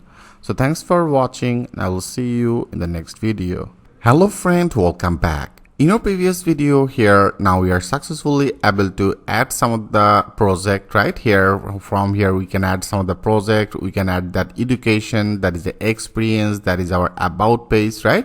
So here I didn't created that our another part like for the edit and update. So if you already understand that update part for what exactly I have done for the about or home, that will be just like that same. Okay, so that will be your task. Simply try to complete it. So that is very basic project for building your level. I created this project for you. Laterally we will build multiple advanced project. Okay, so right now here we successfully done this job. Now our next job will be our admin panel. So right now without authentication, that means without locking that user, you can actually able to access that our admin. So that will be not like it. If you want to access that our admin dashboard, this user must have to be logging. So that will be one of the single user application. Here I don't want to create any register part. Only he will be able to logging, and I want to create another new database table for the user. Okay, so from here actually I will logging. I show you what type of things I want to do in particular that area. So for doing this, our first job will be needed. We have to create another schema for the user. So I want to go back to that our project. Right now I want to close everything. Okay, I want to close everything, and now if you go to that our models, like here I have already created different type of models before, and also I created before one of the user model. Now I want to create it. So if you go to that our home, better form to this home, I want to copy everything, and now in our model for the user, and in here I want to paste it. So that will be the same, only I want to change that name. That will be like as a user. Okay, user schema and MongoDB schema. That will be two of this field will be needed. One is the username, and also another will be, I want to take another property as a password. That will be as a password.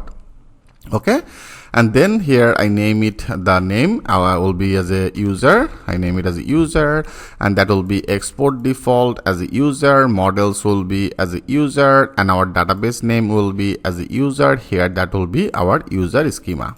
Okay, here I simply updated that our user schema. So right now we need to actually create this our table. And now if you click as a save all, I want to create this table manually. Here if you go to that our MongoDB Atlas, and into this MongoDB Atlas, that is actually our test table, right? Before I have already created all that our table. Now better manually I want to create another new table into the test. I click as a new one, I create another new collection, and I just name that collection as users. Okay, that will be as a users as a plural. So make that sure if you're using that user, that will be not work. Here you have to use it as a plural. So you can see abouts and then homes, always that it will be actually all that collection that should be as a plural. In fundamental, I have also discussed about that things with you. And then I simply want to create it. So that will be created our new collection. Now that it should be created, you can see that is actually user is created. So here I want to add insert some of the documents manually. If you go to that insert document, and into the insert document by default they have one of the ID, and here I want to use our two of this field name. One is will be as username, right? So that will be the username, and manually I want to add one of the username like as the admin. And also I want to take another one. I want to take another field, and that will be for the password. And here for the password I want to use another password like as Udemy 12345. Okay, So I simply created that username and then password. Now if you click as a insert, this one as a insert, so now our authentication username will be as a admin and password also that should be as a Udemy12345. So now I want to create one of the logging page. Like here, if you go to that our project, and into the project area, right now you successfully created it. We don't need this. I want to go back to that our view. That means here into this component in our admin view. Before I have already created one of the logging, right here into the logging area. Now I want to create another new file that will be, I name it as index.js, okay, or JSX, whatever you choose. Now I better use it as a JSX. So that will be as index.js. And here now I want to copy everything from to our home, like from to the home I want to copy everything, and now in here into this our index for the logging, here I paste it. So right now here we have to do that will be the use client form control, also that will be the same here into this controls area. Now I want to actually add some of the field name, right? So that will be the name. I want to use it like as a username, okay, that will be the username, and also placeholder I want to use it as a enter username, that will be the enter user and then the name, and also level I want to use it as a enter username, okay, that will be as a enter, and then the username type will be as a text type, and also I want to take another one that will be for the password, right? So that is a password, and I make it as a enter password, and that will be as a level will be as a enter password. Okay, I simply update it as enter password, and also this type will be as a text type. And then here I pass it as a export default function name that should be as a logging. So I make it as a logging, and here also we have to load that our form data, that is a set form data, and then the handle saved data that will be also needed. And also here if you go, there is a return dev, there is a form control I have also loaded, okay, that will be also just like the same. And here in particular that position, that will be one of the button name, I name it as a logging, okay, so that will be as a logging. Great. And now that's all we have to do for access our this logging page. Okay, from here I also export default by the name as a logging, which is really great. Now we have to handle this our page. We have to handle this page from to this our page, that means from our admin page, right? So into this admin page, first of all I want to declare another new use state, and here I name it as a another constant name, I name it as a auth, okay, that will be the auth user, and then also I want to use it as a set auth user. Okay, it simply created this type of one of the use state, so that will be as a use state. And use state by default I want to pass that initialized value will be as a false. Why I am actually passing that false, that will be very clear to you. Simply understand, I created another new use state and I just name it as a auth user, and that will be as a set auth user. And into this auth user area, by this I want to put one of the condition. By default our initialized value as a false, so here better I want to do in our before that return, here I want to actually put another condition. I want to put another if condition, and into this if condition area here I want to do when that will be not auth user. That means when this is actually true, right? So then I want to simply return it. So after that here I want to simply return. That will be the return, and return will be our which one. Here we have to also set it. I want to return our logging. Okay, that means that I have already created as a logging component, and you can see that is also suggested in our component admin view, that is a logging. Here I simply added. Okay, that means that should be now imported. Here I want to close it and also make that sure that should be import. Here if you go to that our top, and now that is successfully input that our logging component from to this our admin view and logging, okay, which is really great. Here I successfully added that our logging. So then that will be return direct to that our logging, and here into this return area, that is a logging, and into this logging area I want to pass the same things, because here if you go, I have also passed some of the structure, our form data, set form data, and handle save data. So that will be just like that same that I have already done before. Here if you go for our any other component like this one, I copy it. I have already discussed about that things with you. I hope you already know about this part. Here I want to do and to simply take it, and in particular that position I want to paste it. Okay, so that will be our all the things. I simply paste it. So right now we don't need this or another condition. Here I remove it. That will be ended in here. So now that is I into the logging page, I pass that our form data, our set form data, and handle save data. So where exactly we will get this or all that value, right? Here also again we have to create another new user state. Here I want to create it. Here if you go to the top again and into this top area, I want to now create another constant. I name it. That will be as a logging. Okay, logging form. The process will be same that I have done before. So that will be the logging form, and that will be the set, and then the set logging form data. Okay, that will be the form, and then the data. And here I want to declare one of the new use state, and into this use state area I want to pass that our initialized value data. That will be just like that same we have created before. Like if you go now, I want to create another new initialized value. I copy it and here I paste it. I name it as a initialize logging form data. Okay, that will be the logging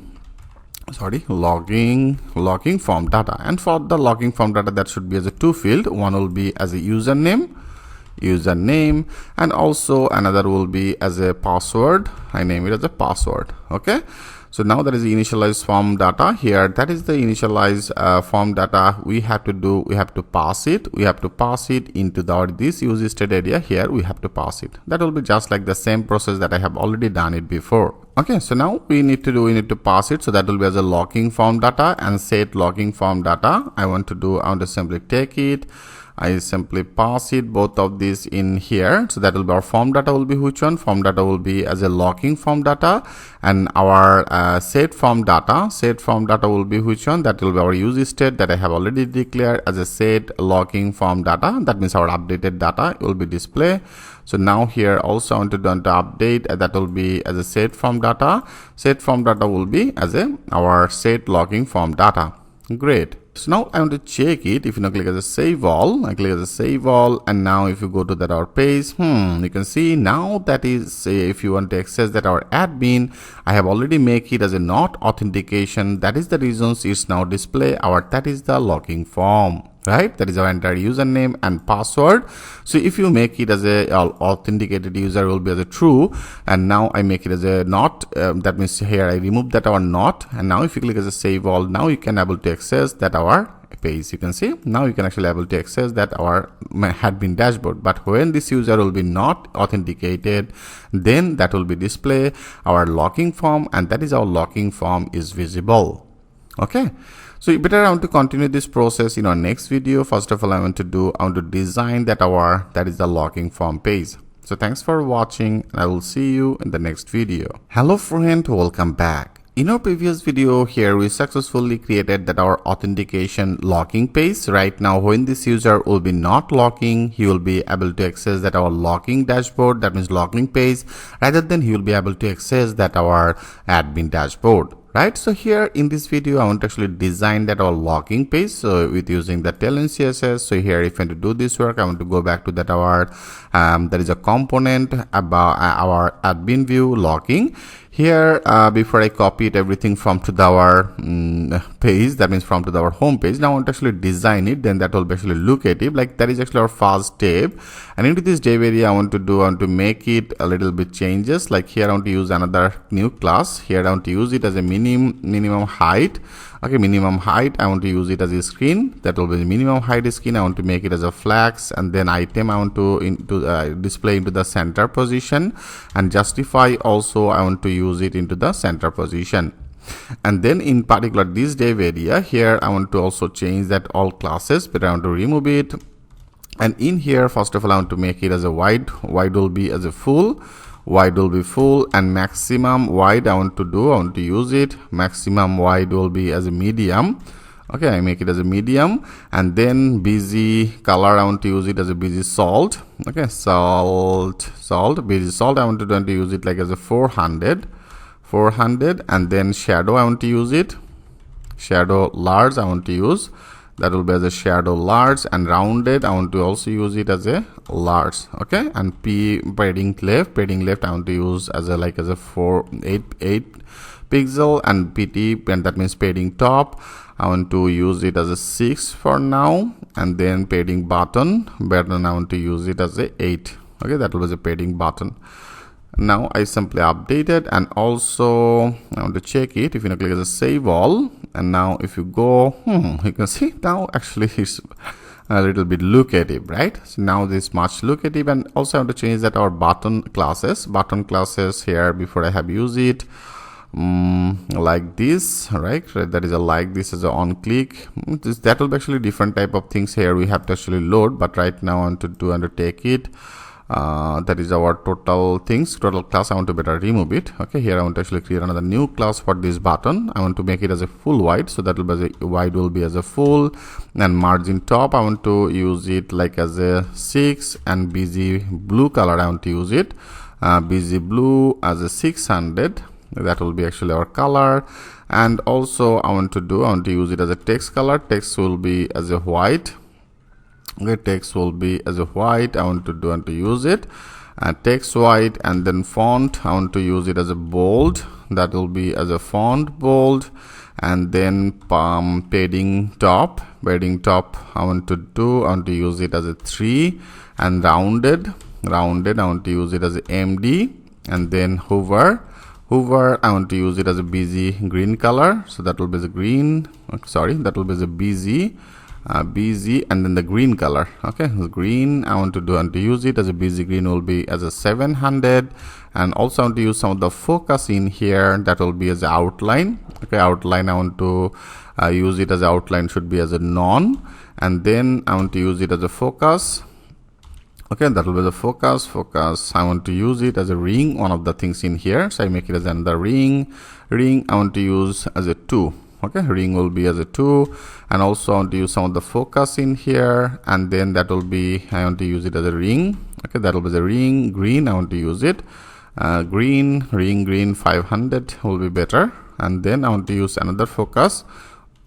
Okay, that will be the focus, and in here I want to use it as a ring opacity. That will be the ring, and here I want to use as a ring opacity. Okay, opacity I want to use it as a 50. Ring opacity 50. And I want to use some of the transition that will be as a transition. And also use that duration will be as a 300. Okay, I make it as a 300. So for now that will be, I think, look like better. If you click as a save all, and now if you go, you can see now it's much better, right? So right now that is actually our admin locking panel. So from here you can enter that your username, and when you enter that password, now we have to create another new API for this, right? So here now we have to work for that our API. That means here in our app API, before I have already created all that our APIs. Now for the logging we have to create another API. So better I want to continue this process in our next video. I will done this job. So thanks for watching, and I will see you in the next video. Hello friend, welcome back. In our previous video, we successfully designed our page, right? That means our locking page, we successfully design it, and which is very locative. So now we need to make it as a functionable. That means here when you put appropriate username, and also when you put appropriate password, which I have already manually added that things in our database. That is a username, I have used it as a admin. Password, I have used it as a udemy12345. So when both of these will be matched, after that we can able to access that our dashboard, right? That means that admin dashboard. So let's do that work. I want to make it as a functionable. So here, if you want to do these things, we need to create another new API. Like here into this app APIs, before I have already created all that our APIs. Now I want to create another new API. I want to create another new folder better as a locking. I name it as a locking, and into this locking folder I want to create another new file, and I just name that file as a route.js. Okay, so that will be one of the post method type things. Like if you go to that our about, like as the add route from to the about add, I want to do better copy it. I copy everything from here. Okay, copy everything, and now in our logging area, I want to paste it. So that will be a little bit a difference here. First things we need to do, our connect DB will be needed here. Our model now that should be not that our admin model. Here we have to use that our user model, right? So that is a user that will be inputted. That model also suggested. Now click as the enter, and now it's not inputted, right? Better I want to use it in here. Okay, I want to use it like first of all I want to use it as a user, and that is our user model. You can see that is a model is suggested. Now click as the enter, and now this model which I have already created before, right? That is our model area. I have already created that our user model, and that is the model is successfully imported. Right now our about will be not needed, and this model will be needed. And also if you go to that our packages, into these packages I have also installed one of the Bitrip.js package. Now that is the Bitrip page package. From here I want to take two of this function. So if you want to take it like here, I want to import one of the function as a compare function, that will be, you can see that is a compare function that will be comes from to the Bitrip. Okay, so from here I want to take it, and also I want to take another function as a hash function. So that will be as a hash. I want to take it. So that is a compare and hash. I take it from to this our package that I have already installed as a Bitrip. Okay, so here I simply take it, and then our next response that will be also the same. Here from to the next server, I want to get access that our function name as a next server function. Great. And then the dynamic force that will be needed, that will be also another post method. Here we have to pass that our request, and then await connected DB will be the same. Here that is a JSON will be which one. Here we have to do, right now I don't need this, I want to better remove it. And here I want to change that our constant value will be as a 2. First of all I want to take both of this, like here I want to take it our 2 of this field name. One is our username, right? A username, another is our password. So that will be the password. So both of this actually comes from here. That is our request username and password request. So that is the things, username, password, await, our requested, and here I want to take that as a JSON. Okay, so I simply take it, and now after that we have to check it. So I simply take it on the constant. I name it as a check user. Okay, name it as a check user, and check user will be on the await function. Here now, as I told you, that will be checked into this database. Our username is appropriate or not, and password is appropriate or not, right? So that is the reasons I take another variable as a check user. I want to check it in our which table? I want to check it in our user table, right? So into this user table, if you want to check it, that is also another function as a find one method. So that is a find one method. I simply call it. That will be find our, first of all, the username. Okay, here I have already taken that our username, so that will be checked that our find one as a username is appropriate or not.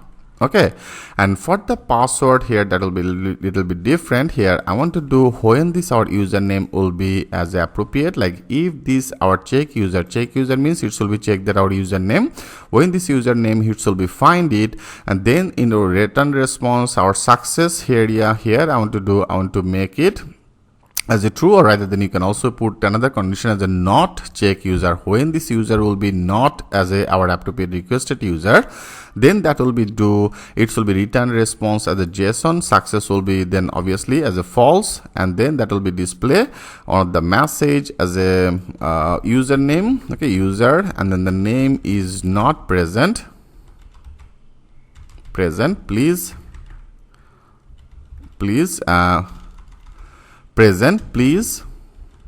try again. Okay, so then that will be displayed this type of other things. I hope, friend, the concept is very, very clear to you. So it should be checked that in our user table by our requested email, that means requested username, whatever the username actually you will be put at that things in here, it should be check it into this our database username. When that will be not match, so that is the reasons here I pass that condition. When this will be not match, then our success will be as a false, and then that will be display the message as a username is not present, please try again. Okay, so here that will be display that things like that way. And now after that, okay, here that is if condition is started, if condition is ended, that is our else will be not needed. Here I want to simply right now remove it. Okay, remove it, and then in particular that area, and now we have to add that our hash password, because this password that should be not that the same password, right? So here I want to make it as a hash password. So that is the reasons here I want to take another constant. I make it as a hash password. Password will be as a await function. Here by this our hash method, which I have already loaded that things from to our btrip, and that is our hash, right? So that is our hash password. Here I simply loaded, and into this hash area now that should be checked. Okay, that should be checked that our by the check user. Okay, here I want to pass it by the check user, and with this I want to access that our password field, that is our password. So I want to access that our password. Okay, password, and this password will be as a 12. Here I want to simply pass it. That will be written on the promises regarding that resulting hash if this callback has been optimized. Okay, so here I simply pass it as a 12, and then that means our hash password I get it, and now we have to check it. We have to check that our password is matched or not. So that is the reason I take another variable. I name it as a check password, and password will be as a await, and with the compare method which I have already loaded, that will be comes from the btrip.js, and password will be which one? Password will be our, that is the password requested password, and this password that should be matched with our, that is the hash password. Okay, that means that is the hash password here, that should be matched. So when both of these will be matched, and then I want to put another condition here. After that I want to use another if. Okay, if condition, and into this if area, that will be when that will be the not check password, then that will be return another things. Here I want to better copy it, and here I paste it. Return JSON, that will be as a false, and it should be display one of the message as a password. When that will be as a not match, that will be display as a wrong password. Okay, wrong password, please. Okay, please try again. That will be it, please try again. Great. So then that will be also display this message, and rather than that will be return our success message. That means here after that I want to return, that will be return our next response, and by the next response that will be as a JSON, and into this JSON area I want to pass that our success, then that will be as a true. Okay, rather than that will be actually access it, that will be success will be as a true, and message, if you want to visible message will be, I want to make that message as a logging successful. Okay, successful. So this type of another message, then that will be display, and rather than if there have any error, then that will be display this error. Okay, so right now I want to simply make it as these things. I hope the friend every concept is very clear. First of all, it should be checked that our username, it should be checked that our password. If there have any issue, that will be display the messages, rather than that will be display our success true, message will be as a logging successful. And now we have to also declare another method. We have to declare this method in our services. That means here if you go to that our services, and into the services index, okay, that means index, before I have already created as a add data. Here I call that our API, and that is also another one as a get data, update data. Now we have to also create another method in here. So if you want to create it, in that case better I want to copy it. I want to copy that our update data. I copy it, and now here after that I want to paste it. Okay, so that will be the name, our function name. Here I name it as a logging, so that will be as a logging. Here only our form data will be needed. Okay, I simply take that our form data, which we will pass it from to our page. Okay, but right now I want to create it, that is a logging, and response await fetch method will be as the API. After that API, here I have already named it directly as a logging, right? So that will be as a logging. I want to use it as the API, and then the slash logging, and that will be one of the post method. I make it as a post method, and headers content type will be as application JSON, body will be JSON same stringify, our that is the form data, that will be just like that same, and constant result will be our JSON, that will be return this result. So that's all. Okay, here also I created loaded that our API in our services. Okay, services area we load it. So now we need to simply call it from to this our pages. So how to do this work, but I want to continue this process in our next video. I will show you that things with the live example. So thanks for watching, and I will see you in the next video. Hello friend, welcome back. In our previous video, we successfully created that our API, right? That means in our API, logging API, we successfully created, and also in our services area, I have created this function for the logging API. That means we call that our API. Now we need to handle that our API data. So you have to go to that our pages, that means in our admin pages, and into this admin pages, before I have already checked it our authenticated user, and here I pass it our form data, set form data, and now also we need to pass that our that is the authentication API that I have created. Now this appropriate data we have to pass it. So let's do that work. For doing this, I want to do in here, okay, in here I want to create another new function. I name it as a async function. That will be as a asynchronous function. I want to create it. That will be the function, and I just name it as a handle logging. Okay, I name it as a handle logging. This type of one of the function I want to create it. So here, first of all, we have to get that our requested data. So I take another constant, and constant I name it as a response, and response will be on the await, and await I want to now load that our API that I have created into our services. By the name, I name it as a logging, and here also I export it. Now that should be also supported. I want to access that our logging, and you can see that is also suggested from to the services. Now click as the enter. Now that should be also inputted. Make that sure that is inputted. Here you can see that is logging is inputted, which I have already created this method in our services. Great. So now here throughout this we can actually done this job. So that is our logging, and into this logging area here I want to pass that our data. That means that is actually our logging form data, right? I have already created this one of the API, one of the use state. Here if you go, I have also created this our use state as a logging form data. So that is our logging form data. I want to pass it in here. So that means here in particular that our logging method area, I want to pass that our logging form data, and that is the reasons here. If you go, and you can see that is actually our form data.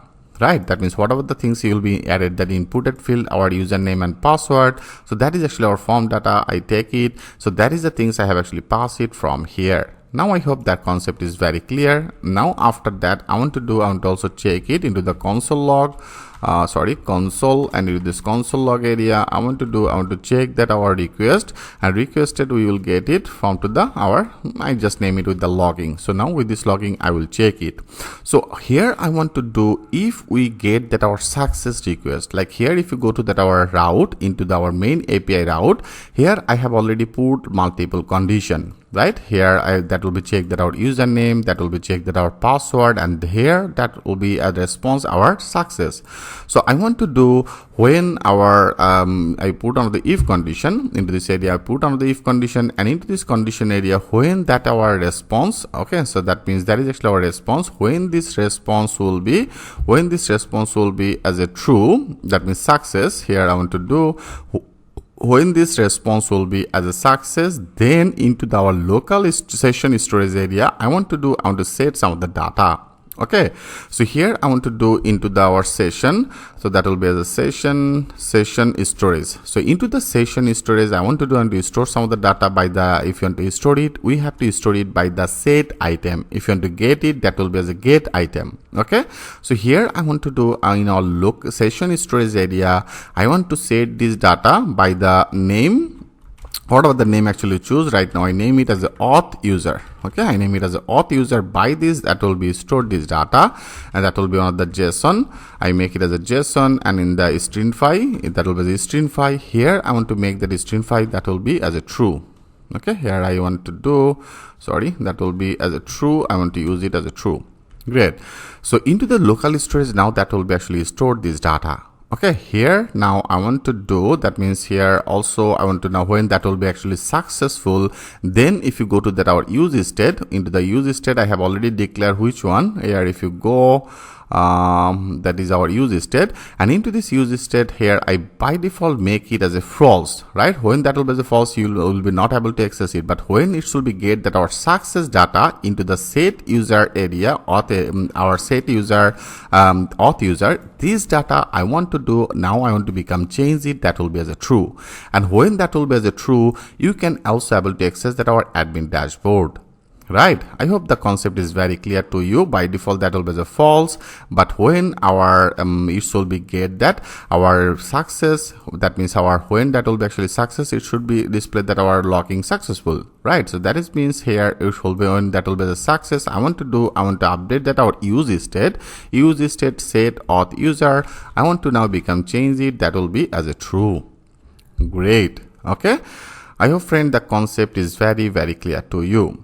So now we need to pass that our this handle logging. So I copy it, and that is the handle logging. Here I want to pass it by the name as a handle logging. Here also I pass that name as a handle logging. So that will be as a handle logging. I pass it into the logging page. Now we have to destructure, that is our props data. I want to go to that our logging, and that is our logging page. Before I have already take it as a form data, set form data, and now that will be our not handle serve. Now that will be as a handle logging. Okay, here I simply take it, controls data, everything will be same, and now into this on click function area here I want to actually load that is the logging data, so that will be our handle logging. Okay, I hope the concept is very clear to you. So now that should be work. Okay, that should be work. Click as a save all, and also I want to do in here when that will be logging successful without refreshing that page. I want to execute it everything. Okay, without refreshing that page, that will be returned to that our dashboard page. So that is the reasons here I want to call another use effect. Okay, that will be the use effect. Use effect will be comes from to the React, and here I want to simply call it one of the callback function. That will be one of the callback function. Okay, here I simply call that callback function. Here I want to do, that is I have loaded our set authenticated user, from here. Now that will be get that our JSON and then the parse, that will be the JSON parse method, and here by this I want to get that our session storage data. So that will be the session and session storage. Here I get it by the get item method. Here before if you go, I have already when that will be the successful into the session storage into the set item method, I store it by the name as a auth user. Now here I want to get it. So I want to simply get it by the name as a auth user. Okay, so here I simply call it, then without refreshing that page that will be executed, and there is our empty array. Great, and also make that sure use effect is imported. Here if you go, use effect is also imported from to the React. So friend, that's all you have to do. Now if everything okay, that should be also display that our success message into the console log also I displayed. Now click as a save all. And now if you go, everything is look like fine. I want to go back there here. I want to refresh it. And now if you go to that in our inspect, and into this inspect, if you go to that our console, now I want to check it by the name as a logging. And here I name it as a logging. Okay, here I want to actually check it. And here I want to put inappropriate some of the username, inappropriate some of the password. Let's check this out. It's actually getting that all that error or not. Now click as a logging. And here you can see it successfully get that our success as a false, and that is successfully display as a user is not present. Please try again. That means here into this our database, I have already used that our username. So this username is also successfully checked it, and that is visible as a no, this is not present. So now I want to use that appropriate username as an admin, but I put another inappropriate password. Now click as a logging. Now yes, our authentication is also successfully working as a wrong password. Please try again. So that is everything. I have already done it into our API. So now our both of this condition is fine. That is successfully check that our username, that is also check that our password. And now if both of this is fine, now that should be a log display as a logging successful. Now I check it. I put that our admin and password, I use it as a Udemy 1 2 3 4 5. Now I want to make it as a logging. Yes, you can see now we are successful. That is our success as a true message is displayed as a logging successful. And when you are logging successful, now you are able to access that our dashboard. And here, as I told you, how these things actually happen. Like I have already done this job in here. When that will be get that our success message in the set authenticated will be as a true. When that will be as a true, then we can able to access our this page. And also in our session storage area, I have already added one of the item as a auth user. That means here, if you go to that our application, and into this application, if you go to that our session storage, and if you go here, you can see into the session storage area, now that is successfully added one of the string value as a auth user and value as a true, and that is the things I have actually stored by this function as a storage, session storage and set item. Here it's successfully loaded. So from to this position, if you actually remove it, like here, that will be needed for the delete function, that means logout functionality. If you remove it, okay, when you remove it, you cannot able to access this page. It should be returned direct to you to the logging page. Okay, friend. I hope the concept is very clear to you here. When you put that appropriate username, appropriate password, and now if you click as a logging, now successfully logging, and you can see into the session storage area that is successfully loaded, and without refreshing that page, everything is happening. Because here also I call that our use effect, it should be updated that our set or our state, and here from to this position it shall be get it. Now for the every pages, if you also now refresh it, that will be always executable. I hope, friend, the concept is very clear to you. So now in our next video, I want to do, I have right now I'm already logged in. In our next video, I will complete that our logout functionality, and logout will be very easy here. That will be only from to this our application and then session storage, and from to the session storage, I will remove that our auth user. Okay, so how to do this work in our next video, I will show you that things with a live example. So thanks for watching. I will see you in the next video. Hello friend, welcome back. In our previous video, we successfully complete our logging part. Right now, when you put appropriate username and password, then you can able to successfully log in. And after that logging, you can able to access all that our pages, right? So which is work perfectly. Now in this video, I want to work for that logout. And logout will be very easy, as I told you, when you successfully log in our session storage area, I have actually stored one of the value that is a name as a auth user, right? Simply I want to remove this our auth user from to the session storage, then automatically this user will be logged out. So let's do that work. For doing this better, in here I want to actually add another new menu for the logout. So that is in our pages. If you go to that our main home about page, that means in our admin page, and into this admin page I have also loaded one of the navbar. Here you can see that is actually our navbar is started and that is a navbar is ended, right? So here I have already loaded one of the navbar before. So now into this navbar area, that is actually a button. That is actually after that button. Okay, here after this button I want to take another button, so then that will be easy. So here I want to take another button is started, button is ended, and into this button area here I want to use some of the function. So that will be as a on click function. So that is a on click here I want to pass one of the callback. Okay, that is a callback function. Here I want to simply call it, and now in particular that area I want to simply edit that our session. That will be the session storage. From to the session storage, now I want to remove this data, right? So that will be another method as a remove item method, and I want to remove it, or which one? I want to remove it before when I store this data. I have already stored it by the name. Here I have already set it by the name as a auth user, right? So that is actually our auth user data. I want to simply remove it. So that will be here. I want to use it. That will be as a auth user, and this auth user by our remove item method, that will be removed. Okay, great.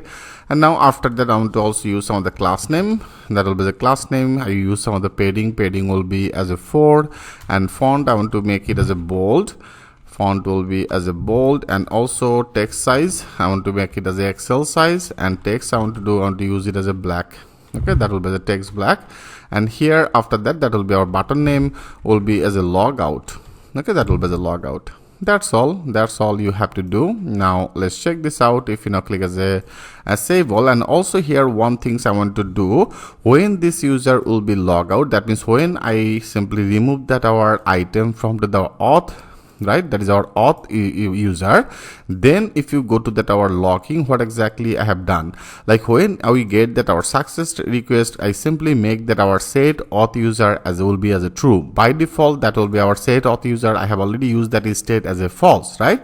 So here also I want to change it. When this user will be log out, then in that case here I want to make that our auth that is a set auth user use state, and this state value I want to change it to the false. Okay, then that will be not, you cannot able to access it.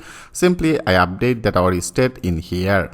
Okay, now let's check this out again. Click as a save all, and now I want to go back here, and now you can, if you refresh it, right now you can see there is also another button, and that means another menu is visible as a logout, and into the session our storage, that is our auth user. Now if you click as a logout, you can see simply from to the session storage our this logout is totally gone. Okay, and also now we are successfully logged out, and now we are not able to access that our admin panel. So here when you put appropriate email address, our username, and also the password. Okay, when you put the password, now click as a logged in. Right now we are successfully logging. Great. So friend, we successfully complete almost everything for our admin panel. From home you can actually get this data, you can update this data. For the about, you can get it and update this data. For the experiences, you can actually add that multiple experiences, right, which is really working. Education, here also this education is working. All that our data also I fetch it, I visible it in here. Our project is also totally dynamic.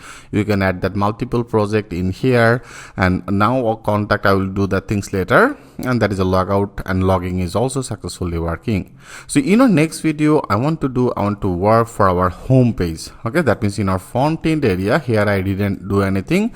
Now I want to design that our home page, and our home page design I will actually create this type of another design, and then simply I fetch all the data, and I want to visible this data one by one in our front end.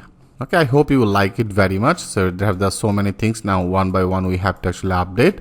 So from to the next video I will work for that our front end.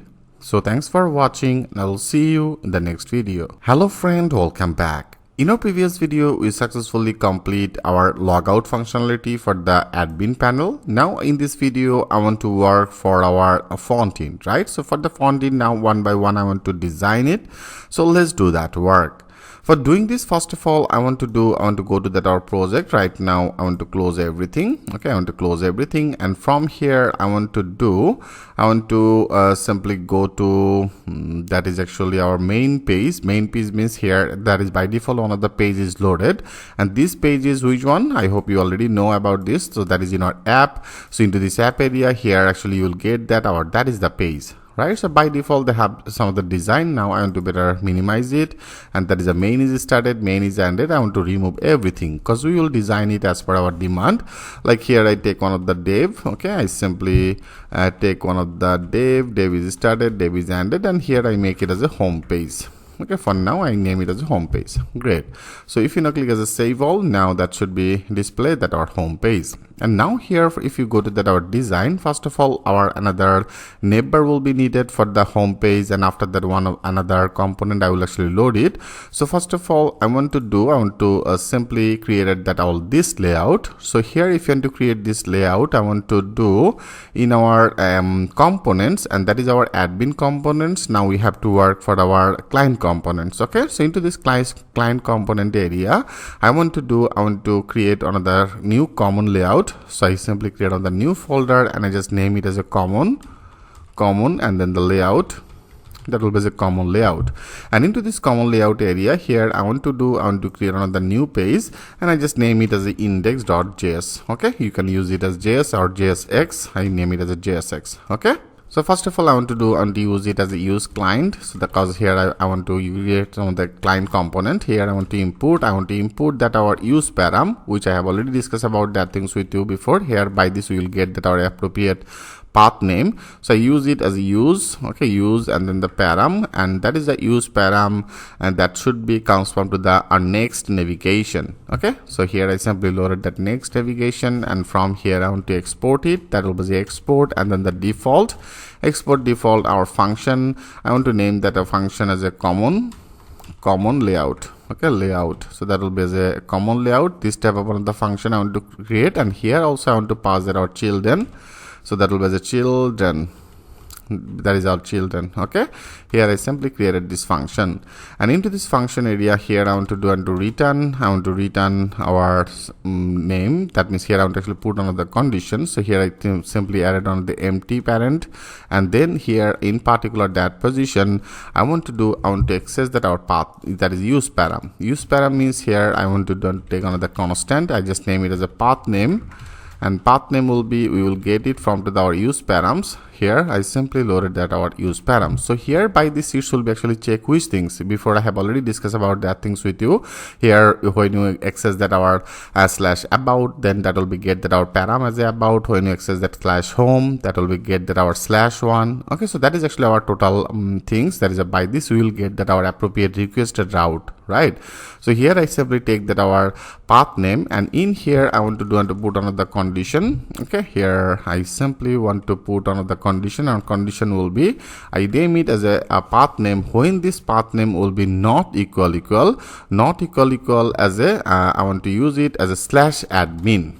Okay, before I have already created for our admin access. For the admin access path I have already named it as a slash admin, right? So I want to do when that will be as a not equal as a admin. Then here I want to load another component. So here if you want to do this work better in our client view, I want to create another new folder, and I just name that folder as a nav.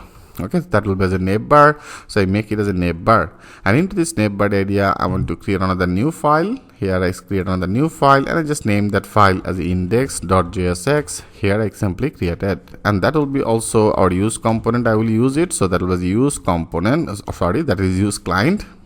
So that will be use client. I simply support it, and then here I want to export it. That will be the export default, and then the function name I name it as a navbar. Okay, that will be as a navbar. I name it as a navbar. Okay, this will be our function. I simply created this function, and here I want to return it. I want to return one of the dev in here. So that will be as a dev is started, dev is ended. Here I name it as a nav, and then the bar. Because that will be the nav bar. So now here that is the nav bar. Now I want to access it in here. Okay, that means in our admin, when that will be not equal as a slash admin, then here I want to use it as a nav bar. So that is a nav bar I have created as a nav bar, which I have already created. Now click as a enter. Now that should be also inputted that our nav bar. Right here I simply loaded that neighbor. If that have not equal our admin, then that will be load that our neighbor, and else that will be display nothing. That means that will be a null. Okay, here I simply put this condition. I hope friend the concept is very clear to you. Now here after that also I want to simply load it that is the child. So how I design it, show you, then everything will be more clear to you. So that is our children. Now I want to change our main layout. Main layout means here if you go to our app, and into this app, that is actually our default main layout. And into this layout area here I want to change little bit. Here that is actually by default there is a body, and that is a children, right? So that is the children. Now I want to load it. That is common layout that I have already created. That is the things I want to load it in here. And here I want to load that our common layout. So I want to simply load it our common layout. Okay, so that will be as a common and layout. You can see that is actually common layout. Click as a enter, and that is our common layout we have created in our component client view, and that is our common layout. Right here I want to simply end it. So that is a common layout will be started, common layout it will be ended. So into this our common layout area I want to load that our these children. Here I simply end it. So now that should be loaded our both of this. I show you what type of things that will be actually load right now. Click as a save all, and now if you go to our home page, I want to go there. I want to refresh it. Now if you refresh it, it's not loaded that our neighbor. Here that should be loaded that our neighbor, because here I have also loaded that our neighbor. If you go to our neighbor, and into this neighbor you can see I didn't pass it perfect way, so better I cut it, and after that return, that will be as a first bracket, and in here we have to actually load that our neighbor, right? And you can see now that is actually activated. Now that should be displayed. Click as a save all, and now if you go perfect. So now first of all that is loaded that our neighbor, and then that is our loaded that our home page. So now friend, we need to design our that is the neighbor. Okay, so how to do this? So I want to continue this process in our next video. I will show you that things with a live example. So thanks for watching, and I will see you in the next video. Hello friend, welcome back. In our previous video here, we successfully able to create that our layout for our neighbor and also the home page. So now first of all I want to fetch all the data, and now one by one we have to visible this data in our front end. So here if you want to do this work into the admin view, I have already created that our about, education, experience, home, right? So now also I want to do the same things for our front end. So now for the front end means in our client view area, I want to create some of the file, like here first of all I want to load that as a home. Okay, that will be the home, and also I want to create another folder for the about. That will be for the about, and I want to create another one that will be for the experience. Okay, I name it the experience, and also I want to create another one. I want to create another one for the project. That will be for the project, and then I want to create another one that will be for the contact. That will be as a contact. Great. So now here I want to create all that our component first. So right now I want to better close it. Layout, I close it. Pages, I close it. Okay, I close right now everything. Now we have to go to our home, and into this home area I want to create the new index file. So that will be the index.jsx, and from to this position we have to simply pass it the name. I name it as a use client. That will be the use client, and here I want to export it. That will be the export default. Our function will be as a client as a home. Okay, I name it as a home view. So that will be the client home view. This type of another function I want to create. So that is the function here I simply created, and now here also I want to read, and here I want to take another div. So that will be the div is started, div is ended. I name it as a client. Okay, client home view. So that will be the client home view. And also I want to do the same things. I copy it. Okay, copy it. Now I want to take it in our about. Here I paste it, and that will be our client about view. I name it as about, and then the view, and I make it as a about view. Okay, about view. And then here also another one for the experience and education. I will actually add both of this in one place. Here first of all I want to paste it. Simply I create another new index, and for this I name it as a client. Okay, client experience and okay, and I name it as a and the education and education view. Okay, and great. So that this type of one of the name here I want to use it, then same name as a client our home, that means experience, and then education view. For now I want to use it like that way. And also another one will be here, better I copy it again, and then in our project, into the project area I paste it. Now that will be our another one. Here I name it as a client, that will be the project view, and here I name it as a project view. Okay, and then another one is a contact. Here I paste it. Now that will be the client contact view, and also I want to update it. That will be as a contact view. Okay, simply I created all that our initialized page for our view. So now I simply created everything. Now that is totally fine. So now we have to call that our API. And we have to call this API in our main layout. That means if you go to that our app, into this app area, that is actually our page, right? So into this page area, now I want to load it. So here if you want to do this work, we have to do better before this our function. Before this function, I want to create another new function. Here I want to create another function. Here I name it as the async function. Okay, that will be as a asynchronous function, and then that will be as a function. I name it as asynchronous function. Okay, and this function I want to name it as extract. Okay, extract all datas, okay, because here now we have to actually get all that our data, and here I want to pass another parameter as a current section. Why I'm actually passing this parameter, I will show you, don't worry. So first of all, here I want to now take this our response data.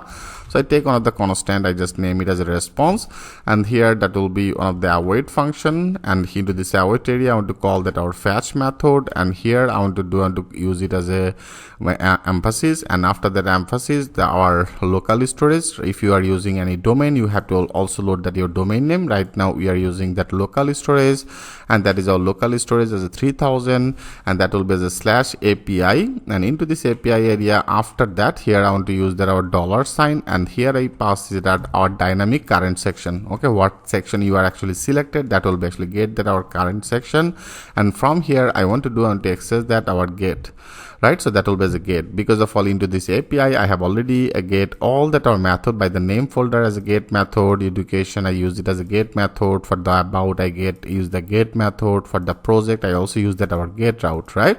So that means here I have actually created this our API, that will be as a API, and then our current section, which section actually is selected, then that will be as a get. Okay, here I simply pass it. Now after that here we have to also pass another things, like in particular that position. Okay, in particular that position, after that our get, here I want to pass it one of the method. That will be the method will be obviously one of the get type. Here I want to use it as a get method, and also after that, okay, here after that get we have to also pass it, we have to pass that our cache.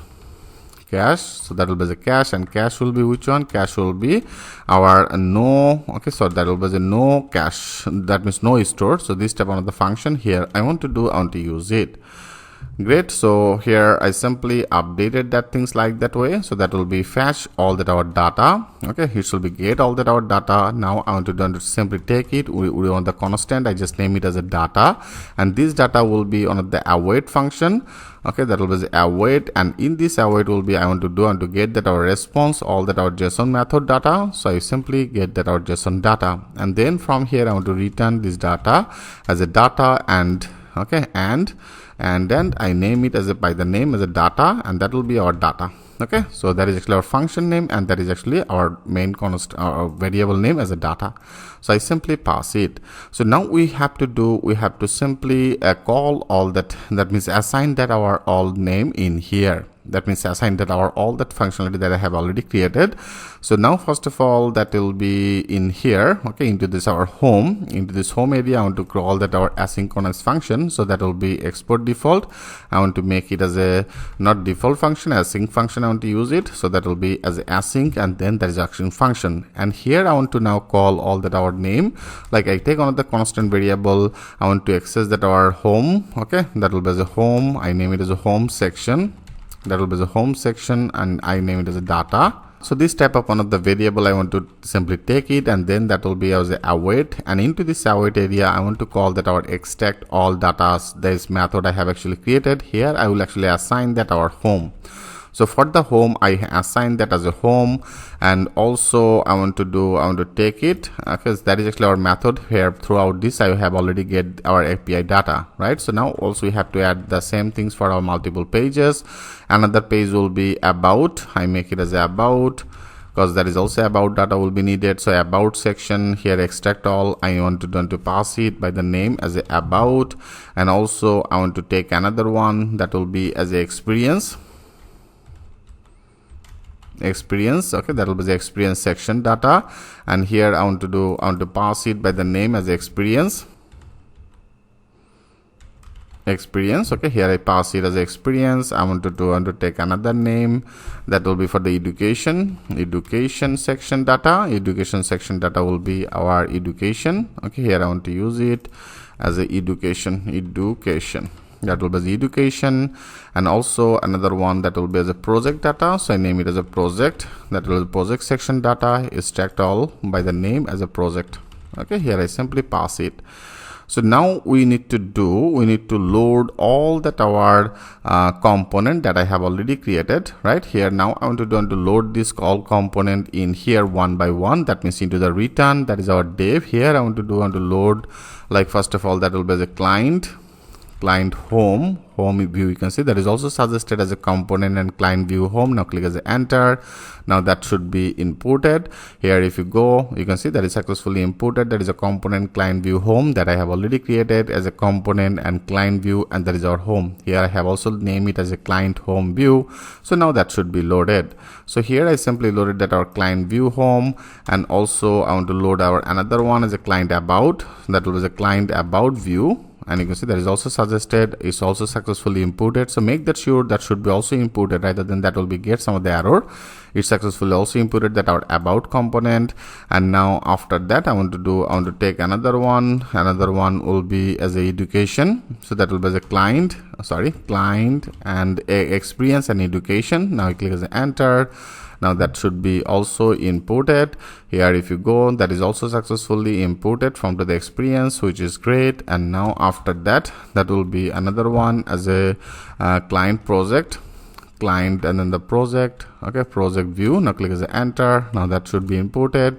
And also contact, I want to load it. That will be the client contact view. Okay, here all that component I successfully loaded. Now this all that component that should be displayed one by one. If you also want to check it, if you now click as a save all, and now if you go to our page, I want to refresh, you can see that is successfully loaded our neighbor.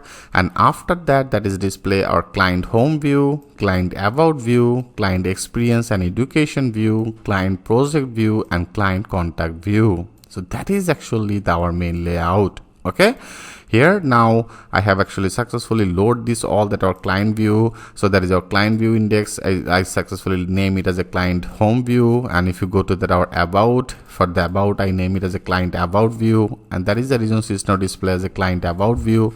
That means multiple component. That is a one component as a client component, there is a project component, there is our education and experience component, about component, home component, and neighbor component. Everything is now loaded one by one, right? And also I fetch all that our data. Right here is most important part is that here I have already fetched all that our data, and I simply extract it by the name as a function name as extract all. Here I pass it by the name as a home. So now that is our home section data, our all that home section data. I want to pass it in our client home view. And into this client home view, if you want to pass it, I pass it by the throw out one of the props data, and I just name it as a data. And in here I want to pass that our all the data API data as a home section data.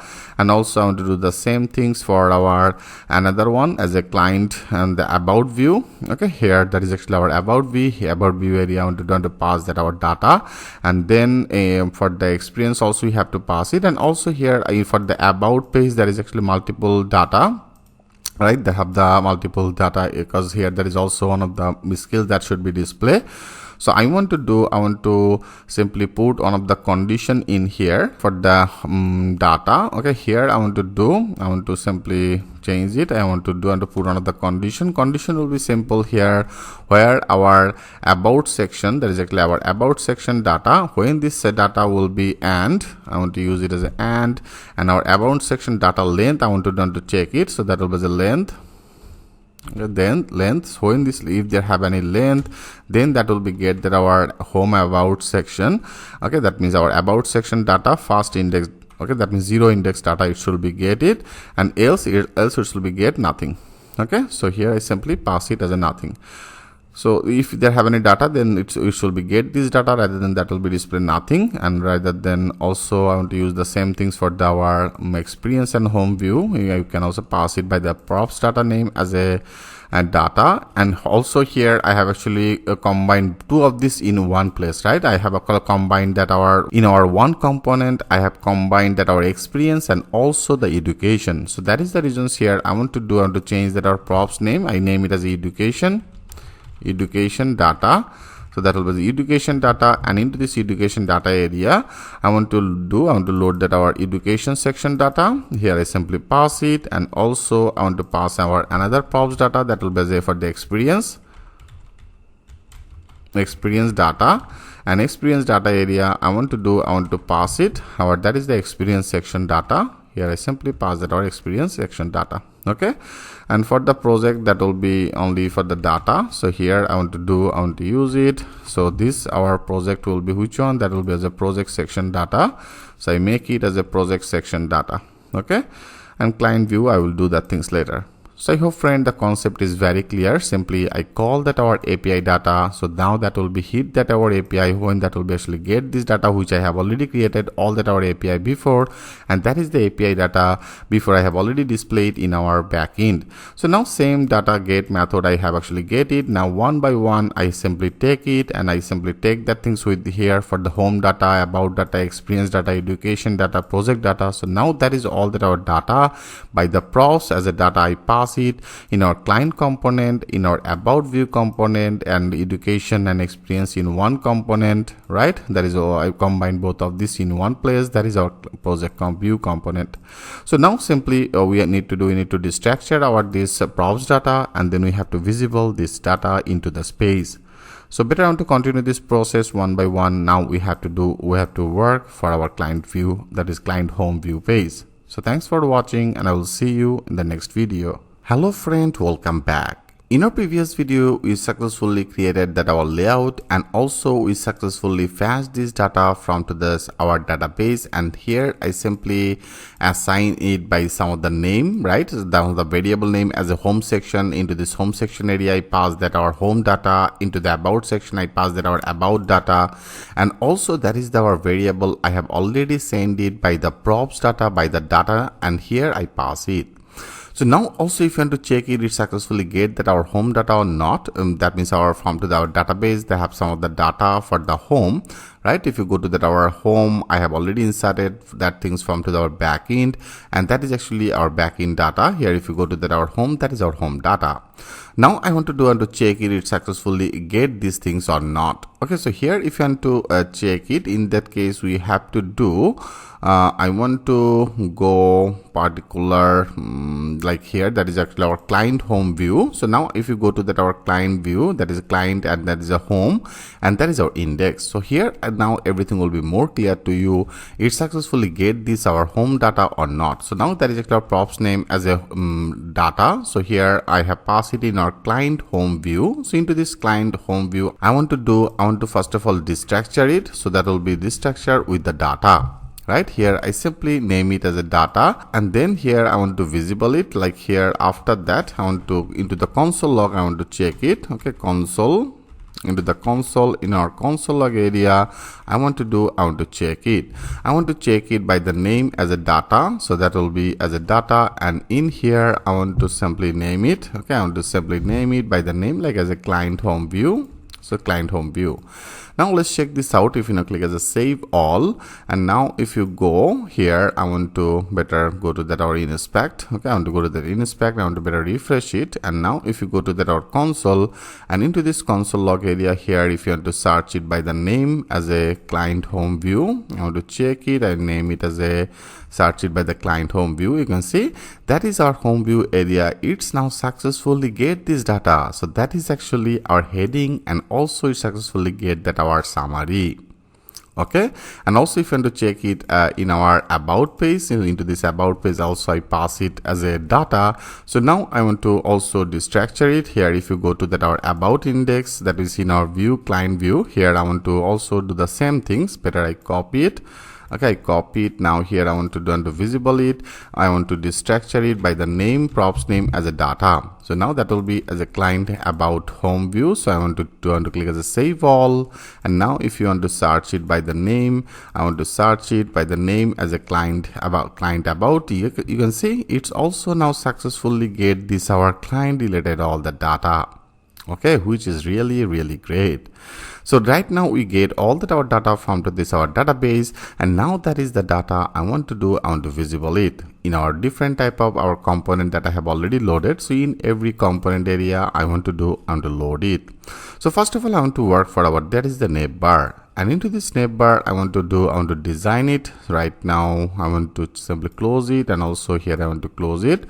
First of all, I want to go to that our component, and then that will be in our client view. Into this client view area, I want to go to that our navbar. So that is our navbar. Here I simply open it. Now into this navbar, first of all, I want to declare some of the our menu item. Okay, here I want to create another new menu item. I take on the constant. I just name it as a menu and menu items. Okay, that will be the menu items, and in here I name it our array. Array will be one of the object will be id name. I name it as a home. That will be as a home, and here I want to pass that our level. Here I want to use it as a home. Okay, that will be as a home.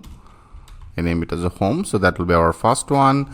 And also I want to take another one. Better I copy it. Okay, I copy it, and now I paste it multiple one, so that will be as a home. I want to take another one as a about, and that will be as a about page. That will be as a about. Okay, about, and then I want to take another one as a experience, and then that will be as a experience. Okay, I make it as a experience menu, and then that will be our another one as a project, and here I name it as a project. And then education will be not needed, because into the experience area I will actually display that our education. And here I want to take another one as a contact, and then that will be as a contact. Okay, contact. Great. So I simply loaded everything in particular that area. So that is our one of the menu item, right? So I just simply take it as a menu item. Great. So now I want to design it here. If you go, so now into this our return view. So that is actually our one of the view dev. So here now I want to return one of the header. Okay, here I want to better make it as empty. So that will be as empty. And in particular that return area, first of all, I want to take another header. Okay, that will be the HEA header. Okay, I want to take that header. Header is started, header is ended. So now into this header area, I want to assign some of the class name. Sorry, that will be as a class ended in here, and in here I want to pass some of the class name, and here I want to call one of the third bracket and emphasis, because here I will actually use some of the variable condition. So I want to simply put it like first of all, that will be as a fixed. Okay, I make it as a fixed, that will be as a fixed, and into the top area I want to take it as a 0. White I want to make it as a full, and Z index I want to use it as a 30, and busy color, okay, busy white I want to use it, so that was a busy white. And then also I want to use some of the transition all. I want to use it. And here after that, if you also want to add that our scroll active or deactive functionality, you can also able to add this type of one of the things. Better also I want to share that things with you. In that case, we have to do in here. Okay, in here I want to create another that is our neighbor. Here I want to create another new use state. Okay, here I want to take another constant, and constant I want to take it by the name. Okay, by the name, here I name it as a active link, and also I want to name it as a set active link. Okay, that will be the set active link. Here I want to call another use state.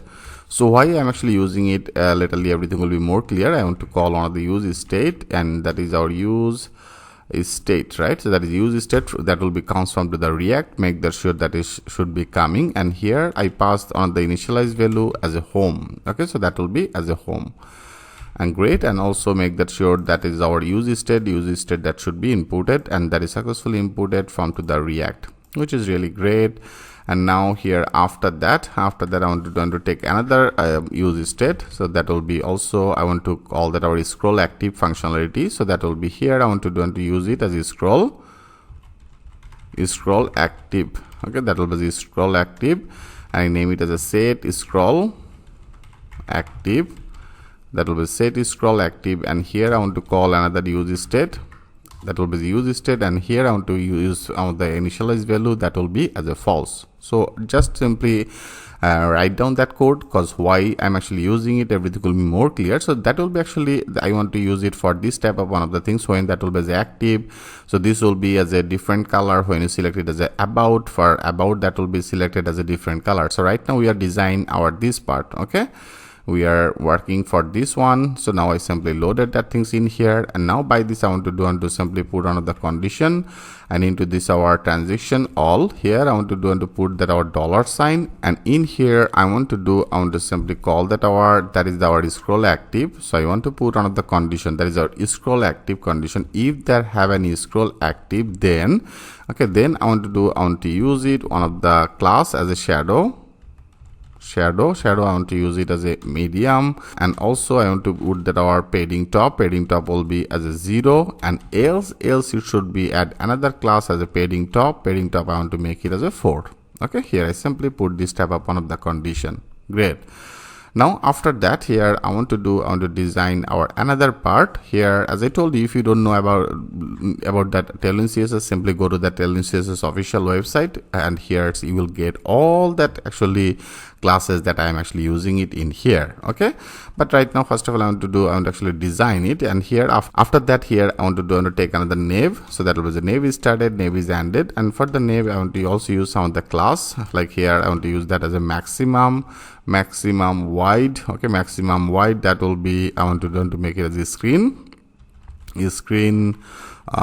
like as the Excel I want to use it, that is one of the class, and padding left I want to use it like as F6, and then for the SM, that means for the medium skin also, that should be as a responsive, or front end should be as a responsive. That is the reasons I want to assign it as a, for the small skin I use it as a PX, that means our padding left I want to use it as 8.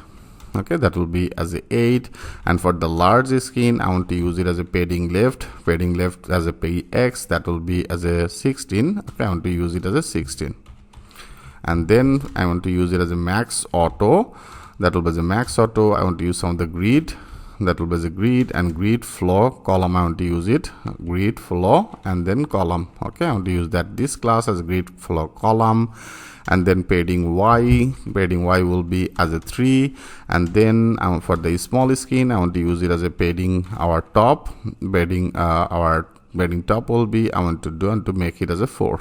Okay, that will be as a 4. Great. And then after that I want to declare another div, and into this div area I want to put another class name, that will be as a column I want to use it as a start, column is start with the 1, and column and, okay, I want to use it as a call and, okay, call and I want to use it as a 2, and then I want to use it as a flags, that will be flags, and item I want to display it into the center position, that will be as a item center. Okay, and now after that I want to declare another div, and into this div area I want to put another class name. First of all I want to use that our cursor will be as a pointer, and then I want to use it as a flags.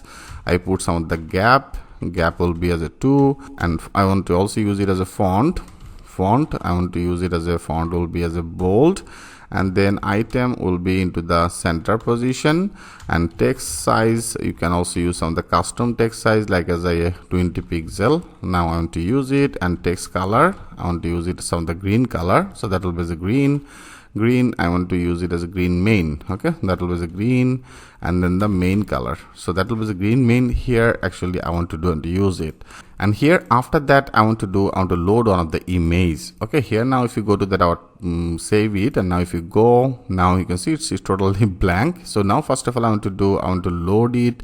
I want to load one of our logo in particular, that position. Then after that we have to load one by one all that our menu. So better I want to continue this process. In our next video I will continue to design our nav bar. Okay, so thanks for watching, and I will see you in the next video. Hello friend, welcome back. In our previous video, we are designing our navbar, right? So now I want to do continue this process.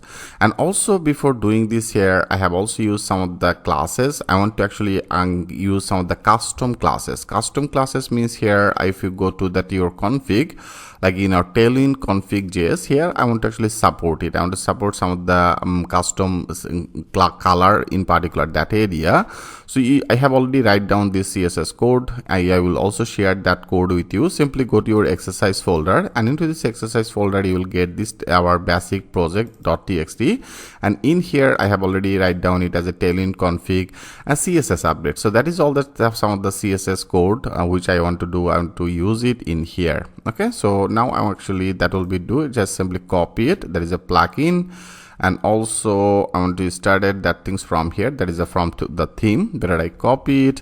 And now if you go to your config file, right, that means here if you go to the project Tailwind config.js, and here you have to simply support it. So that is a theme. So I simply here I select it and here I paste it. Okay, now that is the theme. Like for the green, I want to actually use this type of another color. For the orange, I want to actually this type use some of the colors. For the black, I make it as a 90, 50, and 500. That is a 900, 500, and 600. Some of the color code I have actually used it. So now I want to actually use this color, and here I'm actually calling it as a text green, and text green will be as a main. And this main means which one? This main means here it will be hit that our green, and that is our main class. And here actually I have used some of the green color. Okay, so simply add it. Okay, so that is design part. So here I simply added that our Tailwind config file. Now that is fine. So now here after that I want to load that our, if you go to that our design, and into this design area here I want to actually load that our this logo image. So here if you want to load that image, in fundamental I have also discussed about that things with you. What exactly you have to do? First of all, you need to load that our image functionality. So that will be as a import. I want to load that our image, which will be transformed to the next image. Okay, here first of all you have to do support it, and then I want to also take some of the images. Like here if you go, like that is a 3 of this image where I copy 3 of this image. And now if you go to your project, and into this project in our src, okay, so that is in our src folder area, I want to create another new folder. Here I create another new folder, and I just name that folder as a assets, and into this assets folder area here I want to simply paste it. Okay, so that will be the logo png, about png, and home png. Great. Now we have to simply support it. Here if you go, now I want to import it. So that will be the import. I name it as a logo, and logo will be from, okay, the logo will be from here. We have to support it. We have to go outside from to this folder, so 2 of this folder, and then from to this area we have to also go outside another folder, and then that is our assets. You can see there is a assets folder, and from to this assets I want to access that our logo.png. And now I want to use this logo, and also I want to load that our image. So now if you go in particular that area, so here after that, okay, here after that better I want to close it, and here after that I want to load that our image tag. So that will be, I want to use it in here, that will be as the image. Okay, that will be the image. I want to simply load it, that image is started, image is ended. Okay, and into this image area you can also pass some of the property, like as the src will be which one? Src will be our logo, which I have already take it. So that is they take it by the name as a logo. So now here that is a logo that should be displayed in here.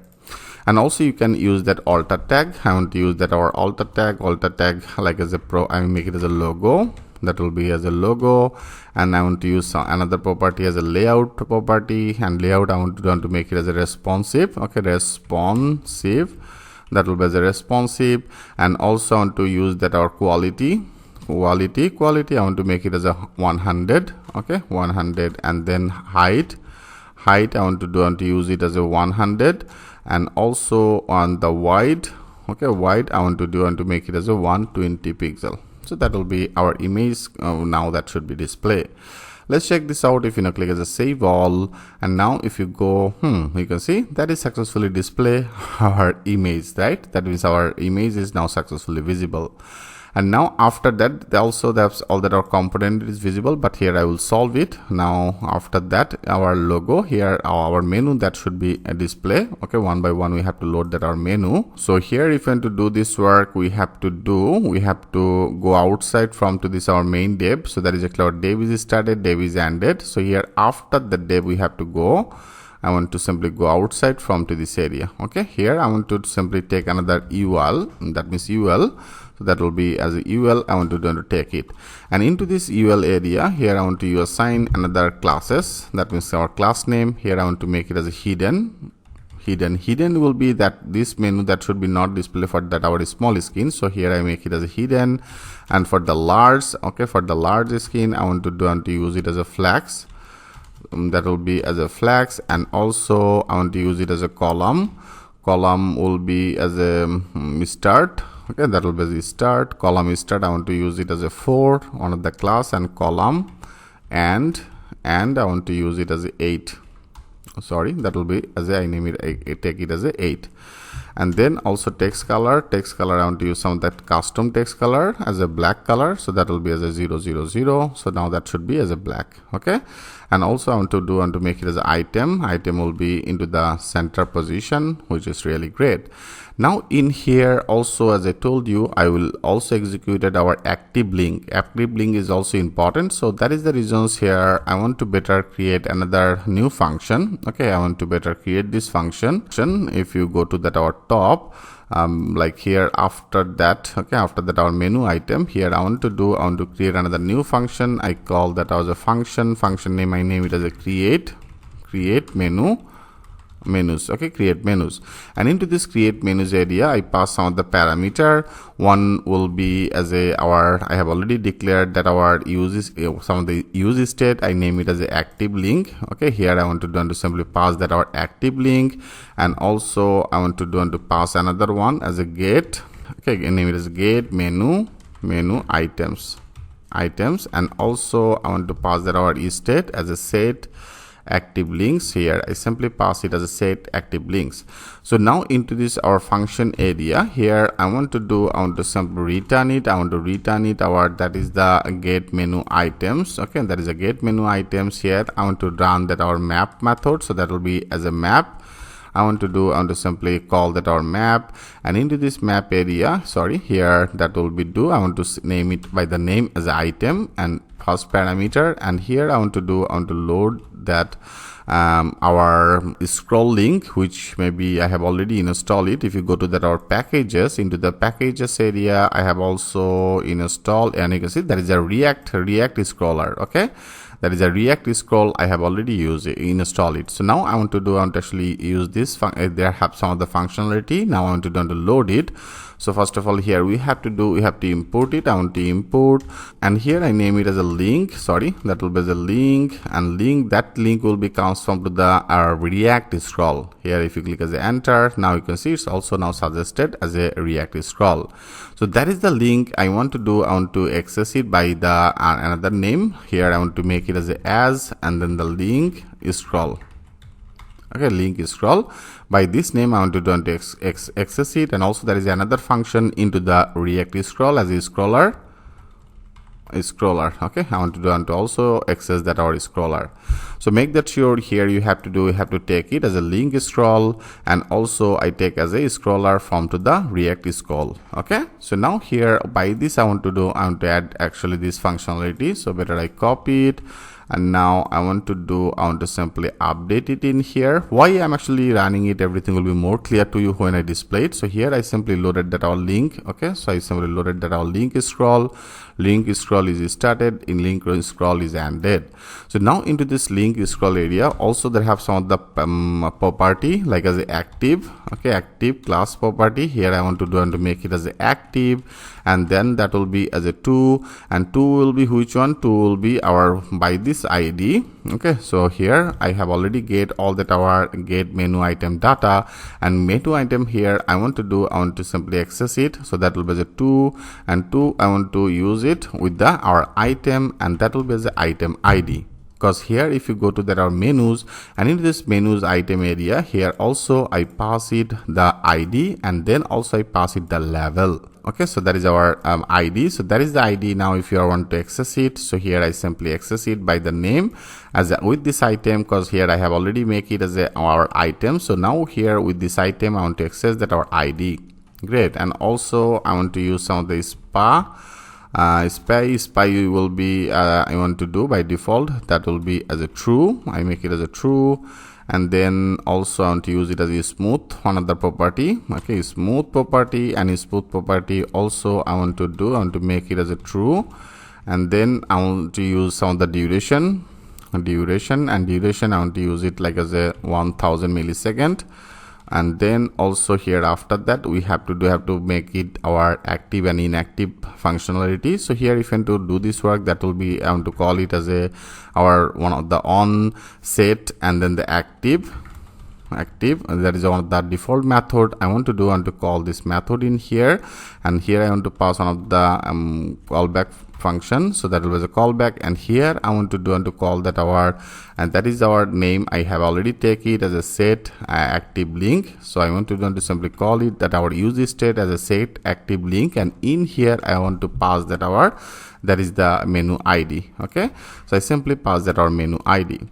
Great. And here after that I want to use some of the classes, that means class name I want to use it, and in this area I want to use that third bracket because I will use some of the variable, and then the emphasis. And like here first of all I want to use that as a px will be, I want to take it padding left will be as a 4, and then padding y I want to use it padding y will be as a 2. Okay, here I want to use it as a 2, and margin left I want to use it as a 2, and carousel will be as a pointer, and also I want to use it as a animation will be as a hover, that will be as a hover, and also I want to use it as a inline, and then the inline block I will be as a relative.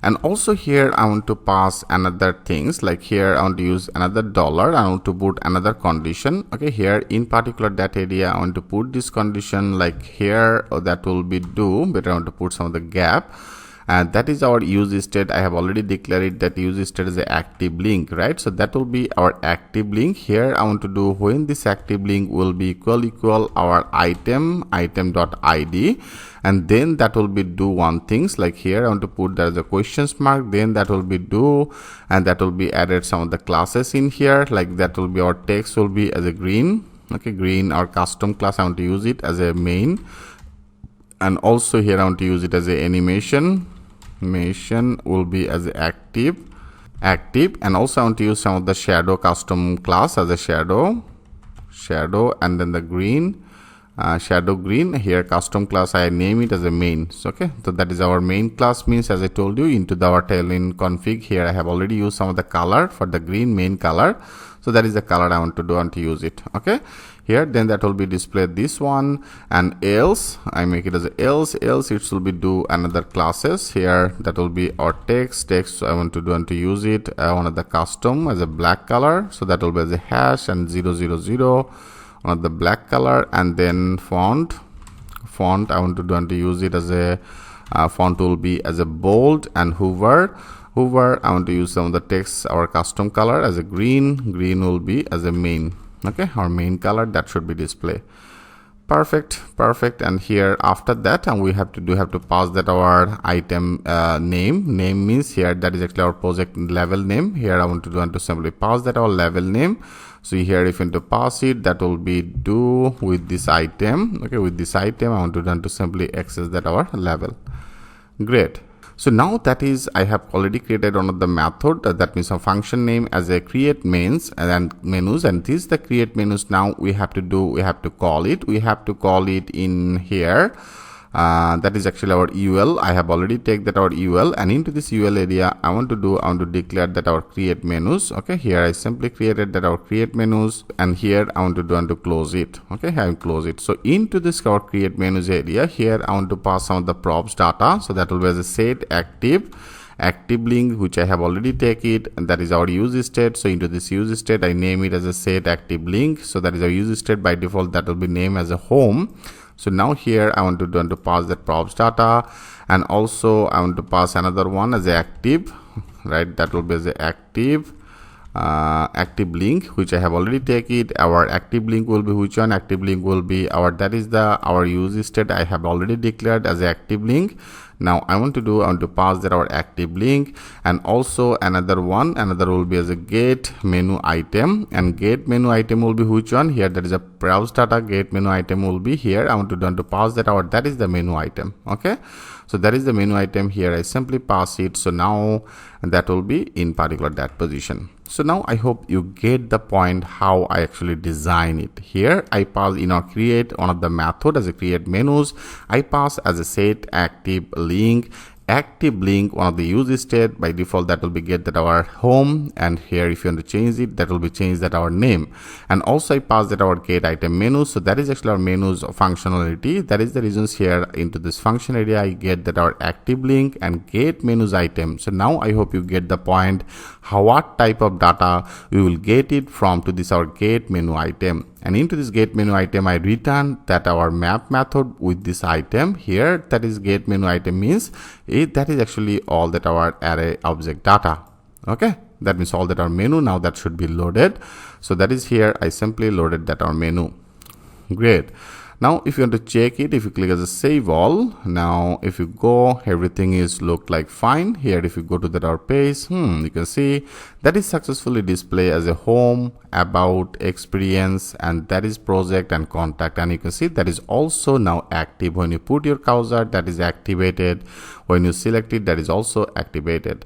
So now here after that we have to also load our another button as a contact me. Better I want to continue this process. In our next video I will design it. So thanks for watching. I will see you in the next video. Hello friend, welcome back. In our previous video, we are working in our neighbor, and into this neighbor area, I have already designed that things like that way. And now here after that, I want to add another button. So that will be another contact me button. So now let's build this one. So for doing this, I want to do into the our UL is started, UL is ended. So now here after that UL, I want to take another dev, and dev is started, dev is ended. And into this dev area, I want to put another class name. First of all, I want to use it as a column start. Column start, I want to use it as a 10, and then I want to use it as a column end. Okay, that will be the column, and I want to take it as a 12. Okay, and also I want to make it as a flex. That will be justify. I want to use it as a justify, and that means into the right side corner that will be display. Here I want to load on the button. Okay, so that is a button is started, and into this button area I want to simply add that one of the class name. So here also I want to put on the condition, like when you click it as a contact, that means in our contact area that will be returned directed to our specific this contact element area. That means that will be returned directed to particular this contact. Okay, here that will be redirected. So if you want to add this type of one of the functionality, in that case we have to do in here, we have to create another function for the scroll function. Here I want to simply call it like that is on the button, and button area here we have to call one of the on click function, that was the on click, and here I pass one of the empty, that is our callback function. Here I simply call it. Okay, so into this function area here we have to call it as a scroll. That will be as a scroller. I have already loaded that is scroller. You can see that is actually our scroller, which will be comes from to the that is our React scroller, which I have already installed it, and that is our scroller. Okay, so now with this scroller I want to do this work. So that will be the scroller, and into this scroller area we can get one of the function as a scroller2 function, and it will be redirected to our which area, that will be redirected to our contact area. So here I simply write down that contact in particular that area, and after that here I want to declare it. So that will be as a duration. That means smoothly I want to return redirect to the particular this area. So that will be as a duration, and duration I want to use it as a one of the 150. Okay, sorry, I make it as 1500, and also I want to use it as a delay, and that will be the delay method. Delay one of the method, and this delay method I want to use it as delay will be as a 100, and also I want to use another property as a smooth. Okay, smooth property, smooth will be as a true. Okay, here I simply loaded that things in here. That is a duration, and if you go, also is getting the duration from to the material UI. Here we don't need it, so that will be direct one of the property as a duration property, which you will get it from to our React scroller. Okay, and also you can see it's getting that our delay from to the form motion, so that will be also not needed. Here I want to remove it. Okay, only that will be everything that should be comes from to our React scroll. Now here I simply loaded that everything, and that is a delay. Okay, delay 100 and smooth. Okay, I simply loaded that things like that way. And now in here, that is our last end area. So here I want to use some of the class name for this, so that will be the class name. I want to use some of the padding y, that means padding top, I want to use it as a 2, and then padding x, padding left, I want to use it as a 5, and then that will be one of the border. Okay, I use some of the border I want to take it as a border 2. Okay, border 2 I want to take it, and border color I want to use it as a border green color. I want to use border green. Okay, that will be the green grid 500 or 600 I want to use it, so that will be the 600. And text color, text I want to use it as a green, so that will be the text green, green 600 I want to take it, so that will be the green 600. Okay, so that's all. And now I want to use some of the font will be as a semi bold. I make it as a semi bold font. Rounded will be as a full. I make it as a rounded full. And then also text size I want to use it as XL. That will be the XL size. And for the hover, what exactly that will be do, for the hover I want to use some of the busy gray color. Okay, gray, and gray that is a 200 400, but I want to use it as a 400 gray 400. And also I want to use another hover will be as a text color. Text I want to use it as a white, and text white, that will be only white. I want to use it. And then also I want to use that over hover, and for the hover that will be another shadow I want to use it as a large shadow. And transition I want to use it as a transition all, so that will be the transition all I want to use it. And also I want to use that our duration. Okay, duration I want to use it. Duration will be like as a 300. And also another class as a easy. Okay, easy, and in out. Okay, here I want to use it, and that will be our button name. I want to use it as like as a contact me. Okay, contact me, this type of the button name that should be display. So now that's all. Now if you click as save all, let's check this out. If you go to that our project, and in here I want to refresh it, you can see now that is successfully visible as a contact me, spelling mistake. So that was a CONTACT, contact me. Okay, so now I click as a save all, and now if you go, now that is display contact me. And if you put your cursor, that is successfully updated, that our gray.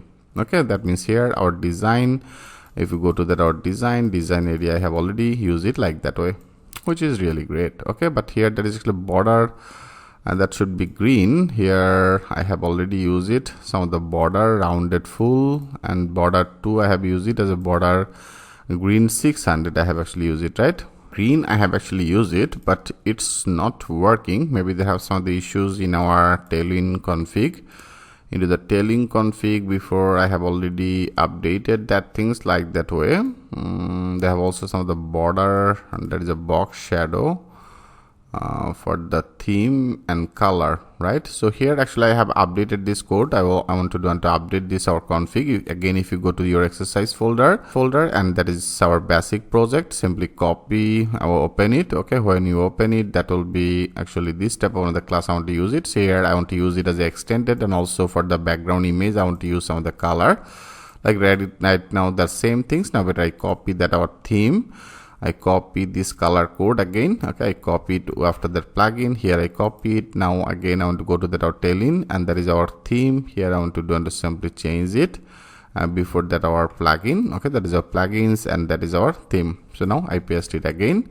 Now if you click as a save all, and now if you go to that our project, you can see now that is become changed, because here actually I have used some of the border. You can see our CSS is not working. That is a green, and 600 I have actually used it. Text color also I have used it as a 600, and but here right now it's successfully visible, and when you put your cursor, it's now successfully updated as a busy gray 400, and that is the greasy gray 400 is visible. You can also make it as a 200. Okay, better make it as a 200. Now if you click as a save all, now if you go put your cursor, it's much better, right? It's much better.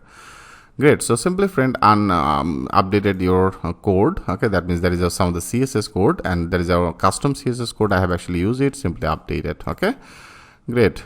So now our config is also successfully updated, which is really great. Now I want to continue our rest of this part. Here I want to also check it, and that is responsive or not. Here if you go to that here, and you can see it's not actually display for the our responsive mode, only that our logo is visible, and then that is our contact me is visible. So here also I want to display our menu. So when that will be the small screen, and for the small screen our menu that should be displayed into this our top right, that means in our down area, okay, into the footer area that should be displayed. So if you want to do this work, we have to go after that our header. Okay, here I want to simply close it, that means minimize it, and here after that our header I want to take another neighbor. Okay, that will be another neighbor. I want to take it as a nav is started, as nav is ended. And now better I want to do in particular that position, I want to use another class name that will be as a fixed. I make it as a fixed class, and then after that for the large skin I want to make it as a hidden. Okay, that means for the large skin that will be not display anything, and also I want to use some of the bottom. Bottom I want to use it as a 0, left position I want to use it as a 0, right position I want to use it as a 0, z index I want to use it as a 20, and by padding left I want to use it as a 4, and for the small skin I want to use it as a padding left will be as a 8, and then I want to use some of the shadow will be as a T. Okay, shadow our shadow T I want to use this class, so that will be the shadow T.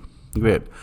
And now that's all. Here after that I want to load that our another div, and into this div area I want to put another class name. First of all I want to use some of the background color. Background will be as a white. Okay, white I want to use it as a 500, and then I want to use for the small skin that will be the small skin or padding left I want to use it as a 3.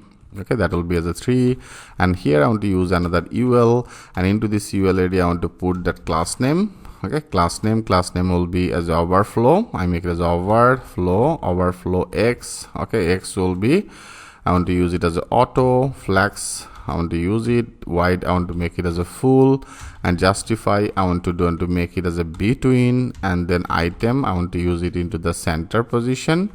Item will be into the center, and text color I want to use some of the custom text color that will be as a #000. That means one of the black text color that will be display. Okay, and in here I want to load that our menu will be just like the same before, and that means that is our create menu. I copy it, and now that is our create menu. I want to load it in here.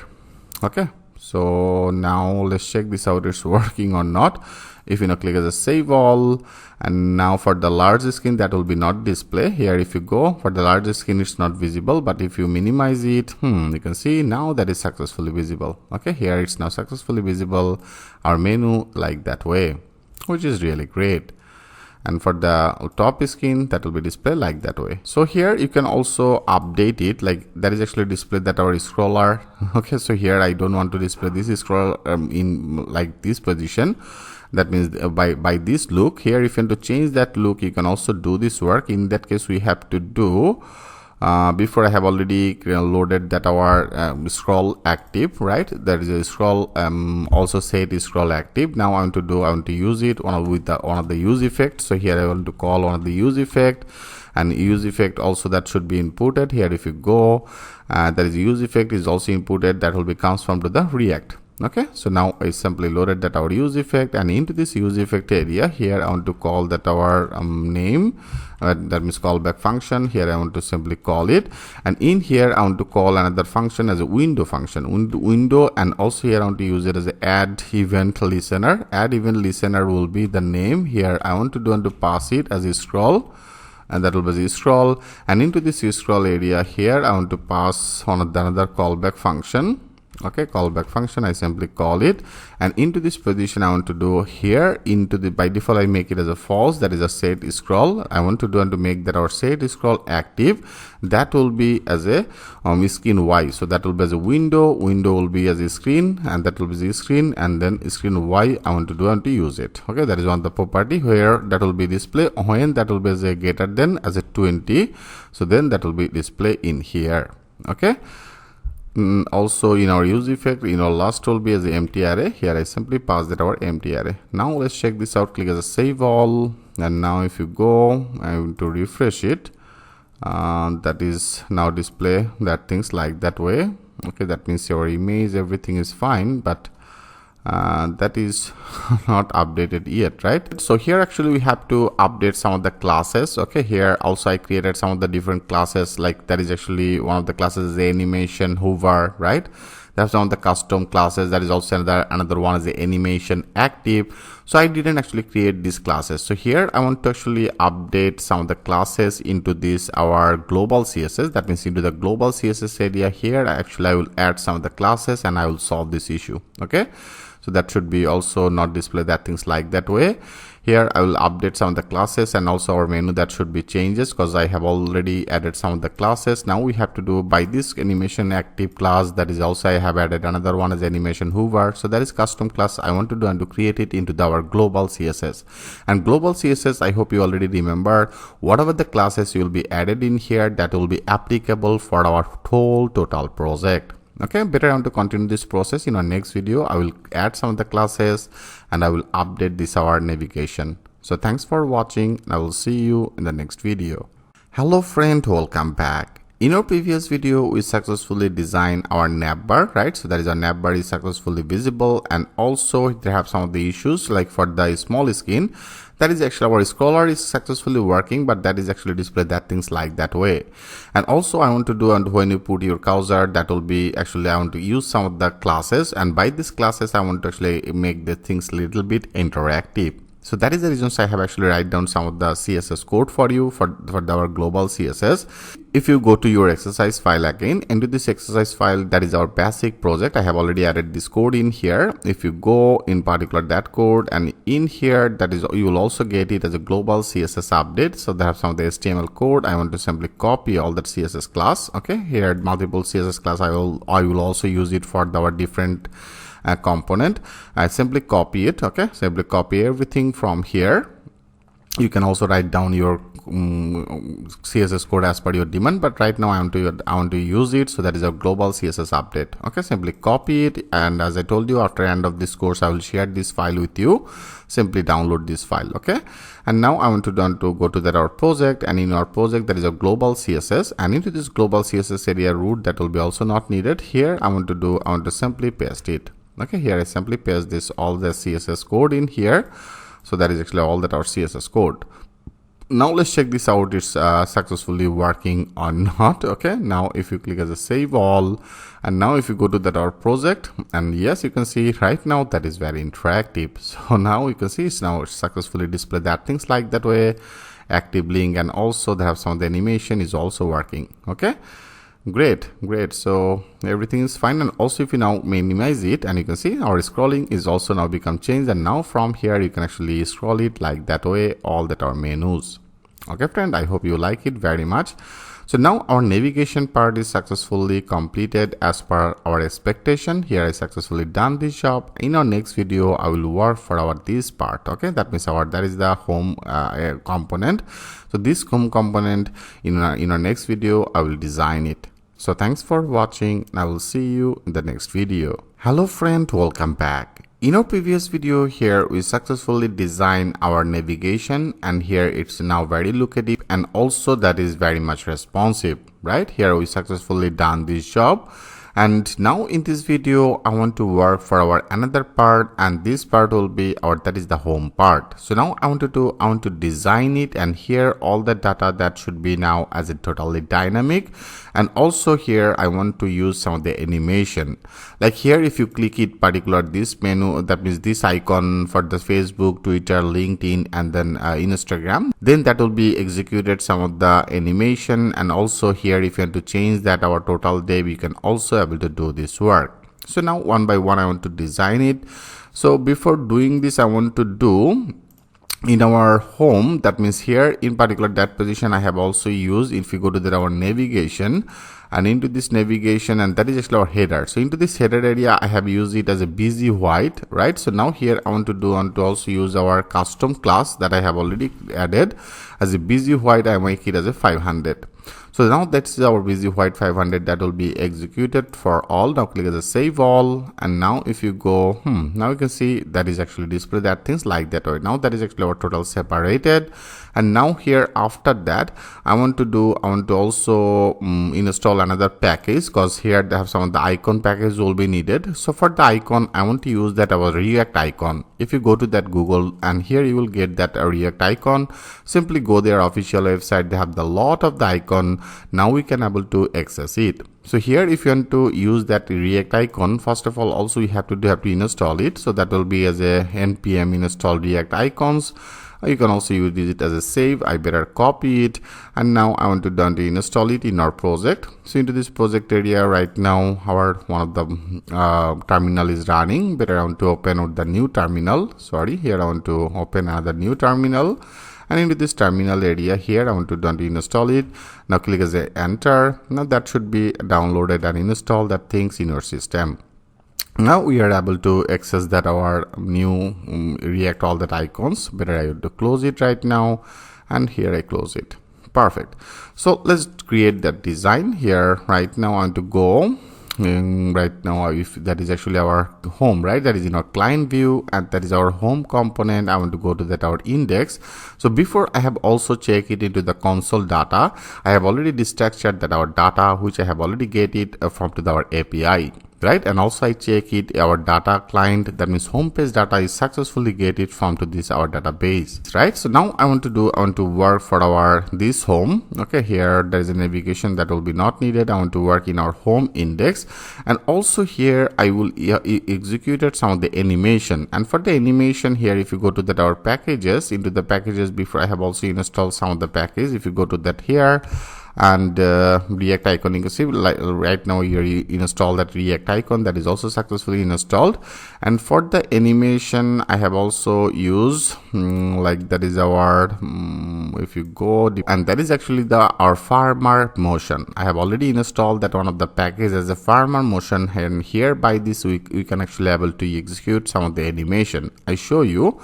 So now I want to go back to here, and better in our client view, into this client view folder, I want to create another new folder, and I just name that folder here as the animation and whopper. Okay, this type of one of the folder I simply created, and in here I want to create another new file, and I just name that as the index.js. Okay, so now here I want to use on the use client. So that will be as a use client component. Here I want to use it, so that will be the use client. Okay, and then I want to do an import. That will be as the input. I want to import one of the function as a motion. So that will be the motion that will be transformed to our farmer motion, which I have already installed it. Okay, here I simply loaded that our function. So now I want to create another new function that will be the export and default, and then I name that function name, I name it as the animation whopper. Okay, I name it as animation whopper, and here in particular that area here I want to pass some of the parameter. One of the things we will have to pass it as a children. So that will be the children.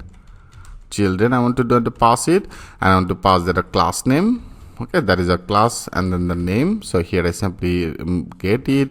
So with this function I will call it actually from to our home page. So from to the home page we will pass that our children and class name, and also if there have any props data I want to also pass that our props data. So I make it as a props. Okay, so that will be the props. Great. So here I simply loaded that our function. So that is our function. So into this function area here we have to return our motion related everything. So here if you want to load it, so that will be as a motion. Okay, motion. So that is a motion is started, and I want to make it as a motion is ended. So into this motion area here, I want to pass some of the property. So here I want to call that one of the div. So that will be as a div. Here I simply loaded, and into this div area here, I want to pass that our property like as a initialize. Okay, initial one of the property initial. That is all the default one actually. Here you have to use it as a off screen. So that will be as a off screen. Okay, that will be the off screen, and also another one as a while. Okay, while in view. So that is another one as a while in view. Here we have to add it. So that will be also as a on screen. That will be as a on screen, and then another property as a viewport, and viewport will be I want to simply pass it as a once will be as a true. Okay, I will use it as a true, and also another one will be the amount here I want to use it as a 0. Okay, 0.8. Okay, so as I told you, that is all the default one. Here you have to actually use it, and that is a class name, and this class name will be I pass that our class name. And also here I want to load that our props data. So if they have any props data, that will be restructured it in here. Okay, so that will be the props, and in particular that position I want to pass that that is the children. So here after that, in particular that area, I want to pass that children. So if they have any children, that will be loaded in here. So I successfully designed that is our function. Here I name it as animation wrapper. So now I want to work back to that our home, and that is our home index. So into the home index, that is our return. Okay, right now I don't need this. I want to simply remove it. Okay, here I want to remove it, and that is actually our return. And return will be here. First of all, I want to take another div, and into this div area I want to put some of the class name. Class name I want to use it as a maximum wide. Okay, maximum wide screen. I make it as a screen.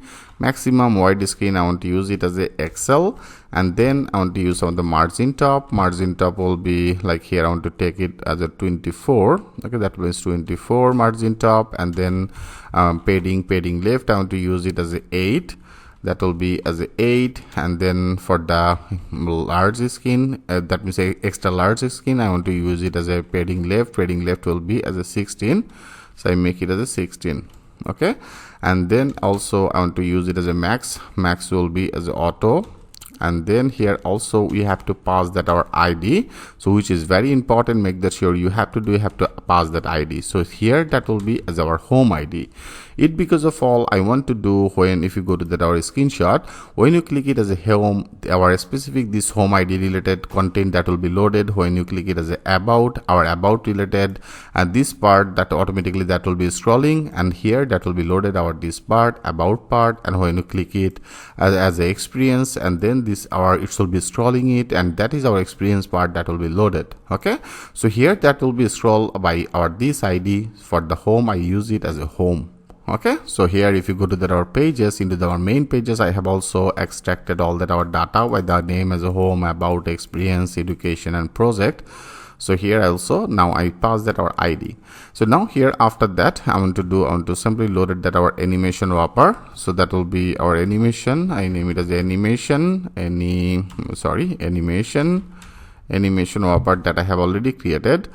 That is actually our animation wrapper, which I have already created in our animation wrapper folder. Now I simply added that our animation wrapper, so that is started, and also I want to end it. So in particular this animation area, and also that is imported successfully. Here you can see that is animation wrapper is inserted from our animation wrapper, which I have already created. It should be automatically get it. And now here after that I want to push that our animation, so that will be as a motion. Okay, motion, which motion will be inputted from our farmer motion. So here I want to simply select it, and that is also successfully imported. Okay, so that is a motion div. I want to take it, so that will be the motion div. I want to simply started that things from here, and that will be ended. Okay, so now into this motion div area here I want to declare some of the class name. So that will be the class. I want to use it as a grid. So that will be the grid, and I want to make it as a grid flow. Okay, that will be the grid flow. flow row I want to do, and also for the small skin, I want to take it, that will be as a grid flow column, grid, and then the flow, that will be as a column, and then I want to also use it as a grid row. Okay, that will be as a grid row. For now I want to use it as a grid row, will be as a 2, and for the medium skin I want to use it as a grid, that will be as a grid, and then the rows, that is a grid rows, I want to use it, that is a grid rows 1, I want to do and to select it, and also for the small skin, sorry, that will be for the small, I want to use it as a grid column 2, grid, and then the grid column will be as a 2, and also I want to put some of the gap will be like as a 12 gap, I want to use it, padding top, okay, padding top I want to use it as a 10, and then for the small skin I want to use it our padding, okay, padding top, that will be as a 20, so I make it as a 20, so that will be as a 20. Okay, here I simply use it as a 20. Great, and here after that I want to also pass some of the variants. So here I want to create another new function name as a variance. Okay, variance, I name it as a variance function, as a variance, I name it as a variance. Okay, that will be as a variance, and variance there is a property here, I want to declare it as a set, and that will be as a variance. Okay, that will be a set variance. So now we have to create this function as a variant function. Here I want to create it. Before that, our client home. So here I want to simply create this function. So that will be the function name will be as a variance. Here I simply call this function. Okay, so that is the function. So from here we have to actually create some of the animation configuration in here, and also here I pass it on the set variant, right? So that is a set variance. Also here we have to declare it.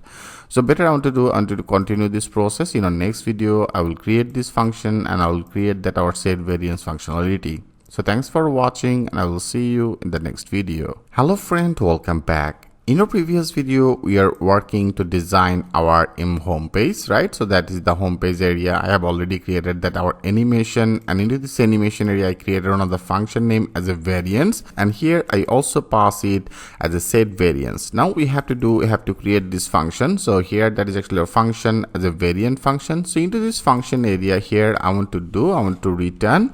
So that will be some of the default property we have to pass it. So that will be the return one of the off skin. So that will be the off, and then a screen. Okay, that will be the return off skin, and into this return off skin area here we have to pass it our y. In our y, that will be as a 150, and then also opacity. Okay, that will be the opacity. That will be the opacity. I want to make it as a 0. Okay, here I simply loaded that things in here, and also that will be another one as a on screen.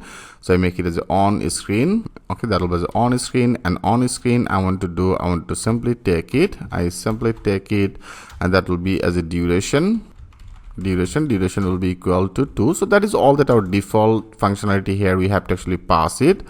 I simply want to write down this code for you, and here that will be one of the callback function. Here we have to call it. So I simply call that our callback function, and here also we have to pass it our y will be as a 0, and then here opacity. Okay, opacity that will be as a 1 in here. So that will be as a 1, and also here after that will be as another transition, and transition here we have to add it. So transition will be another some of the object property that we have to pass it, like as a type. So that will be the type will be one of the spring type, and also another will be as a duration. That will be as a duration. Okay, here I simply passed everything in particular that area. So that will be duration, and here also will be is equal to. Okay, so now our error is totally gone. So that will be our function for the variance. Here I successfully created this function, and here also we have to load that our set variance. Okay, so that is a set variance. So here I want to use another React function as a use memo. Like here I want to do in our particular client view. Okay, so into this client view area I want to do and to declare another use memo. So here right now actually we don't need it, but after that I want to create it. I name that one of the constant name. I name it as a set, which I have already passed it as a set variant. So that will be as a set variant, and into this set variant area I want to use some of the use memo. Okay, that was a memo. So that will be use memo, that will be transformed to the React. That is also one of the React functionality. Here if you select it, make that sure that should be inputted. Here you can see that is inputted as a use memo from to the React. Here I simply loaded that our use memo, and into this use memo area here I want to pass on the callback function. And here if you put your cursor, use memo actually used for the, it will only recompute the memorized value when one of the div has changed. Okay, it actually I am using it that things for that reason. Like here if you go, I want to put this on the animation. When you select it, you can also scrolling it in your different places. So here that is the reasons our use memo is needed. So in particular that our use memo area, here I want to pass that our function that I have created as a variance. So that is the variance I want to do. I want to pass it in particular that area. Okay, so here that will be our use variance. This function here I simply executed. Great. And here our second parameter will be as a on the array. So here I simply pass that our array. Okay friend, so here I successfully pass it. And now after that I want to do, first of all I want to design our text part. Okay, that means that is actually our text part. Here if you want to now design that our text part, I want to do that is actually variance is ended. Like here after that I want to use it our text part. Okay, so here for the using the text part I want to use the one of the div is started, div is ended, and into this div area I want to put some of the class name. I want to make it as a flags, and also here I want to make it as a flags will be as a column, flags column. Justify I want to make it into the center position, and then item will be into the start. And row, okay, I want to use it as a row start. I want to use it as a 2, one of the class. And for the small screen I want to make it as a row start will be as a 1. Okay, so that will be the row start will be as a 1. Perfect. And here after that I want to show that our headline, I take one of the h1 tag, and into this h1 tag area here first of all I want to put some of the class name will be margin bottom. I want to use it as a 6, that will be as a 6. And then text size I want to use it some of the big size, so that will be as a 4XL. And then for the large screen I want to make it as a text will be as a 5. Okay, that will be as a 5XL. I want to use it. And for the extra large I want to use it as a text size, text will be as a 6. Okay, I make it as a 6XL. And font will be as a bold, so I make it as a font bold. Okay friend, I hope it's very clear to you. And also there is another class I want to load it in here, and that will be as a leading. Okay, leading, and here leading will be as a slang. So this class I want to use it. Great. So here I want to display that our data means which data. If you go to our database, into the for the about, they have some of the heading, and also they have some of the summary, and which all that our data I have already get it in our which place I have already destructured it into this data. In our console log I have already displayed this data. So now that is actually our data. Here by this I can actually load this data. So into this our h1 tag here I want to load it. Okay, but I want to put some of the gap for you. So now that is actually last one. So that is actually our text part. Okay, that is our text part. And in here I want to simply load it this our all data. So that will be as a data, and also here I make it as a and if there have data length, so that will be as a length. Okay, length. that will be the length, and if there have any data and data length, in that case I want to put this condition. If there have any data, then with this from to this data I want to get it, or 0 index all the data. That means first data I want to get it with the condition. Okay, here I want to simply put it. So here I want to display our which data. I want to display that our, if you go to that our database, our field name as a heading. So I make it as a heading, right? So that will be as a heading, and right now I want to go back to here. That will be as a heading that should be displayed. So into this heading area I also want to split any kinds of empty spaces. So here I want to make it as a split. So that will be as a split function. I call that a split function. Okay, so that is our split function here. By this I want to make any that will be simply remove all that our empty spaces. So here I simply loaded that our split, and that is the split function. Okay, so this is split, by this it should be executed, and here after that I want to map it. That will be as a map. Okay, I want to call that our map method, because multiple data here now that should be loaded. Our first parameter will be as an item, second parameter will be as an index. Okay, that means our value and index that should be displayed. Here I call that our the callback function, and into this function area now I want to visible it better with one of the span. Okay, I want to take one of the span, and that is span started, span is ended. So into this span area here I want to use some of the key will be which one? Key will be our, that is the index. I want to use some of the class name, and into this area here I want to pass some of the class name functionality with the emphasis. Like here I want to simply call one of the function that is a variable. Here I want to call it, our variable will be, that is our index. When this index will be equal as a 2, and then that will be, or I want to use it as a or, and or index when that will be equal as a 3. Okay, here I make that condition when that will be equal 3, and then that will be on the questions mark, then that will be added one of the class name, like as a text will be as a green. I have created another default class as a main, so now I'm going to call it in here. Okay, and else it should be added another class that will be as a text, and gray I want to use it, gray default or Tailwind CSS as a 800 that will be display. Okay, here I simply loaded that our span is ended. So now into this span area here I want to display our item, right? So that will be here is ended. So after that I want to display our, that is the item. Okay, that is the item, and here I have already split it. So here also I want to pass that our empty data. So that will be I want to pass it as a empty. Okay, that will be the empty data. Great, so now that is also ended. So here I put this condition here, if there have any data. Okay, there is a length area. I have already put this condition, if there have any data, then that will be displayed this data with the split. And here I want to make it as a else. Okay, else it should be simply give this null value, so that will be as a null. Okay, here I simply loaded that null. Great, so now that is actually condition here I implemented. Now let's check this out, it successfully get this data or not. If you now click as a save all, and now if you go, everything is look like fine. If you go to that our project, you can see now that is successfully visible as a my name is Kazi Aryan update.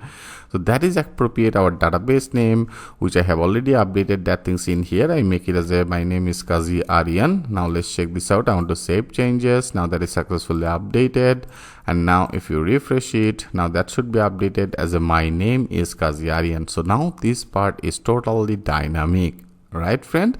That means our name is part is now successfully visible as per our design. So here I want to use that multiple text, like here I want to if you go to that our my easy learning website, from here I want to use it as a my name is Kazi Aryan. I am the founder of the Easy Learning Academy or Easy Learning. I copy it, and that is the data I want to update it in here. Now click as a save changes. Now if you refresh it, is now much better, and that is actually my name is Kazi. Here I have already added one of the heading split will be on the space, and into this space area I pass it our first index, when that will be equal 2 or index equal 3, and then if they have that equal 3, then that will be load that our color as a gray color will be displayed, and into this item area here that I pass that our split function. Okay, that means it will be splitted, or that is the spaces in here. So now it's successfully visible our texts. So now we have to also display our another part, that will be images, and also that should play our summary. So better also I want to do show that our summary if you want to visible it, that is our h1 tag is ended. And now after that h1 tag I want to take another p tag. Okay, take another p tag, and into this p tag area I want to pass some of the class name, like here that will be as a text color. I want to use it as a gray 700. I want to use it, and that margin top will be as a 4, and then I want to use it as a margin bottom will be as a 8, and then text I want to use it as a large, text will be as a large, and landing I want to use it as a relaxed. Okay, that is also another class, as a landing will be as a relaxed. And in here I want to show that our data, so that will be the same condition here. I want to use it as a data, and data if there have any data length I want to use it as and our data, and then the length, that will be the length. If there have any data length, that will be display our data 0 index value. Okay, because only it should be get that our first data, right? So that is the reason here I take that out 0 index id data, and if there have any data, then that will be display our field name in our database as a summary, right? So that will be displayed that our summary, and else that will be displayed as a null value, as a null. That's all. Okay, so now this part also that should be displayed. If you click as a save all, and now if you go, you can see that is also successfully visible, right? If you go here, I have already named it like that one. Better I want to change it as a I make it as a bestseller. Okay, bestseller online instructor around the world. So I simply better copy it, and now here I want to update it. Now click as a save changes from to the admin, and now that should be also updated in here. Great. Okay, so here we successfully done it, and here after that I want to also show some of the social icons. So better I want to continue this process. In our next video I will add that our social icon, and into this social icon area I will also add some of the animation. So how to do this work in our next video, I will show you that things with the live example. So thanks for watching, and I will see you in the next video. Hello friend, welcome back. In our previous video here we successfully get our database related heading and also the summary. So now friend, in this video I want to complete that our that is a social icon. Let's do that work. So for doing this, first of all I want to import all that our social icon, like here. After that I want to import it, so that will be the import. I have already installed that our React icon. So now from to the React icon I want to get that our fa, and then the Facebook. Okay, FSCE, that will be the Facebook. Facebook F. Okay, so that will be the Facebook F, which will be comes from to the React icon. Okay, here I want to also take another one as a LinkedIn. For the LinkedIn, that will be as a fa, and then the link. Okay, link int in and in, so that will be as a fa LinkedIn. And also I want to take that Instagram, so that will be as a fa, and then the Instagram. Okay, ins TAZRAM, that will be the Instagram, fa Instagram, and also another one that will be as a fa, and then the Twitter. Okay, Twitter. So if you also want to take different things, you can also take it. Simply go to there or here, and from to this position, if you actually search it like as a flat icon, if you want to use it some of the flat icon, you can use it, or rather than have the so many icon, actually you can take it. There is a material design icon that is also in here. Okay, so simply you have to actually search it. Like if you go to that our icon, in this icon area here, that is also different type of icon. So if you actually select it as some of the social icon, you can actually take it like here. And if you search it at the Facebook, Facebook, and you will get this type of another Facebook, right? So if you search with the Facebook, and you can see that is actually our icon. So there is a Facebook icon here that will be you have to simply take it, so that will be actually your icon. So right now I'm simply using this type of another icon as a Facebook, and everything that should be now counts from, so that will be as a from, and from to the our React icons. Okay, here we have to take it, that will be counts from to the React, and that will be as a React icons. Okay, here, and that will be the React icons from far. So from to this far, I simply take it as a Facebook, LinkedIn, Instagram, and Twitter. And for all that our social icon, I want to simply create another function. Okay, here after that I want to simply take another function. So that will be as a constant, and that will be as a constant. I take another constant. Into this constant, I name it as a social. Okay, social icon. Okay, that will be the social icons, and social icons area here I want to one by one, I want to actually first of all design everything.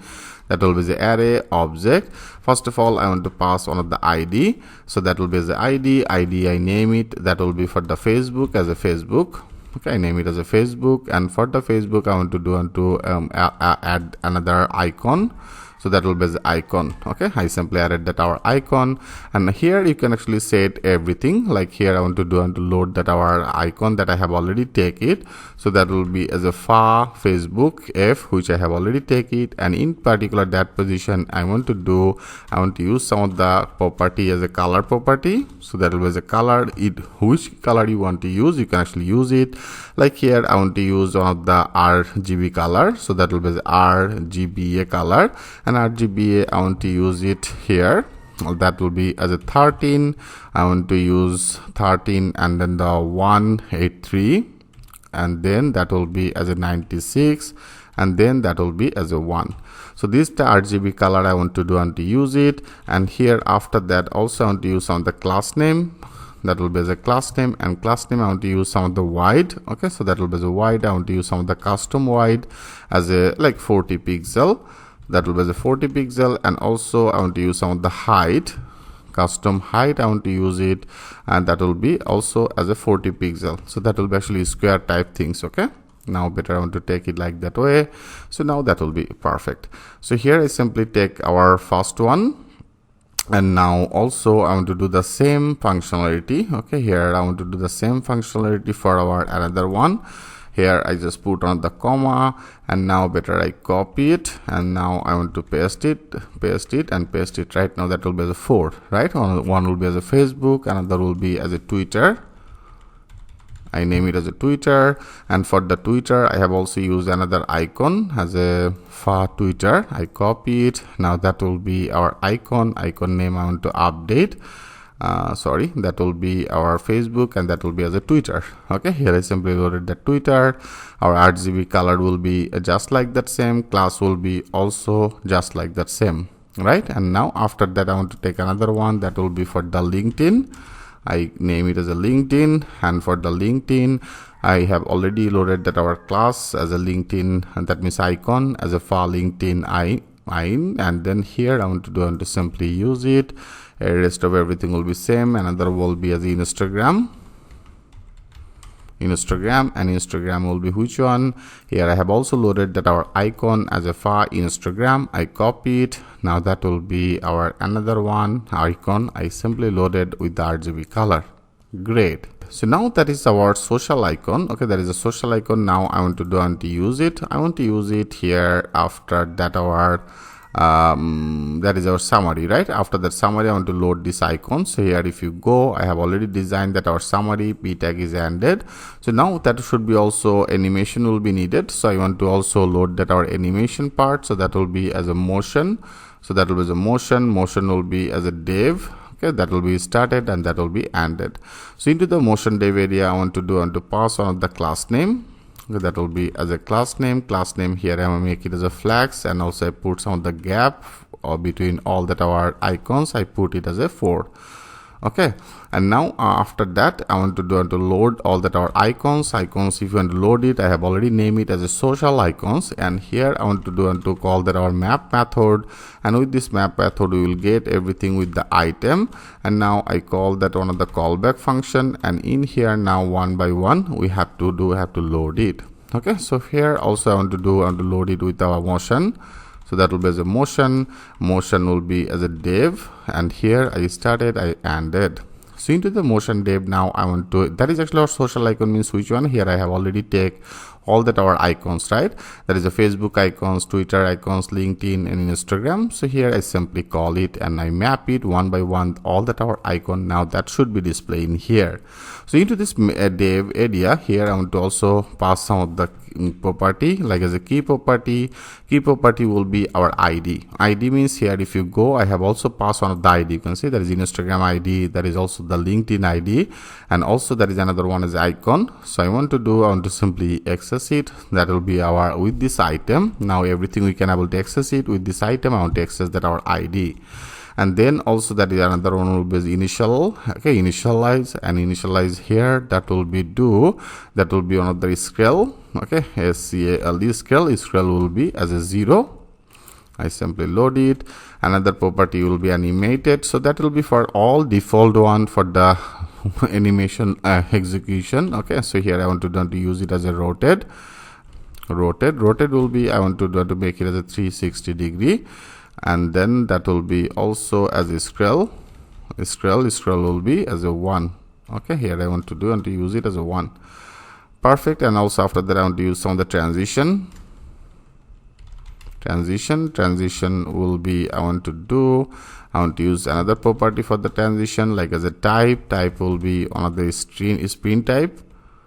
So that will be another spin type design that will be actually loaded this animation. I also want to use it as a damping, and damping I want to make it as a 10. Another one is a stiffness. Here I want to call it stiff. Okay, stiffness, that is a stiffness. Here I want to call it, that will be as a 100. And then I want to take the duration I want to make it as a 1.5. okay, so that will be as a 1.5. Great. Here I successfully loaded that things, and also after that I want to pass another one. Okay, after that I want to pass another property as a while. Okay, while hover. So that is another property, while hover I want to use it. That will be as a scale. Okay, scale will be as a 1.1. I make it as a 1.1, and also I want to make it as a rotate. Okay, rotate, that is our rotate property, and rotate will be 360. Okay, I make it as a 360. And also after that, that is another one is a while tap. Okay, while, and then the tap, you can see that is a property. And this property also here I want to make it as a scale. Okay, scale will be 0.9. I want to use it as 0.9. And also rotate. Okay, that was a rotate I want to make it as a minus 360. And then also after that I want to use some of the border radius. That was a border, and then the radius, border radius. Okay, that is a border radius. I want to use it as a 100%. That will be the 100, and then the percent.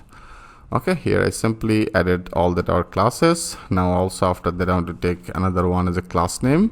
I put another class name. Here I want to use it as a cursor. Okay, cursor will be as a pointer. I want to use it cursor pointer. Padding from to the every spaces, I want to take some of the padding. I make it as a 2, and then busy will be as a white, and I want to use it as a busy white, and then that will be as a rounded will be as a full. Okay, rounded full. And shadow, I want to use it, shadow will be as a large. Okay, so now that's all. Here we have to load it, and now we have to also load that our icons. If you want to download it, I have already run that our map method, that is our item. Now with this item I want to visible it. So with this item I want to visible our name. I have already take it here by the name as an icon, right? So that will be actually our icon. Here I want to load that our icon. So now our icon that should be loaded, and also our animation I have already assigned this animation that should be also executed. Okay, so now let's check this out. Click as a save all.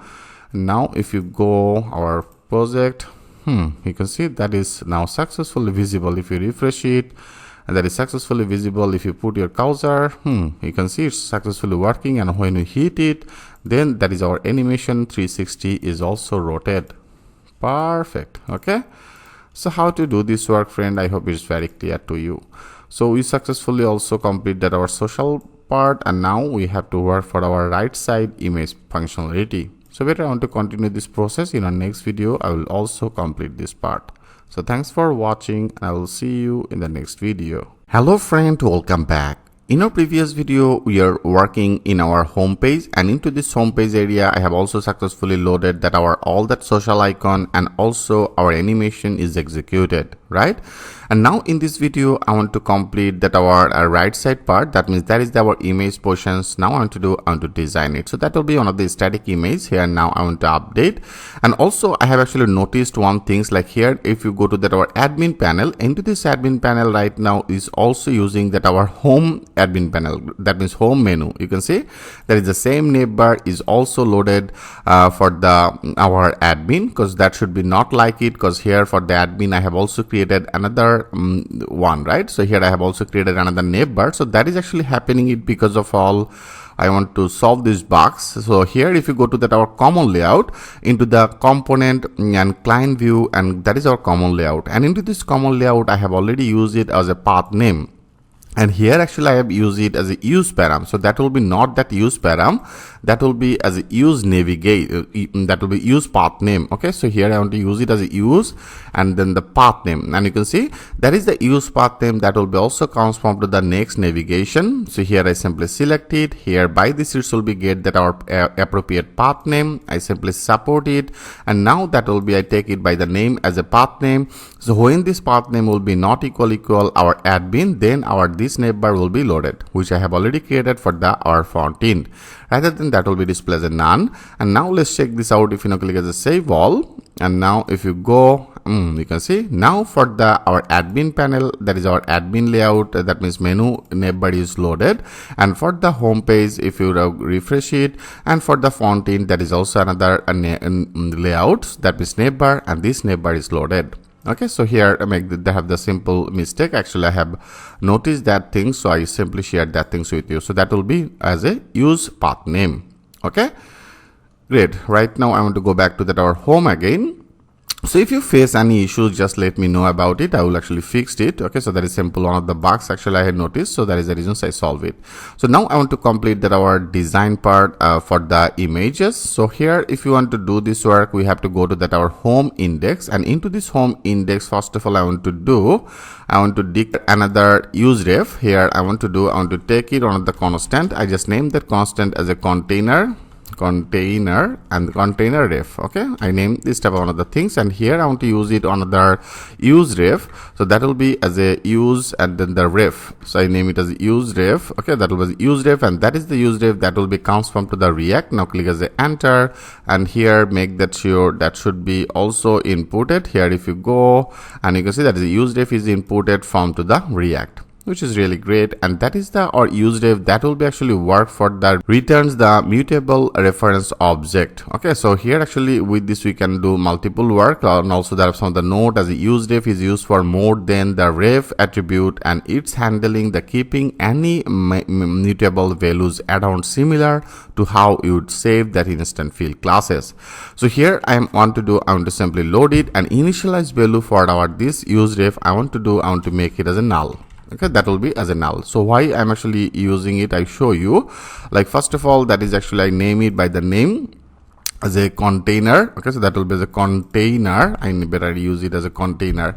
Okay, T and then R, and container ref I want to use it. And now we have to work for that our design part for the images. So that is the reasons I want to do. That is actually our div. If you select this div, and this div is started from here.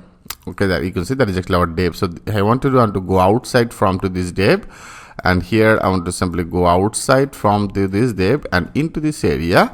Here now I want to take another motion. Okay, so I take another, that will be as a motion, and motion I want to take it as a motion div. That will be the motion div is started, motion div is ended. So that will be also another motion I want to use it in here, and in particular that position I want to pass it. I want to pass that our ref. Okay, that will be the ref, and ref I want to do here, I want to pass that out. That is the container ref that I have already used it from to our use ref. Here I simply load it, and now I want to put some of the class name, like I want to make it as a flags. That will be wide will be as a full. Okay, I make it as a wide will be as a full, and justify I want to make it as a and, because that will be into the our right side position. So here I simply loaded that things in here, and also I want to load that our motion. That will be as a motion. Okay, that will motion, and then the div, and into this motion div area here now we have to execute it another things. Like I want to do into the motion div, I want to simply declare some of the other property. Okay, here that will be our another property, like one of the property as a dark. Okay, drag, so that will be the drag property. By this we will actually drag that our total material, that means total element I want to do and to drag it, and also I want to pass another property as a drag. Okay, that will be the drag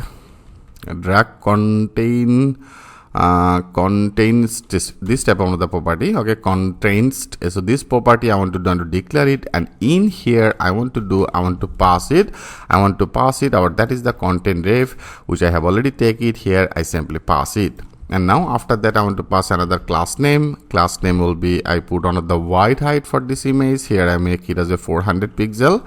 Okay, that will be the 400 pixel as a wide height. I want to use some of the custom height.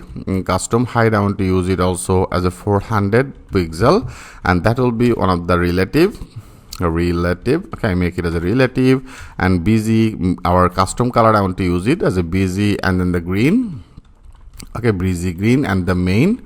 So there is a busy green main I want to use it, and also I want to use it as a rounded will be as a large, and then I want to use that shadow will be as a 2xl. I make it as a 2xl. Okay, so that will be the shadow will be as a 2xl.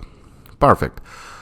So now here after that I want to take another div. I simply loaded this div, and into this div area I want to put some of the class name. Here also I want to use some of the another wide height. So I make it as a custom wide. Custom wide will be as a 400 pixel, and also I want to take another one as a height will be as a 400. Okay, I also want to use it as a 400 pixel, and then I want to use this will be actually for our this one. That means they have some of the also black one of the div. So this div and I want to generate. So before I have already take that our backend, and now here I want to take it.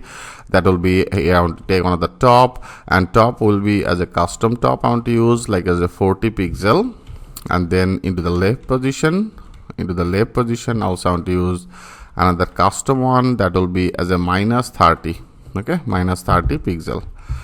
Great. And also after that I want to make it as a rounded will be as a LG, and then I want to use some of the border, and border I want to use that custom border like as a 6 pixel, and then the border gray I want to use border gray like as a 800. This type of the border gray I want to use it, and also that will be as a absolute. Okay, make it as a absolute. And now let's check this out. If you now click as a save all, and now if you go now into refresh it, you can see now that is actually display that things like that. So that is one of the div, and also here I have actually loaded another div, and also you can see that is actually drag and drop, right?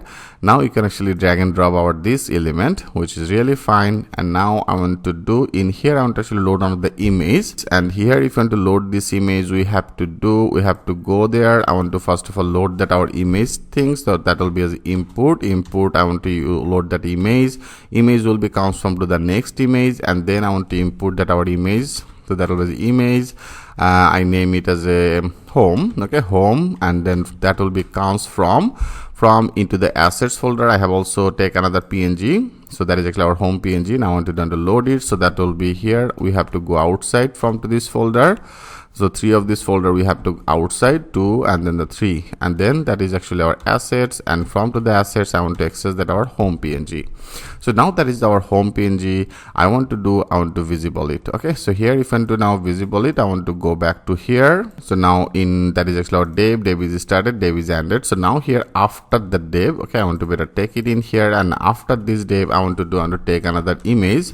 So that will be the image tag is started, and I want to close that image, and into this image area I want to pass all that our properties, like as a src will be which one I have named it by the name as a home. Right here if you go, I name it by the name as a home, this image. So this image that should be loaded here, I simply loaded that src alter tag. You can also use it as a home image, and then I want to use that our layout.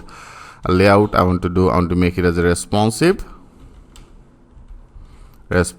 and then I want to use that our quality I want to make it as 100, and then wide height for this image I put that our height will be as a 300, and also I put that a wide will be as a 300.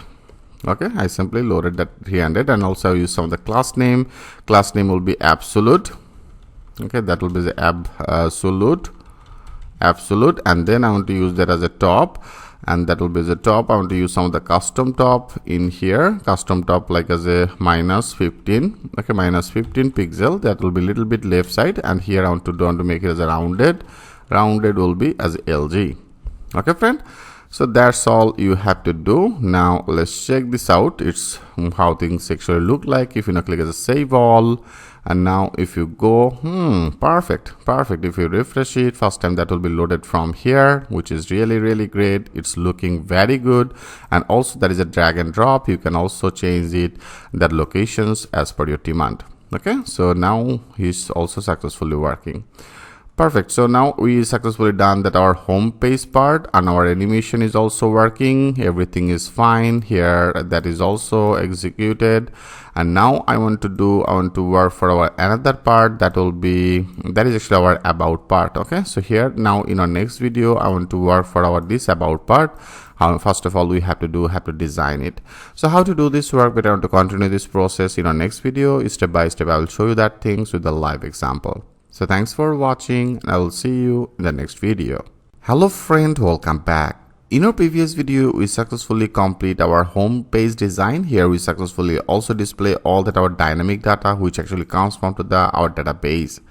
Right now in this video I want to work for our about view. So our about page design, that will be actually look like it here. All that our client that should be display, how many projects they have that should be display, how many experience they have that should be display. Now first of all I want to design it. And here if you want to design, if you go to our admin panel, and into this admin you can see that is actually some of the about me name. They have some of the project, the experience, the client, and number of skills that should be now one by one that should be displayed.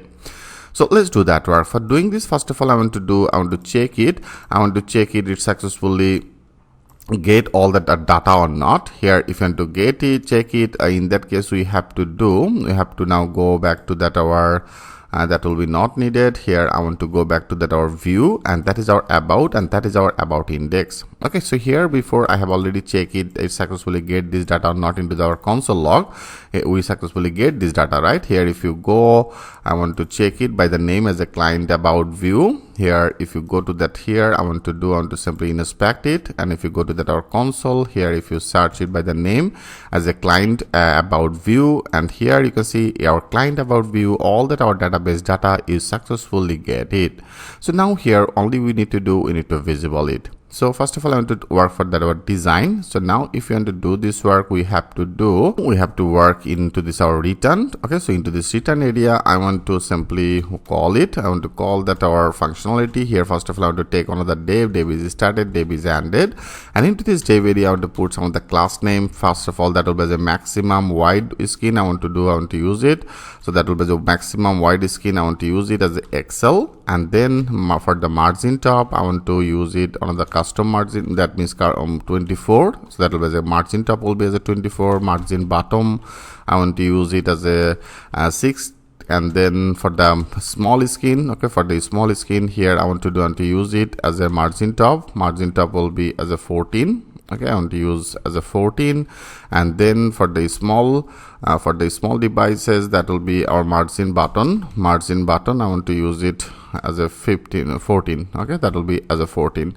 And px, that means padding left, I want to use for all, that will be as a 6. And for the small skin, okay, for the small skin, I want to use it as a margin left, that will be as a 8. Okay, I want to use it as a 8. And for the large skin, I want to use it as a margin left will be as a 16. Okay, I want to use it as a 16. And then that will be as a max will be as a auto. Okay, I want to use it as a max will be as a auto. And here for the ID, if you go to our home, and for the home, I have also used that our ID. For the home, I have used that ID as a home, right? So now for the about, here also you have to pass that our ID. So I pass that our ID, and ID for our home, that means for the about, that will be as a about. Okay, that means when you click it as a about, then that will be loaded out this about section. Great. And now I want to take another div, and into this div area I want to put another class name. Wide, I want to make it as a full, and also I want to make it as a flex. Okay, and here I simply load it. And now I want to load that our animation wrapper in here. So if you want to load that our animation wrapper, that will be as a animation I have already named it as a animation wrapper, right, which I have already created. And you can see that is actually our animation wrapper, which I have already created in our animation wrapper folder. Now click as a enter. Now that should be also inputted. That is our inputted, which I have already created in our client view, and that is our animation wrapper. Right here I have already created for all the things for our animation. I simply loaded that things in here. So now into this animation wrapper area, I want to put some of the class name. First of all, here I want to use it like that will be as a rounded. Okay, rounded, I want to make it as a large, and wide I want to make it as a full, and that will be the grid, I want to use it as a flow. Okay, that will be the grid flow row I want to use, and then that will be the grid, and then grid column, I want to use it as a 1. And for the small skin, okay, for the small skin I want to make it as a grid, and grid column will be as a 3. I want to make it as a 3. And then our padding for the all, that will be as a 9. And then I want to use it as a, because here also you have to divide it, so I make it as a divide, another class as a divide. Divide y I want to use it as a 2. Okay, divide horizontally, I want to take it as a 2. And for the small skin, I want to make that our divide, because that should be also responsive. Okay, so I make it as a divide y. For the responsive skill, that will be as a 0. And then for the small skin, I want to use it as a divide x, and then the x will be as a 2. And also I want to use some of the custom color that I have already take it, so that will be the divide, and then the green, and I want to use it as a main. Okay, so that will be the main color. So here that will be loaded our custom color in here. And also I want to use this on the another color as a BZHT, that will be the BZHT. BZHT I want to use it as a HIT BZHT 500. I want to use it, which I have already created on the custom color. And Z index I want to use it as a 10. Okay, great. So now here we have to load that our data. That means here if you go to our about, into this about area, they have also some of the data, like here there is a 3 of this data. Now I want to visible it, right? Here if you go to our about, and that is our about data. So that is our number of project, number of experience, number of clients. So that is the things I want to do and to load it. So here if I want to load it better, I want to create another common classes. That means here after that in our client about view, here I want to simply loaded it. So I better take on the constant variable. I name it as about. Okay, about data info. I simply first of all organize it from here. That will be as an array and object. I want to pass it as a level. That will be as a level will be for the client, and also into the client area what data value we have to visible. It means here actually that will be displayed over this client, and how many data, that is actually dynamic data, right? So that is the dynamic data I want to take it. So here I want to pass it, that will be the value. Okay, that is our value, and value will be which one? Value will be right now I have already destructured our all the data, and also I check it into our console log. We successfully get that our API data. right? So now that is our data area. I want to put it. If there have any data for the client, our field name here, if you go to our database, our field name as a for the client as a number of clients, I copy it. Now that I want to access it as a number of clients, okay? And also I want to make it as odd, or that will be displayed as a 0. That's all. Now I want to also take that our another one, I copy it, and now here I paste it, and I paste it. So I'll also another one that is client, okay? I make it as a client, CLIENT, client, okay? And after that client, I want to also display our another one as a projects, and projects will be which one? Projects will be with the data. We can able to access that our database field name, our field name as a number of project. I want to simply update that our number of project. If they have any project data, that will be get this data, rather than that will be display as a 0. And level, another will be for the experience, and for the experience, our field name, our database field name as a number of year of experience. I copy it, and now I want to use it as a year of experience. Okay, great. So that will be the same process now we have to do. So I simply call that our variable in here. So that will be as a about data info. So now that is the data I want to do, and to simply call one of the map functions. So where I copy it, and now in here into this animation area here, now I want to load it. So that will be our about info. Here I want to call that our map method, and into this map method now I want to get all the data by the info. Okay, I name it as info item, whatever the name actually you choose. Now I name it as info item, and also that will be our second parameter will be index, right? So I name it as the index, and then that will be one of the callback function. Here I simply call that our callback function. Great. So in here I want to load that our animation. So I load that our motion, okay, motion.dev, sorry, that will be as a motion, that will be the motion.dev. I simply call that our motion.dev, and into this motion area here I want to put that class name, that will be the class name, and into this class name area I want to use it our emphasis, and here first of all that will be as a flags item. I want to display that things into the center position, and also justify I want to make it as a start. Okay, so here after that I want to simply call it, I want to call some of the functionality in here, because that will be actually 3 things now that will be displayed, right? So here if you go our design, okay, if you go to that our design, first of all that will be display our first area, that will be project will be displayed into the center position, experience will be displayed into the right position, right? So that is the reasons here we have to organize it better. I want to write down that things like that way. And in here first of all I want to put this condition will be when that our index, when this index data means here I have also get that our info and then index data. So when this index will be equal as a 0, okay, equal as a 0, that will be the 3 equal as a 0, and then I want to use that condition, and here if there have any 0, then I want to use that for the small screen, that will be as a justify will be as a start. Okay, and then also else I want to use it as else that will be else our another condition will be is the index. When this index will be equal as a 1, then what exactly that will be do, and else then I want to use another condition, and into this area then that will be our sm will be into the center position. So that will be as a justify will be into the center, and else if I want to use it as else, okay, else that will be do our sm for the small screen, that will be justify will be as a and position. Okay, so I simply added that our and. Now there is a 3 of this data, so that will be 3 of this that should be display, and here I successfully added that things in here. And now after that I want to also pass it, that is our condition, this condition is ended, and here after that I want to pass that our padding left, that means padding top, that will be as a 4. I want to use it as a 4, and for the small screen I want to use it as a padding top will be as a 6. I make it as a 6, and here I want to divide that things from to our wide will be 12 out of 8, so that will be as a 8. I want to make it as a out of 12. Well, that means 12 column. Here shall we get that our 8 position. Okay, and then that will be as a padding left. I want to use as a 4.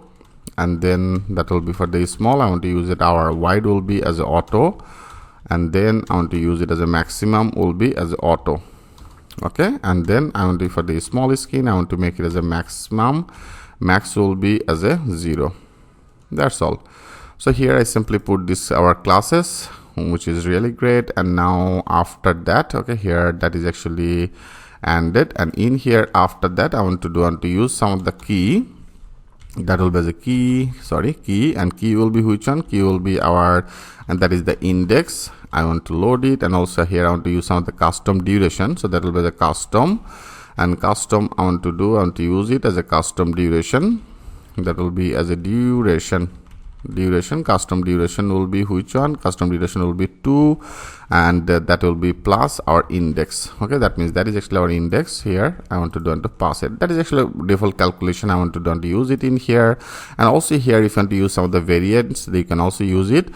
So that will be the variance, which I have already used it before. Variants, right? That will be the variance, and variance area I want to set it.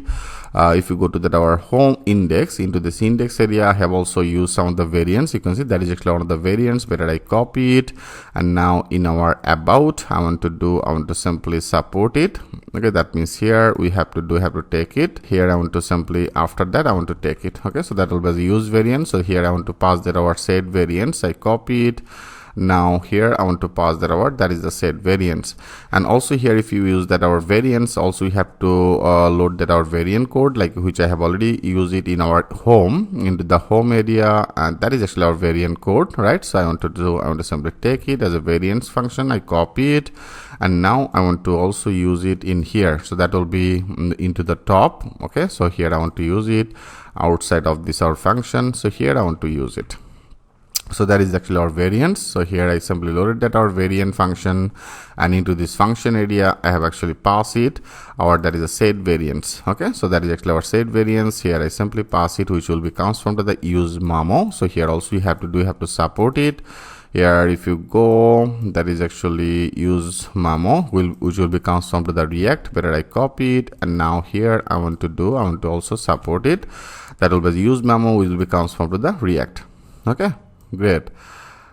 So here we load it, and also the motion will be needed. Better also I want to copy it here. That is in here. I want to also support that our motion, because I have also used that our motion, and icon images will be needed later. Right now better I copy it, and now I want to also support it in here. Okay, but we didn't use it, but that will be needed. So I load that our motion, our use memo. Okay, so now our duration, that should be also should be executed. Now let's check this out, it's working or not. Click as a save all, and now if you go, I want to check it, everything is look like fine. And now if you go here, you can see that is actually visible, but our value is not visible. It because of all I didn't actually load this value yet. Here if you go, that is our motion, and that is a set variant is ended, right? So here after that, now I want to show that or all that values. Here if I want to show it, I want to take another div, and into this div area I want to put some of the class name. I want to make it as a flags, that will be as a margin. I want to use it as a 0, and wide I want to make it as a 40.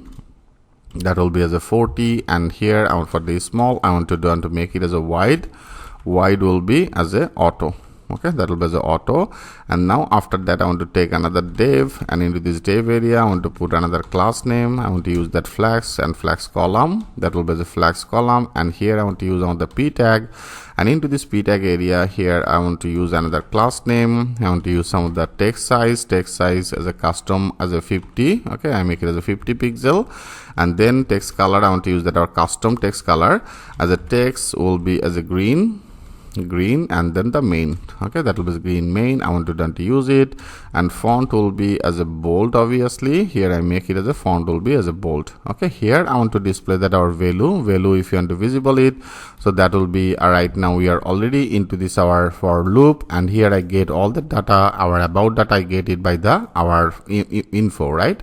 And info item. So I simply added that our info item, and with this info item I want to access our hostings. Here I have already calculated this data. I have already take that our number of the client, number of the project, year of the experience. I take it by the name as a value. So now that is the value I want to visible it. Okay, here that will be value. Great. And also here after that I want to take our level. So I take another p tag, and into this p tag area here I want to use another class name. That will be as a class name. I want to use that our text size, and text size will be like as a 25 pixel, and here also I want to use some of the font, and font I want to use it as a font will be as a bold, and then here I want to use some of the text color as a custom text color, as a black text color. Okay, so I make it as a, and that will be as a hash, and then the 60. Now that will be as a black. And here I want to visible our level. So here if I want to visible it, so now same with our info item, I want to now visible that our value will be, I have level it as a level as a client, project, and then the experience. So now that is a level I want to now visible. So that will be as a level. Great. Now that should be displayed this data. Now click as a save all, and now if you go, you can see now that is successfully visible our 25 clients. That is totally dynamic data, and also they have some of the projects, and that is our experience. You can also use some of the plus sign, then that will be actually locative. Like after that value I want to use another plus sign. Now click as a save all. Now if you go, it's much better. So it's actually appropriate our design part. Our animation is also successfully working. You can see that the animation is also very smoothly that is loaded in here. Now after that our another part will be as this one. Okay, so now better I want to continue this process. In our next video I will complete this part. So thanks for watching, and I will see you in the next video. Hello friend, welcome back. In our previous video, we successfully complete our about page related some of the things. Like here there is a client, how many client they have, that is totally dynamic, and how many project, how many experiences which actually comes from to our database, and that is all that information. So now in this video I want to complete our another part, that will be one of the text is in here. That is the another text I want to visible it. I want to simply load on the images and how many skill they have, all that is skill that should be also displayed like that way. So now let's do that work. For doing this, first of all I want to do here, if you go, I want to after that, okay, here I want to go back to that our index that will be for our about page, right? So into this about page I want to go outside of this div. Okay, here if you select this div is started from here, where actually I have used it as a wide will be full. So if you select this div, okay, if you select this div and this div is ended in here, right? So that is ended in here. So now after that I want to take another animation wrapper. Now better I want to take it as an animation. Another animation wrapper is simply loaded, and I want to end it. So now into this animation wrapper area I want to use another class name. First of all I want to put some of the padding top, that will be get some of these spaces into the top position. I make it as a padding top will be as a 6, and now after that I take another div, and div is started, div is ended, and in here I want to put another class name. I want to use that flags, that will be as a flags column. Okay, that will be as a flags column. I want to use it, and justify I want to make it into the center position. Item also I want to use it into the center position. I want to use some of the row is start I make it as a 2 class, and also for the small skin here I want to make it as a row. Okay, that will be for the small skin, that will be as a row. I want to use it as a row, that will be as a row, and row start I want to use it for the 1. And as I told you friend, that will be also very responsive. If you also want to check it here, if you go, if you make it as a minimize it, and you can see our project is very much responsive. Now that is everything is loaded like that way, and also that is our menu. So here also I have actually developed it with simply a responsive mode. Now it's really great. So now here after that I simply added that our 1, and also here I want to load on the h1 tag here. I want to use it one of the h1. That will be the h1 is started, h1 is ended. So into this h1 area also I want to use some of the class name here. That will be one of the class. I want to use it as a leading. I want to use it as a 70. So that will be as a 70 pixel, and then I want to use it as a margin bottom will be as a 4, and then the text size I want to use it as a 3XL. Okay, that will be the 3XL text size. And for the large skin I want to make it as a text size will be as a 4XL. Okay, that will be the 4XL. And also for the extra large, okay, for the extra large I want to make that our text size will be as a 5. Okay, that will be the 5XL. Great. And also I want to use it as a font. Font will be as a medium. Okay, make it as a font will be as a medium. Now here I want to load our text. So here you can also load that text from to the variable. In that case we have to do like here, if you go, also that should be some of the text, and after the text that should be also another different color, right? So here if you want to use the same condition which I have already done it before, in here into this area I have already take that our another color. So now if you want to do this work, I want to do better, I want to call one of the variable, then that will be easy. Okay, here I want to go in particular that position, I want to take one of the constant variable, and I just name it as a heading. Okay, heading text. So that will be as a heading text. And what type of heading text that will be do, like here I want to display as a why hire me. Okay, hire me for your next project. So that will be as a next project. Okay, so I simply added this type of one of that text. Okay, why hire me for your next project, and here I simply take it with one of the variable as a heading text. Now here by this I want to put this thing condition, like here if you want to go back to that here in our h1 tag, right? So that is in our h1, and into this h1 area I want to simply load it, that will be our heading text, and here also I want to do split. So that will be the split, and that is the split method. And into this split, I want to split that our spaces. Okay, so that will be actually our spaces. Here I simply added that our split and spaces I added, and after that I want to run that as a map method. And into this map method area, here you will get two parameter. One will be as an item, another will be as index. Okay, here I simply loaded that our index, and now after that here I want to simply call it. I want to call one of the span. Okay, that will be the span. I want to use one of the span, and into this span area I want to put another condition. So I simply put it that our class name, and class name here I want to actually use one of the condition variable. So that is the reason I want to use it as second bracket and emphasis. And here I want to actually calculated our which things. That means here if you go, that is will be, I have already designed it like this one. Okay, so that will be the 1, that means that will be our 0 index, and that is our 1 index, and that will be 2, 3, 4, 5, 6. Okay, that means 6 1 I want to take it. So when that will be after the 6, that will be I want to load another color, rather than that will be load another color.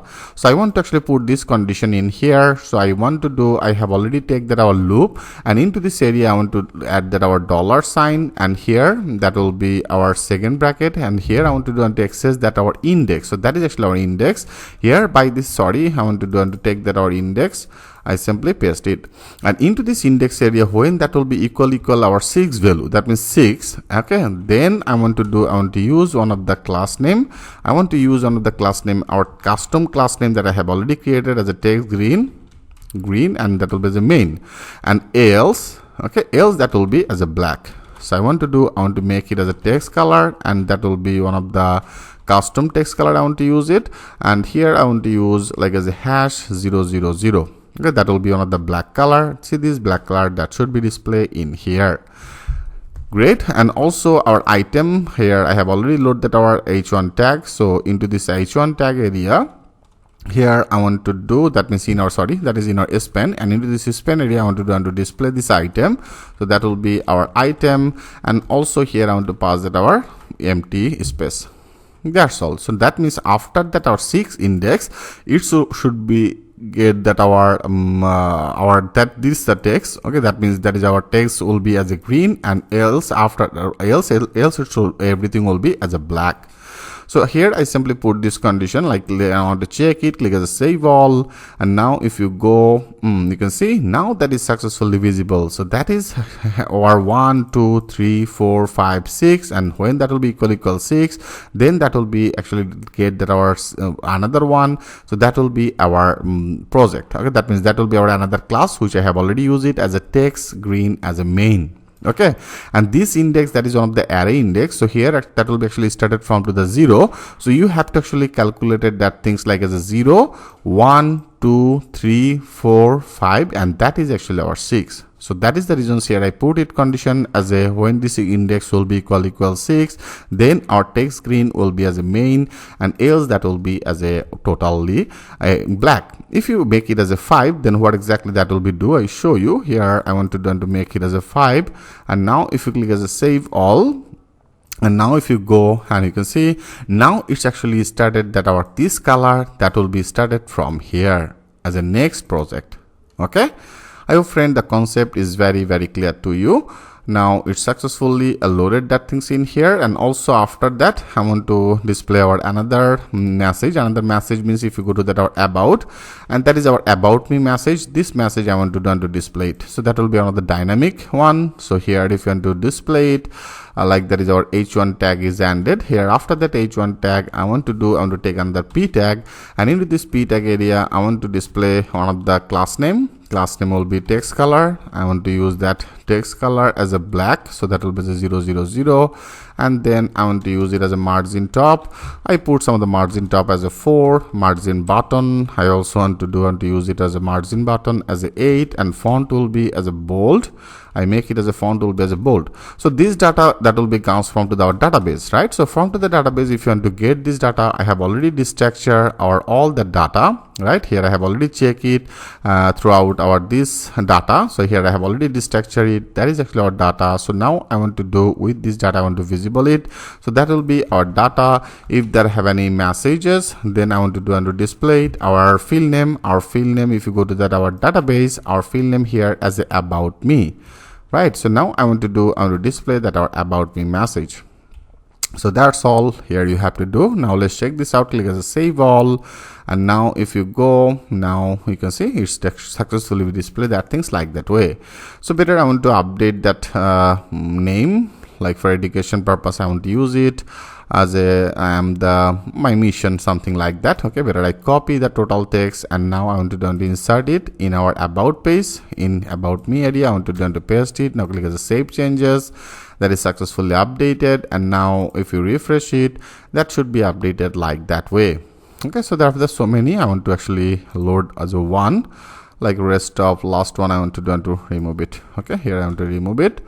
Now that will be fine. Now click as a save changes. Now that should be updated in our database, and it should be fetch this data from to the database, and now that is successfully visible.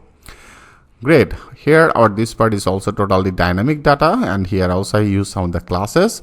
Now in our next video I want to complete our another part in our left side. That should be one of the images, and into the right side all that our skill. In our about page I have already added some of the multiple skills, so that is the skill. Now that should be displayed in here. So better I want to continue this process. In our next video I will complete that our about design. So thanks for watching, and I will see you in the next video. Hello friend, welcome back. In our previous video, we successfully designed our this part. Now that is totally dynamic. So this data actually comes from to our database. Here we successfully done it, and after that I want to add another design. So into the left side that should be one of the static image, and into the right side that is all that our skill data, which I have already inserted from to our backend. Into the backend I have already added multiple skills. Now that is the skills I want to visible it in here, right? That means here that will be displayed that things like that way. So now let's do that work. For doing this we need to go back to that again in our about index, and here I want to go outside from our last animation warp. So that is actually started, that is ended. Okay, so now here after that first of all I want to take one of the div. Okay, take one of the div, and into this div area I want to put some of the class name. Here I want to use some of the grid, and that will be the grid flow. Grid, and then I want to use it as a flow row, and for the small skin I want to use it as a grid flow column, grid flow, and that will be as a column, and also by default that will be as a grid, and then the column I want to use it as a 1. Okay, and for the small skin I want to use it as a grid column 2, grid, and then the columns I want to use it as a 2, and I want to put some of the gap will be as a 8. Now great, here after that I want to take another animation wrapper, so that will be also animation wrapper will be included. Here I simply loaded that another animation wrapper. Okay, great.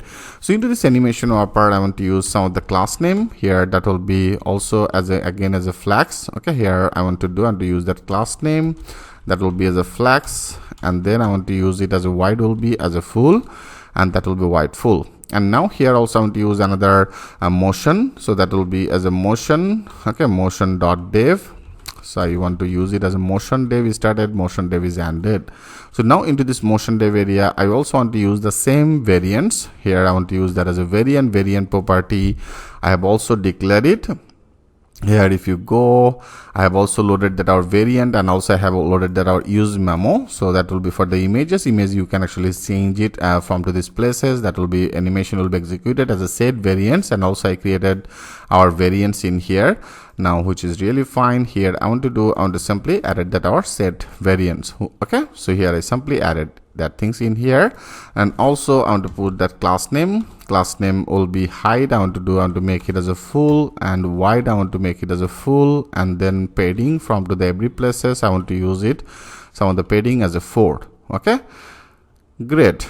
So now here after that I want to use that our image. Okay, here image will be like if you go to that our home, and into this home, before I have already loaded this tab on the image, but I copy it and from to our home index, and now in our about index area I want to paste it. I have already imported that our image that will be transferred to the next. I hope at that point it is very clear to you.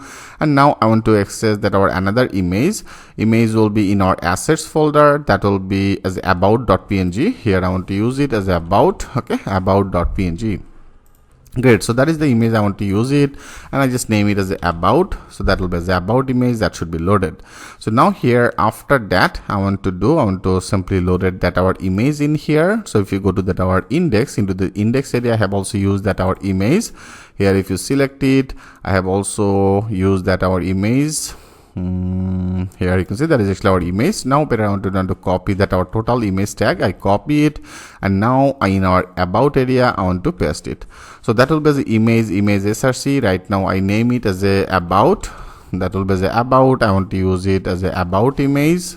Layout will be responsive, quality, and I make it as a 100. Height that will be I want to use it as a 414, and then wide I want to use it as a 5. Okay, 508.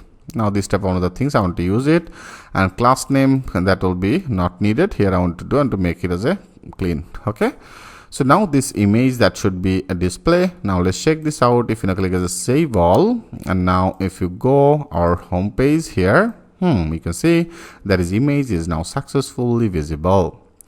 Great. And into our right side I want to now load all that our skills. Okay, so now we have to work for particular this area as a skills. Now if you want to do this work, we have to go outside from our this animation wrapper that I have already take it in particular this dev area here. After that animation I want to load another animation. So that will be another animation wrapper. Wrapper is started, wrapper is ended. So here I simply declare another animation wrapper, and here I want to pass on the class name. Here I want to use it, that will be as a flags. Okay, and also I want to make that our item will be into the center position. Wide will be as a full, and padding I want to use it, that will be as a padding will be as a 4. Okay, and after that I want to take another our motion. So that will be as a motion. Okay, motion, and motion will be as a dev. Motion dev is started and motion dev is ended. So now into this motion dev area here also I want to pass that our variant. So that will be just like that same variant I want to pass it. I copy it, and now here I want to pass that our variant. So that will be the variants as a set our variants. Okay, so here you can also able to change it. So now after that I want to pass on the class name, and that will be I want to use it as a grid, and I want to use some of the gap will be as a 4, and then I want to use some of the grid column. Okay, grid, and then the grid column I want to use it as a 3. Okay, that will be a grid column 3. Height I want to make as a full, that will be as a full, and maximum. Okay, that will be as a maximum. I want to make it as a height, as a custom height. Maximum height I want to use it as a custom height, that will be like as a 200. Okay, 200 pixel, and also I want to use it as a wide will be as a full. Great. So here I simply loaded that things. Now we have to display that our data. So data means which one? Here if you go to that our database, that is actually our field name as a skills. Here all that our that will be display, and here we have to simply split it. We have to split our, that is the comma, right? So now I want to simply take it. So that will be, first of all, we get all the things with our data, which I have already destructured it. If there have any, our field name as a skill, right? So that is actually our field name, database field name as a skills. I want to access it. That is our skills. So into this skills area, I want to split. I call that our split function. And that is a split one of the function. And there is this, it should be split out which one? It should be split our comma. Okay, that means here that is actually a comma as a Next.js, comma Laravel, comma, and then Vue.js. So that will be split our, that is the comma. And now here after that I want to call that our map method, and into this map method area here I want to access it by the name as a skill, whatever the name actually choose.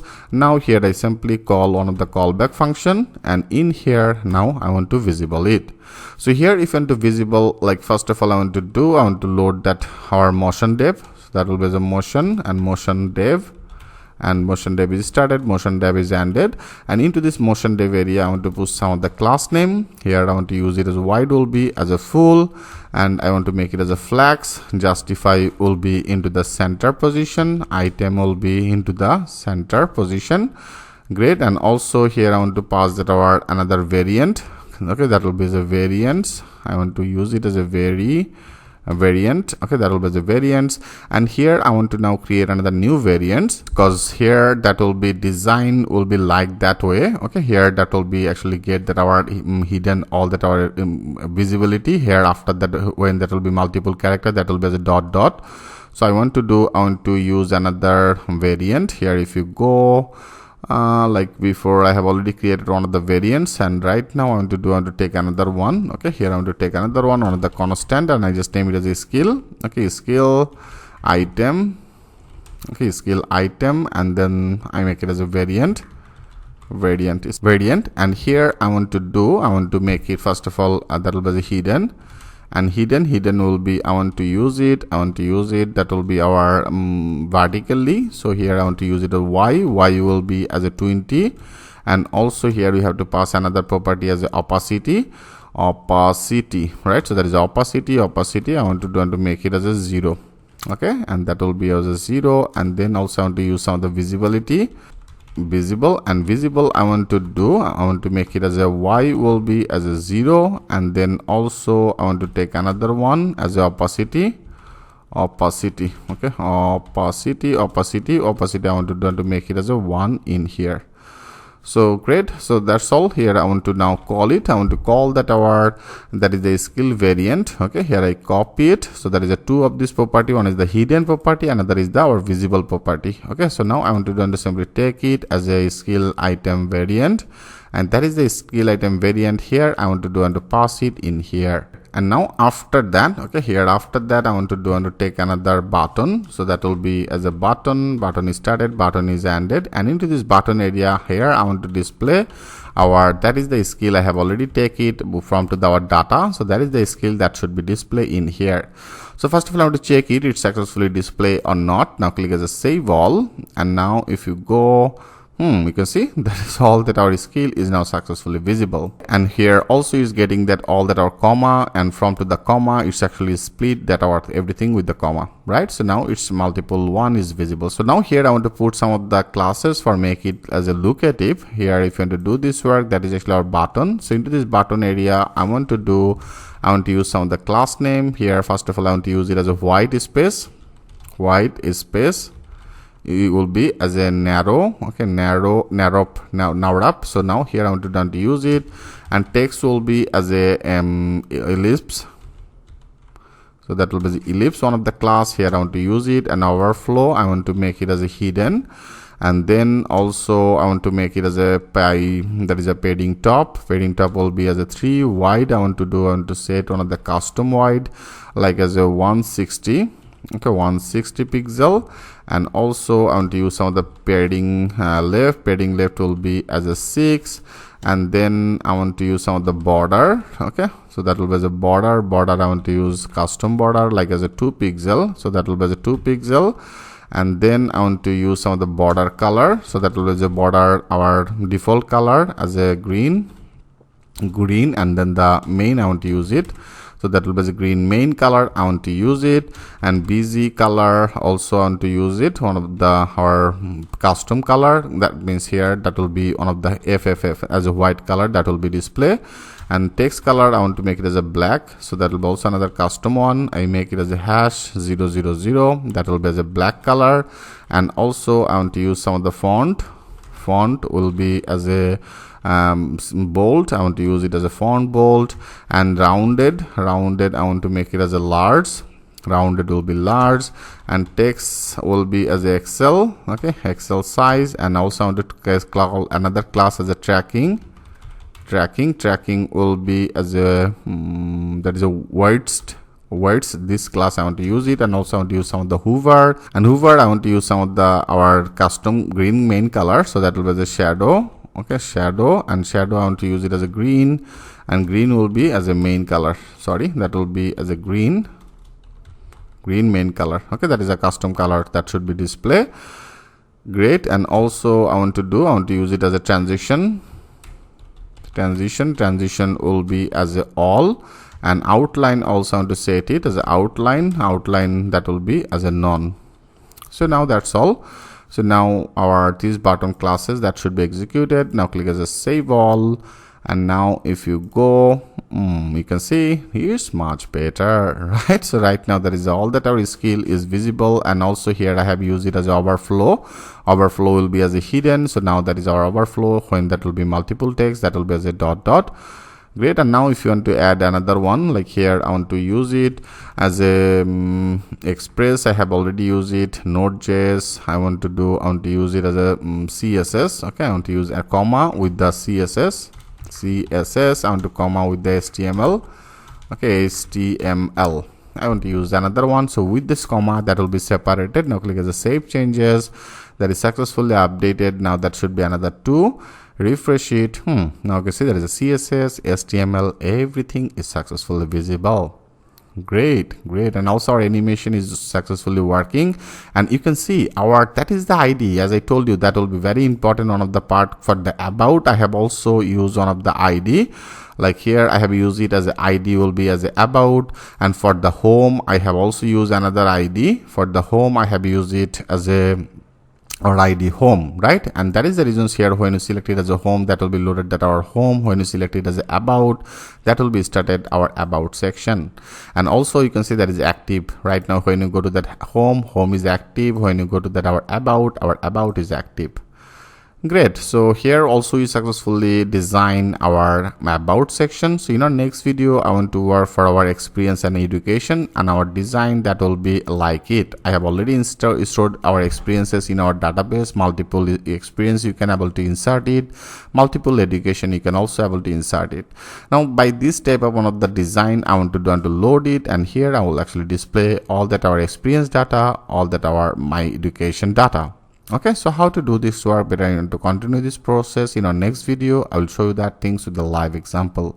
So thanks for watching, and I will see you in the next video. Hello friend, welcome back. In our previous video, we successfully complete our about us section, right? So that is our about section. We successfully able to complete this part. Right now, all the data is totally dynamic, and all that our skill is visible. Now here after that I want to work for that our experience, and our experience area, experience and education, both of these I will actually load in one component. Our design will be like here. If you go, so that will be our my experiences that will be displaying here. All that our education, that is a multiple education, this education also should be displayed like that way. And if you go to that our admin dashboard, I have already added multiple experiences. Right now they have the 3 experiences. If you go to that education, they have the 3 education, right? So now I want to simply get both of this data, and I want to visible it into the experience component. Right, so here if you go right now after that, that is our client and experience education view. Before I have already set up this layout. Now I want to go back to here. Right now I want to better close it, and also I want to close it. I want to go back to that our another component, so that is in our client view. Into this client view, I want to go to that our experience. Okay, so that is our experience here. If you open it, I have already get that our name it as a client experience education view. So our first job here, that will be here, we have to do, if you go to that our pages, and into the pages, that means in our app, and that is a pages, and into this pages area, what exactly the data I have actually passed it here. If you go to that our experiences, and you can see that is our client experience and add education view. Here I pass actually two of these props data. One is our education data, and also I pass another one as a experience data. Right, I have already fetched that things throughout our API, and then here I simply pass both of these our props data to our, that is the client experience view. So here first our job here we need to destructure both of this. I want to destructure, that is our education data. I want to go there, that is our experiences. Here I want to destructure it. I want to destructure the education data, and also another one as the experience data. I copy it, and now here after that I want to also destructure that our experience data. Great. Now after that, first of all, better I want to check it. Okay, I want to check it successfully get this our data or not. I want to check it into the console log. Into this console log area, I want to check both of this our education, that is our education data, and also I want to check that our experience data. So here I also want to do another one.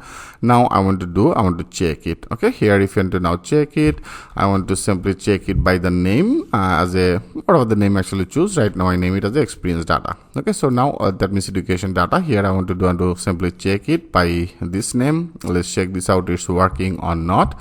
If you now click as a save all, and now if you go to that our side, I want to better refresh it. Now that should be fetched that our education and every data. Now if you go to that our console log, okay, here I want to go to that inspect, and if you go to that our console, and into this console now I want to search it by the name. Here I have already named it as the education data, so I want to search it by the education data, and into this education data here you can see there is a two of this array. One into this array area, it successfully get all that our education, and also there is our another array.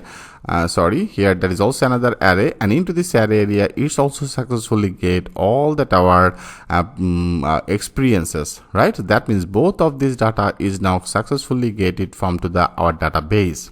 Great, which is really great. Now we can able to actually display this data. Okay, here now I simply want to display all that my experiences. They have the 3 experiences right now, and also they have some of the 3 education. So that is the 3 education is also visible. So now I want to visible it our design pattern that will be like it. So let's do that work.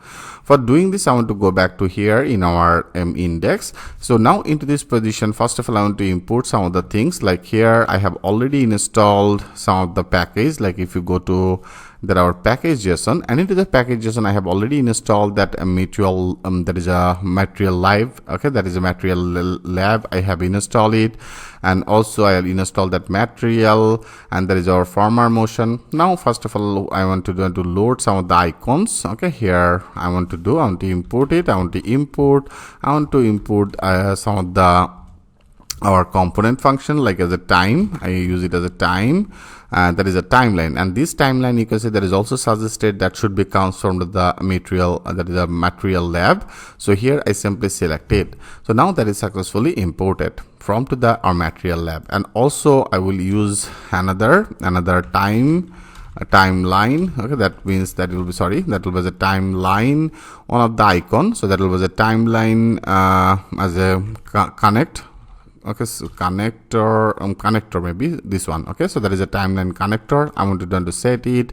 I also want to take another one as a timeline content. Okay, that will be the timeline content. I want to support it. I want to also take it as a timeline dot. So that will be the timeline and then the dot. That is a timeline dot. I want to support it. Another one is the item. So that will be the timeline item. Okay, I make it as an item. You can see that is a timeline item. I want to simply support it. I want to also take another one as a timeline separator. timeline, and then the separator. You can see there is a separator. So here I simply take all that our element from to the our material UI, that material slab. From here I simply support it. Okay, great. And also our animator will be needed. So here I want to also take it. So I want to import it. I want to import that our animation, that means animator or animation wrapper that I have already created. So now also I want to support it. There is the animation wrapper. Great. And also I want to input that our motion. Sorry, I want to input that our motion. So that will be as a motion. Okay, motion. So motion will be transformed to the our farmer motion. Okay, great. So here I simply support all that essential things, and now we need to work in our, that is the return. Okay, so into this return area right now, if you don't want to visible, it's totally fine. I want to better minimize it. And now into the return area we have to work. So in particular that area, first of all I want to design it. Okay, so if you want to design, like I take one of the div is started, div is ended, and into this div area I want to put some of the class name, Tailwind CSS class. We have to write down it again. I make it as a maximum wide. Okay, maximum wide, and that will be as a screen. I want to take it as a Excel, and then margin top. I want to use it margin top as a 24. Okay, 24, that will be our margin top. And then I want to use it as a margin button. Here I want to take one of the margin button as a 6, and then for the small skin, and for the small I want to use it as a margin top will be as a 14. Okay, that will be as a 14. And then for the small, okay, for the small I want to take it margin button will be as a 14. And then I want to use some of the padding left, that will be as a 6. And then for the small skin, okay, for the small skin padding left I want to use it as a 8. Okay, that will be as a 8. Large skin, and that is a padding left I want to use it as a 16. So that will be as a 16. Okay, and also our max will be, I want to make it as a auto. And also here we have to pass that our ID, and that will be our ID will be which one. Here if you go to that our pages, I have also assigned that ID for the experiences, that will be the experience. Okay, I name it as experience. Great. So that is our ID. Here I assign it, which is really fine. Now here after that, okay, I want to take another div. So I simply take another div is started, div is ended. Here I want to put another class name. First of all I want to use some of the grid, and the grid flow I want to use it, and that will be the grid flow row. I want to take it. Okay, and then here I want to also use it for the small skin. For the small I want to use it grid flow column, that will be the grid, and then the flow will be as a column. And also I want to use it as a grid column will be as a 1. And for the small I want to make it as a 2, so that will be the grid, and then the column will be as a 2. And also I want to put some of the gap I want to use it like as a 8. Okay, here I simply loaded that things like that way. Now after that I want to take it a little bit left side, because multiple design here we have to now add it. Now I want to take it, and now here after that I want to take another div, and div is started, div is ended, and in here I put another class name. Here I make it as a flags. Okay, that will be as a flags, and I want to make it as a flags column. Okay, that will be as a flags column. I want to use some of the gap as a 5 in here. And now after that I want to load another animation. So that will be the animation wrapper, which I have already loaded. So that is animation wrapper is started, and that is our ended. Okay, so now into this animation wrapper area I want to use some of the class name, and that will be one as a, I want to use it as a padding top as a 6. That will be as a 6. And for the small skin I want to use it as a padding or top. Okay, padding top will be as a 16. I make it as a 16. Great. So here I successfully load it, and now here into this animation I also want to take another div. Into this div area I want to use some of the class name. Here I want to make it as a flags will be as a column. Justify I want to make it into the center position. Item will be into the center position, and that will be one of the row start. I want to take it as a row start. Okay, row start as a 2.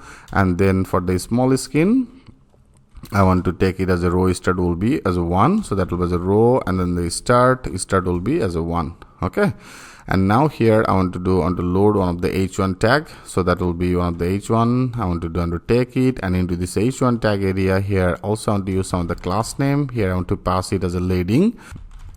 Here I want to use some of the custom leading. Okay, custom leading like as a 70 pixel. I make it as a 70 pixel. And then margin button, I want to use it margin button as a 4, and text size I want to make it as a 3xl. That will be as a 3xl. And for the large skin, I want to make it as a text. Okay, text will be as a 4xl. And then here I want to use some of the extra large. That will be, I want to use it as a text will be as a 5xl. Okay, I make it as a 5xl. Great. And also font I want to make it as a font. Font will be as a bold. Here I want to use it as a font will be as a bold. Great.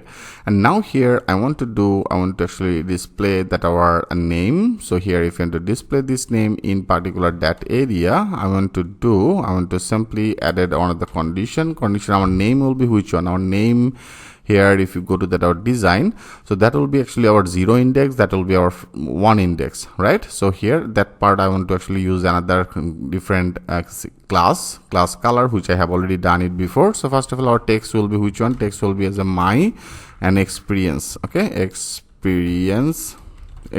So here I want to use it as a my experience, and into this experience area here I want to split it.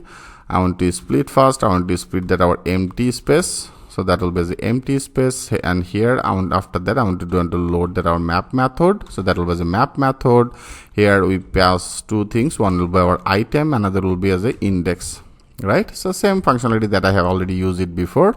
And now I want to simply call it. So here we want to use some of the span. Okay, I take one of the span, and into this span area I want to use some of the class name. Here I want to put this class name with one of the condition, right? So that will be also just like that same before. I have already done it. So that will be the emphasis, and here that will be our $sign. Okay, there is a $sign area. I want to put this condition. Condition will be our when this index will be equal 1, right? So there is a two things. So when that will be the 1, then I want to use it one of the class, our custom class, as a text green. Green will be as a main. Okay, that is green main, and else that will be added our another class as a text color as a black color. So that will be as a hash 000. That means that will be on the black color. That's all. Okay, so that's all here you have to do. So now into this our span area, I want to show that our item which I have already take it, our item I name it by the name as an item, and here also we have to pass on the empty space, so that will be our empty space. Okay, great. Now that should be a display our name as a my experience. Now let's check this out. Click as a save all, and now if you go, that is our education client expression, you can see now that is actually display that things like that way. Okay, that is a my experience. Actually loading that things in different way here. That will be as a my experience. Okay, here I want to check it like that is our index. I have used it as a condition when that will be equal 1. So then that will be display as a text main, and here that will be fine. So everything is looked like fine. That is our font better. I want to make it as a medium. Font will be medium. Now let's check this out. Click as a save all, and now if you go, it's now display that things like that way. So that is a my only our this class actually executed here. Maybe they have some of the issues. I have already used it as a my experience, and there is a split. You can see that should be obviously one of the empty space, right? So if first of all here you have to simply split that our empty spaces, then that will actually get this our item, and our first index when that will be a 1, then that will be added that our text green, and rest of everything will be black. So now that should be work. Now click as a save all, and now if you go, you can see, so that is our 0 index, and that is our first 1 index. So if at the 1 index I have used our custom color as a green color, now that is successfully visible.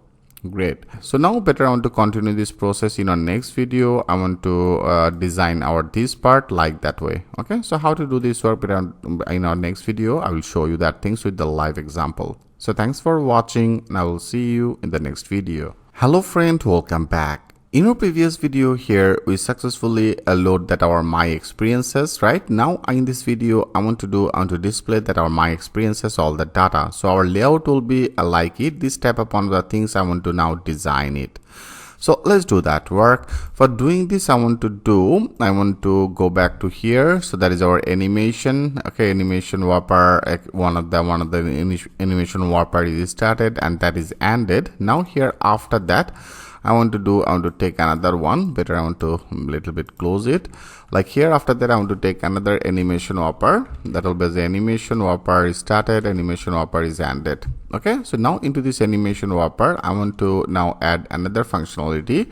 Like here first of all I want to design it. I take one of the div and into this div area I want to put some of the class name. Here I want to make it as a flags and wide I want to make it as a full. That will be as a full. Okay, and then after that I want to load that our motion.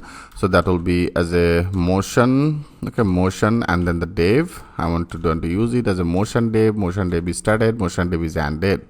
So now into this motion div area here I simply add some of the class name. Okay, here I want to use it or the class name I want to use it as a container, so automatically it will be get some of these spaces in every places.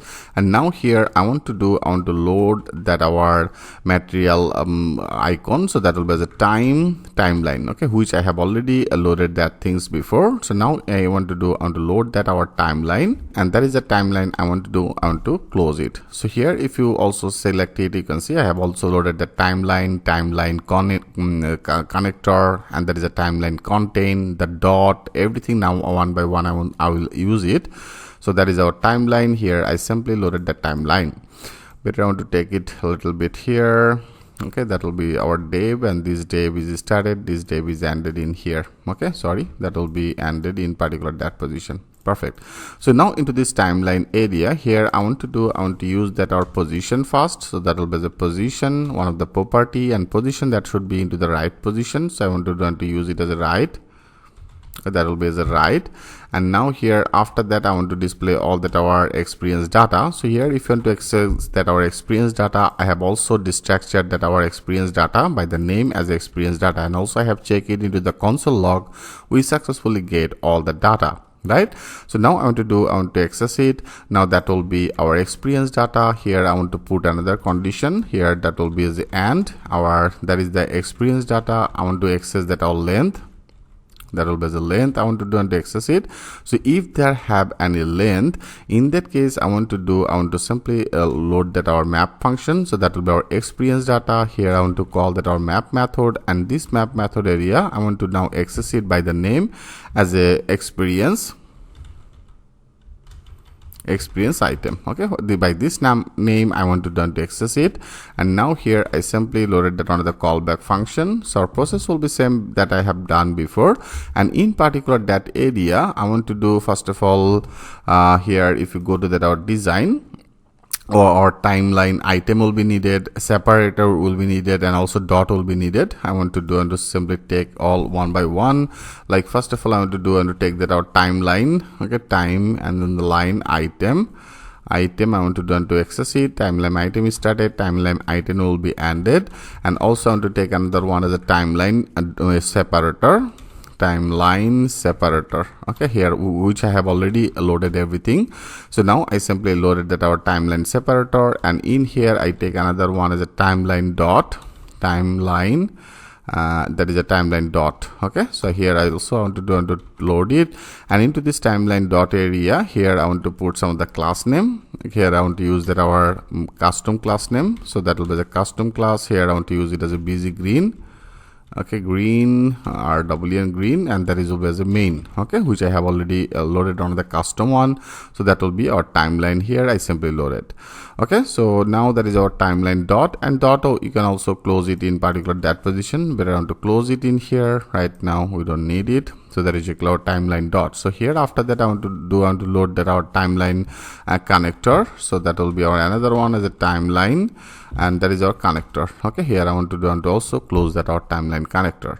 So into this timeline connector area, here also I want to use the same class. Okay, I copy it, and now I want to use that our timeline connector. That will be as a green, which is really fine. Okay, which is really fine. Now to check it here, it's also getting one of the error, because here I have already put one of the condition as a, if there have any length, then that will be executed our this part. Okay, so that will be executed this part, and that is a separator. Separator is ended here, timeline separator, and here after the timeline separator I want to load another one as a timeline our contain. So that will be the timeline and then the contain. Okay, so I simply loaded the timeline contain. That will be started from to this position, and now here I want to load that our data. Okay, that means here I want to actually display this data like that way, so that will be everything should be now dynamic. So for that reasons here I want to take another div, and into this div area I want to put on the class name. First of all I want to use some of the border, and border I want to use like as a custom pixel, so that will be a 2 pixel, and I want to use some of the padding for the every spaces. I want to use it as a 4. Okay, that will be as a 4, and then I want to use some of the rounded. That will be as a rounded. I want to use that custom rounded as a 8 pixel. Okay, I make it as a 8, and that will be as a 8 pixel. And also border color, I want to use that same as a border green, and that will be as a main green color. I want to use it. Margin top, here I want to use that our margin top will be like as a 14. Okay, 14 pixel, and margin left. Okay, margin left area I want to use another custom one like as a 16 pixel. That will be the 16 pixel. Great. So now here one by one I want to visible all that our data. Like first of all I want to load on the p tag, and into this p tag area I want to use some of the class name, and font I want to use it as a bold. Okay, font will be as a bold, and in here I want to visible that our database field name. So our database field name will be which one? Here I have already get all the data by the experience item. So now with this experience item I want to access that our if you go to that our database, and into this database if you go to that our experience, and into this experience they have some all that our field. Now I want to show that our field name. Like here I want to display that that is the duration. Okay, I copy it. Now that will be here as a duration. Okay, here I simply loaded that our duration that is actually ended in here. Perfect. So now there is our experience throughout this, that will be displayed that our duration, and also I want to take another one. Okay, here after that will be our another 2 of these things. Okay, here that is 2 of this field means here if you go to that our database, that is our location I want to visible, and also I want to visible that our company name. Okay, so now both of these that should be one by one we have to visible. So here after that I want to take another p tag. Font I make it as a bold, or you can also use it as a extra bold. Okay, I make it as extra bold, bold. Okay, that will be the extra bold, and for the extra bold I also want to use some of the margin top. Then that will actually get some of the space. I want to use that margin top, and in here I want to visible 2 of this data. Okay, that is our p tag, and by the experience I want to display our like as a company data. So that will be as a company. I copy it. Now here I want to use it as a company. Okay, that will be as a company data, that should be display. And here also after that I want to use some of the space. So for the reasons here I want to use some of the empty space. Okay, and then after that will be display our another one. So here I want to simply load it. That will be our with the experience item. I want to access our another field name as a location. Okay, so here I want to use that location. So now that will be as a location. Perfect. So now that both of these that should be a display in here. If you also want to check it, so that is our condition. I have already assigned it. If there have any experience, that will be load, and this will be ended in here. Okay, else I want to make it as a null.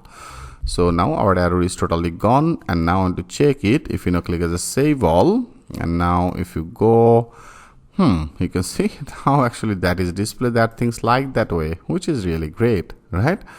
which is really great. That is our 3 of this data right now for the experiences, and 3 of this data is visible. So now also I want to add that our rest of all the data. Like better I copy that p tag, and here I want to paste it. Now that will be margin top, also I want to use it, and here I want to visible our another name only. I want to display, if you go our database, I want to display like as a position. Okay, I copy it, that will be the position. I want to display the position, and then also better I copy it and I paste it. Now that will be display our another one, duration I have loaded, and job profile, right? So that will be the job profile. I want to take it. Now that will be as a job profile. Great. Now let's check this out. If you now click as a save all, and now if you go, you can see it's now successfully visible, that things like that way.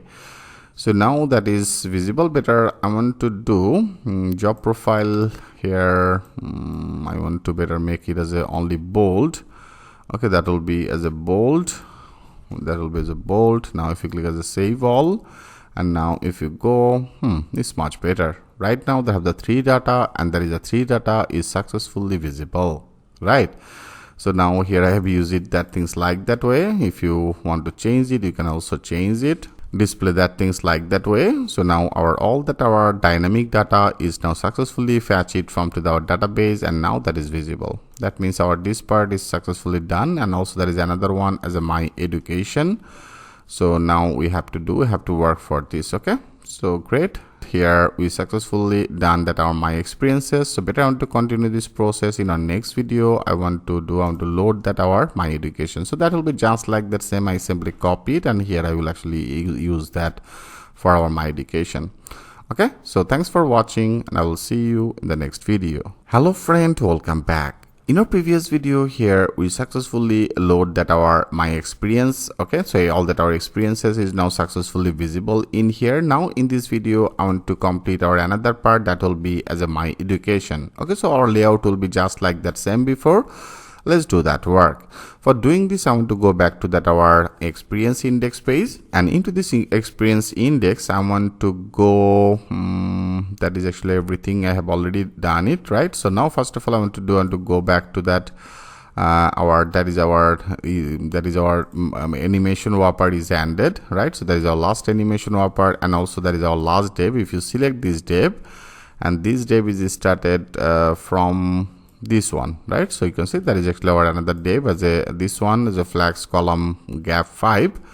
So now actually that will be just like that same here, that is actually ended. So I want to go outside from to this our last div. Okay, that is our last div here. If you select it again, and that is actually started from to this position. So that is actually our total div. So now better I want to copy this our total div. Okay, here I copy it, I copy everything from to this area, I copy it, and now I want to do, after that I want to take it, I want to simply paste it. Okay, here I paste it. So now we have to update one by one. Only our name and data will be changes. Like here, first of all, that will be, I have take it like from here, right? So that is actually our another part. So that is actually our another part. Great. So here better you can, I put some of the gap here, that will be for the education. Okay, that will be the education part is start. Okay, I name it as a start. So I simply put some of the note for you, that will be helpful. Okay, I simply put that comment out for this position. And now into this area, so here I want to do under name, change that name. So now that will be not experience here, that will be the education, and split will be just like that same. Here we don't need to change anything. I hope you already get the point. So that will be just like that same here, that should be loaded, that things like that way. If you also want to check it, click as a save all, and now if you go, you can see now that is successfully visible as a my education, which is really fine. And also that should be very responsive. Here if you go, and if you go, you can see that is also very responsive, which is really great. And now I want to go to data here. Now I want to change that only the value. So now here I want to load our which value. I have already destructured that our education data, so that will be the education data. I copy it, and now here I want to update. That is for our education start, right? Here our this part is updated, and now after that I want to change that name, like that will be as a, I want to destructure it by the name as education data. So that will be as education data, and here also I want to change it, so that will be as education data length, right? So that will be the education data length, and then with our education data I want to map it. Here I want to access it by the name as education, okay, education item. I want to simply change it, replace it experience to the education item. Okay, now great. So here that will be loaded, that our education item, everything will be same. Here only I want to change it. I want to now access it by the name as education item, and here with this item I want to access our education. Here if you go, our education related some of the field name, like here I want to access that our year. First I copy it, now that will be as a year, and then with the education I don't need this, I want to better remove it. Now that will be actually 3 field. Another will be as a with our education item. Okay, with this education item also I want to update as a education item. Now with this education item I want to display like as a college. Okay, here that is a college, I copy it. Now that will be here, I want to use it as a college, and also another one as a degree. Okay, I copy it. Now that will be another one. Here I want to display the degree. Okay, great. So that's all, and that's all you have to do. Now that should be also display this data, dynamic data. Now click as a save all. Right now they have the 3 data. You can see it's now successfully get that our year, and also it's getting that our name, our HSC. So here if you also want to add that name, you can actually use it. So in that case only you have to use it like as a year. Okay, year, I simply added that year, and that will be for the college. You can also use that as a college. Okay, and also that will be for the degree, so I make it as a degree. So now this will be fine. If you now click as a save all, now that should be also display that things like that.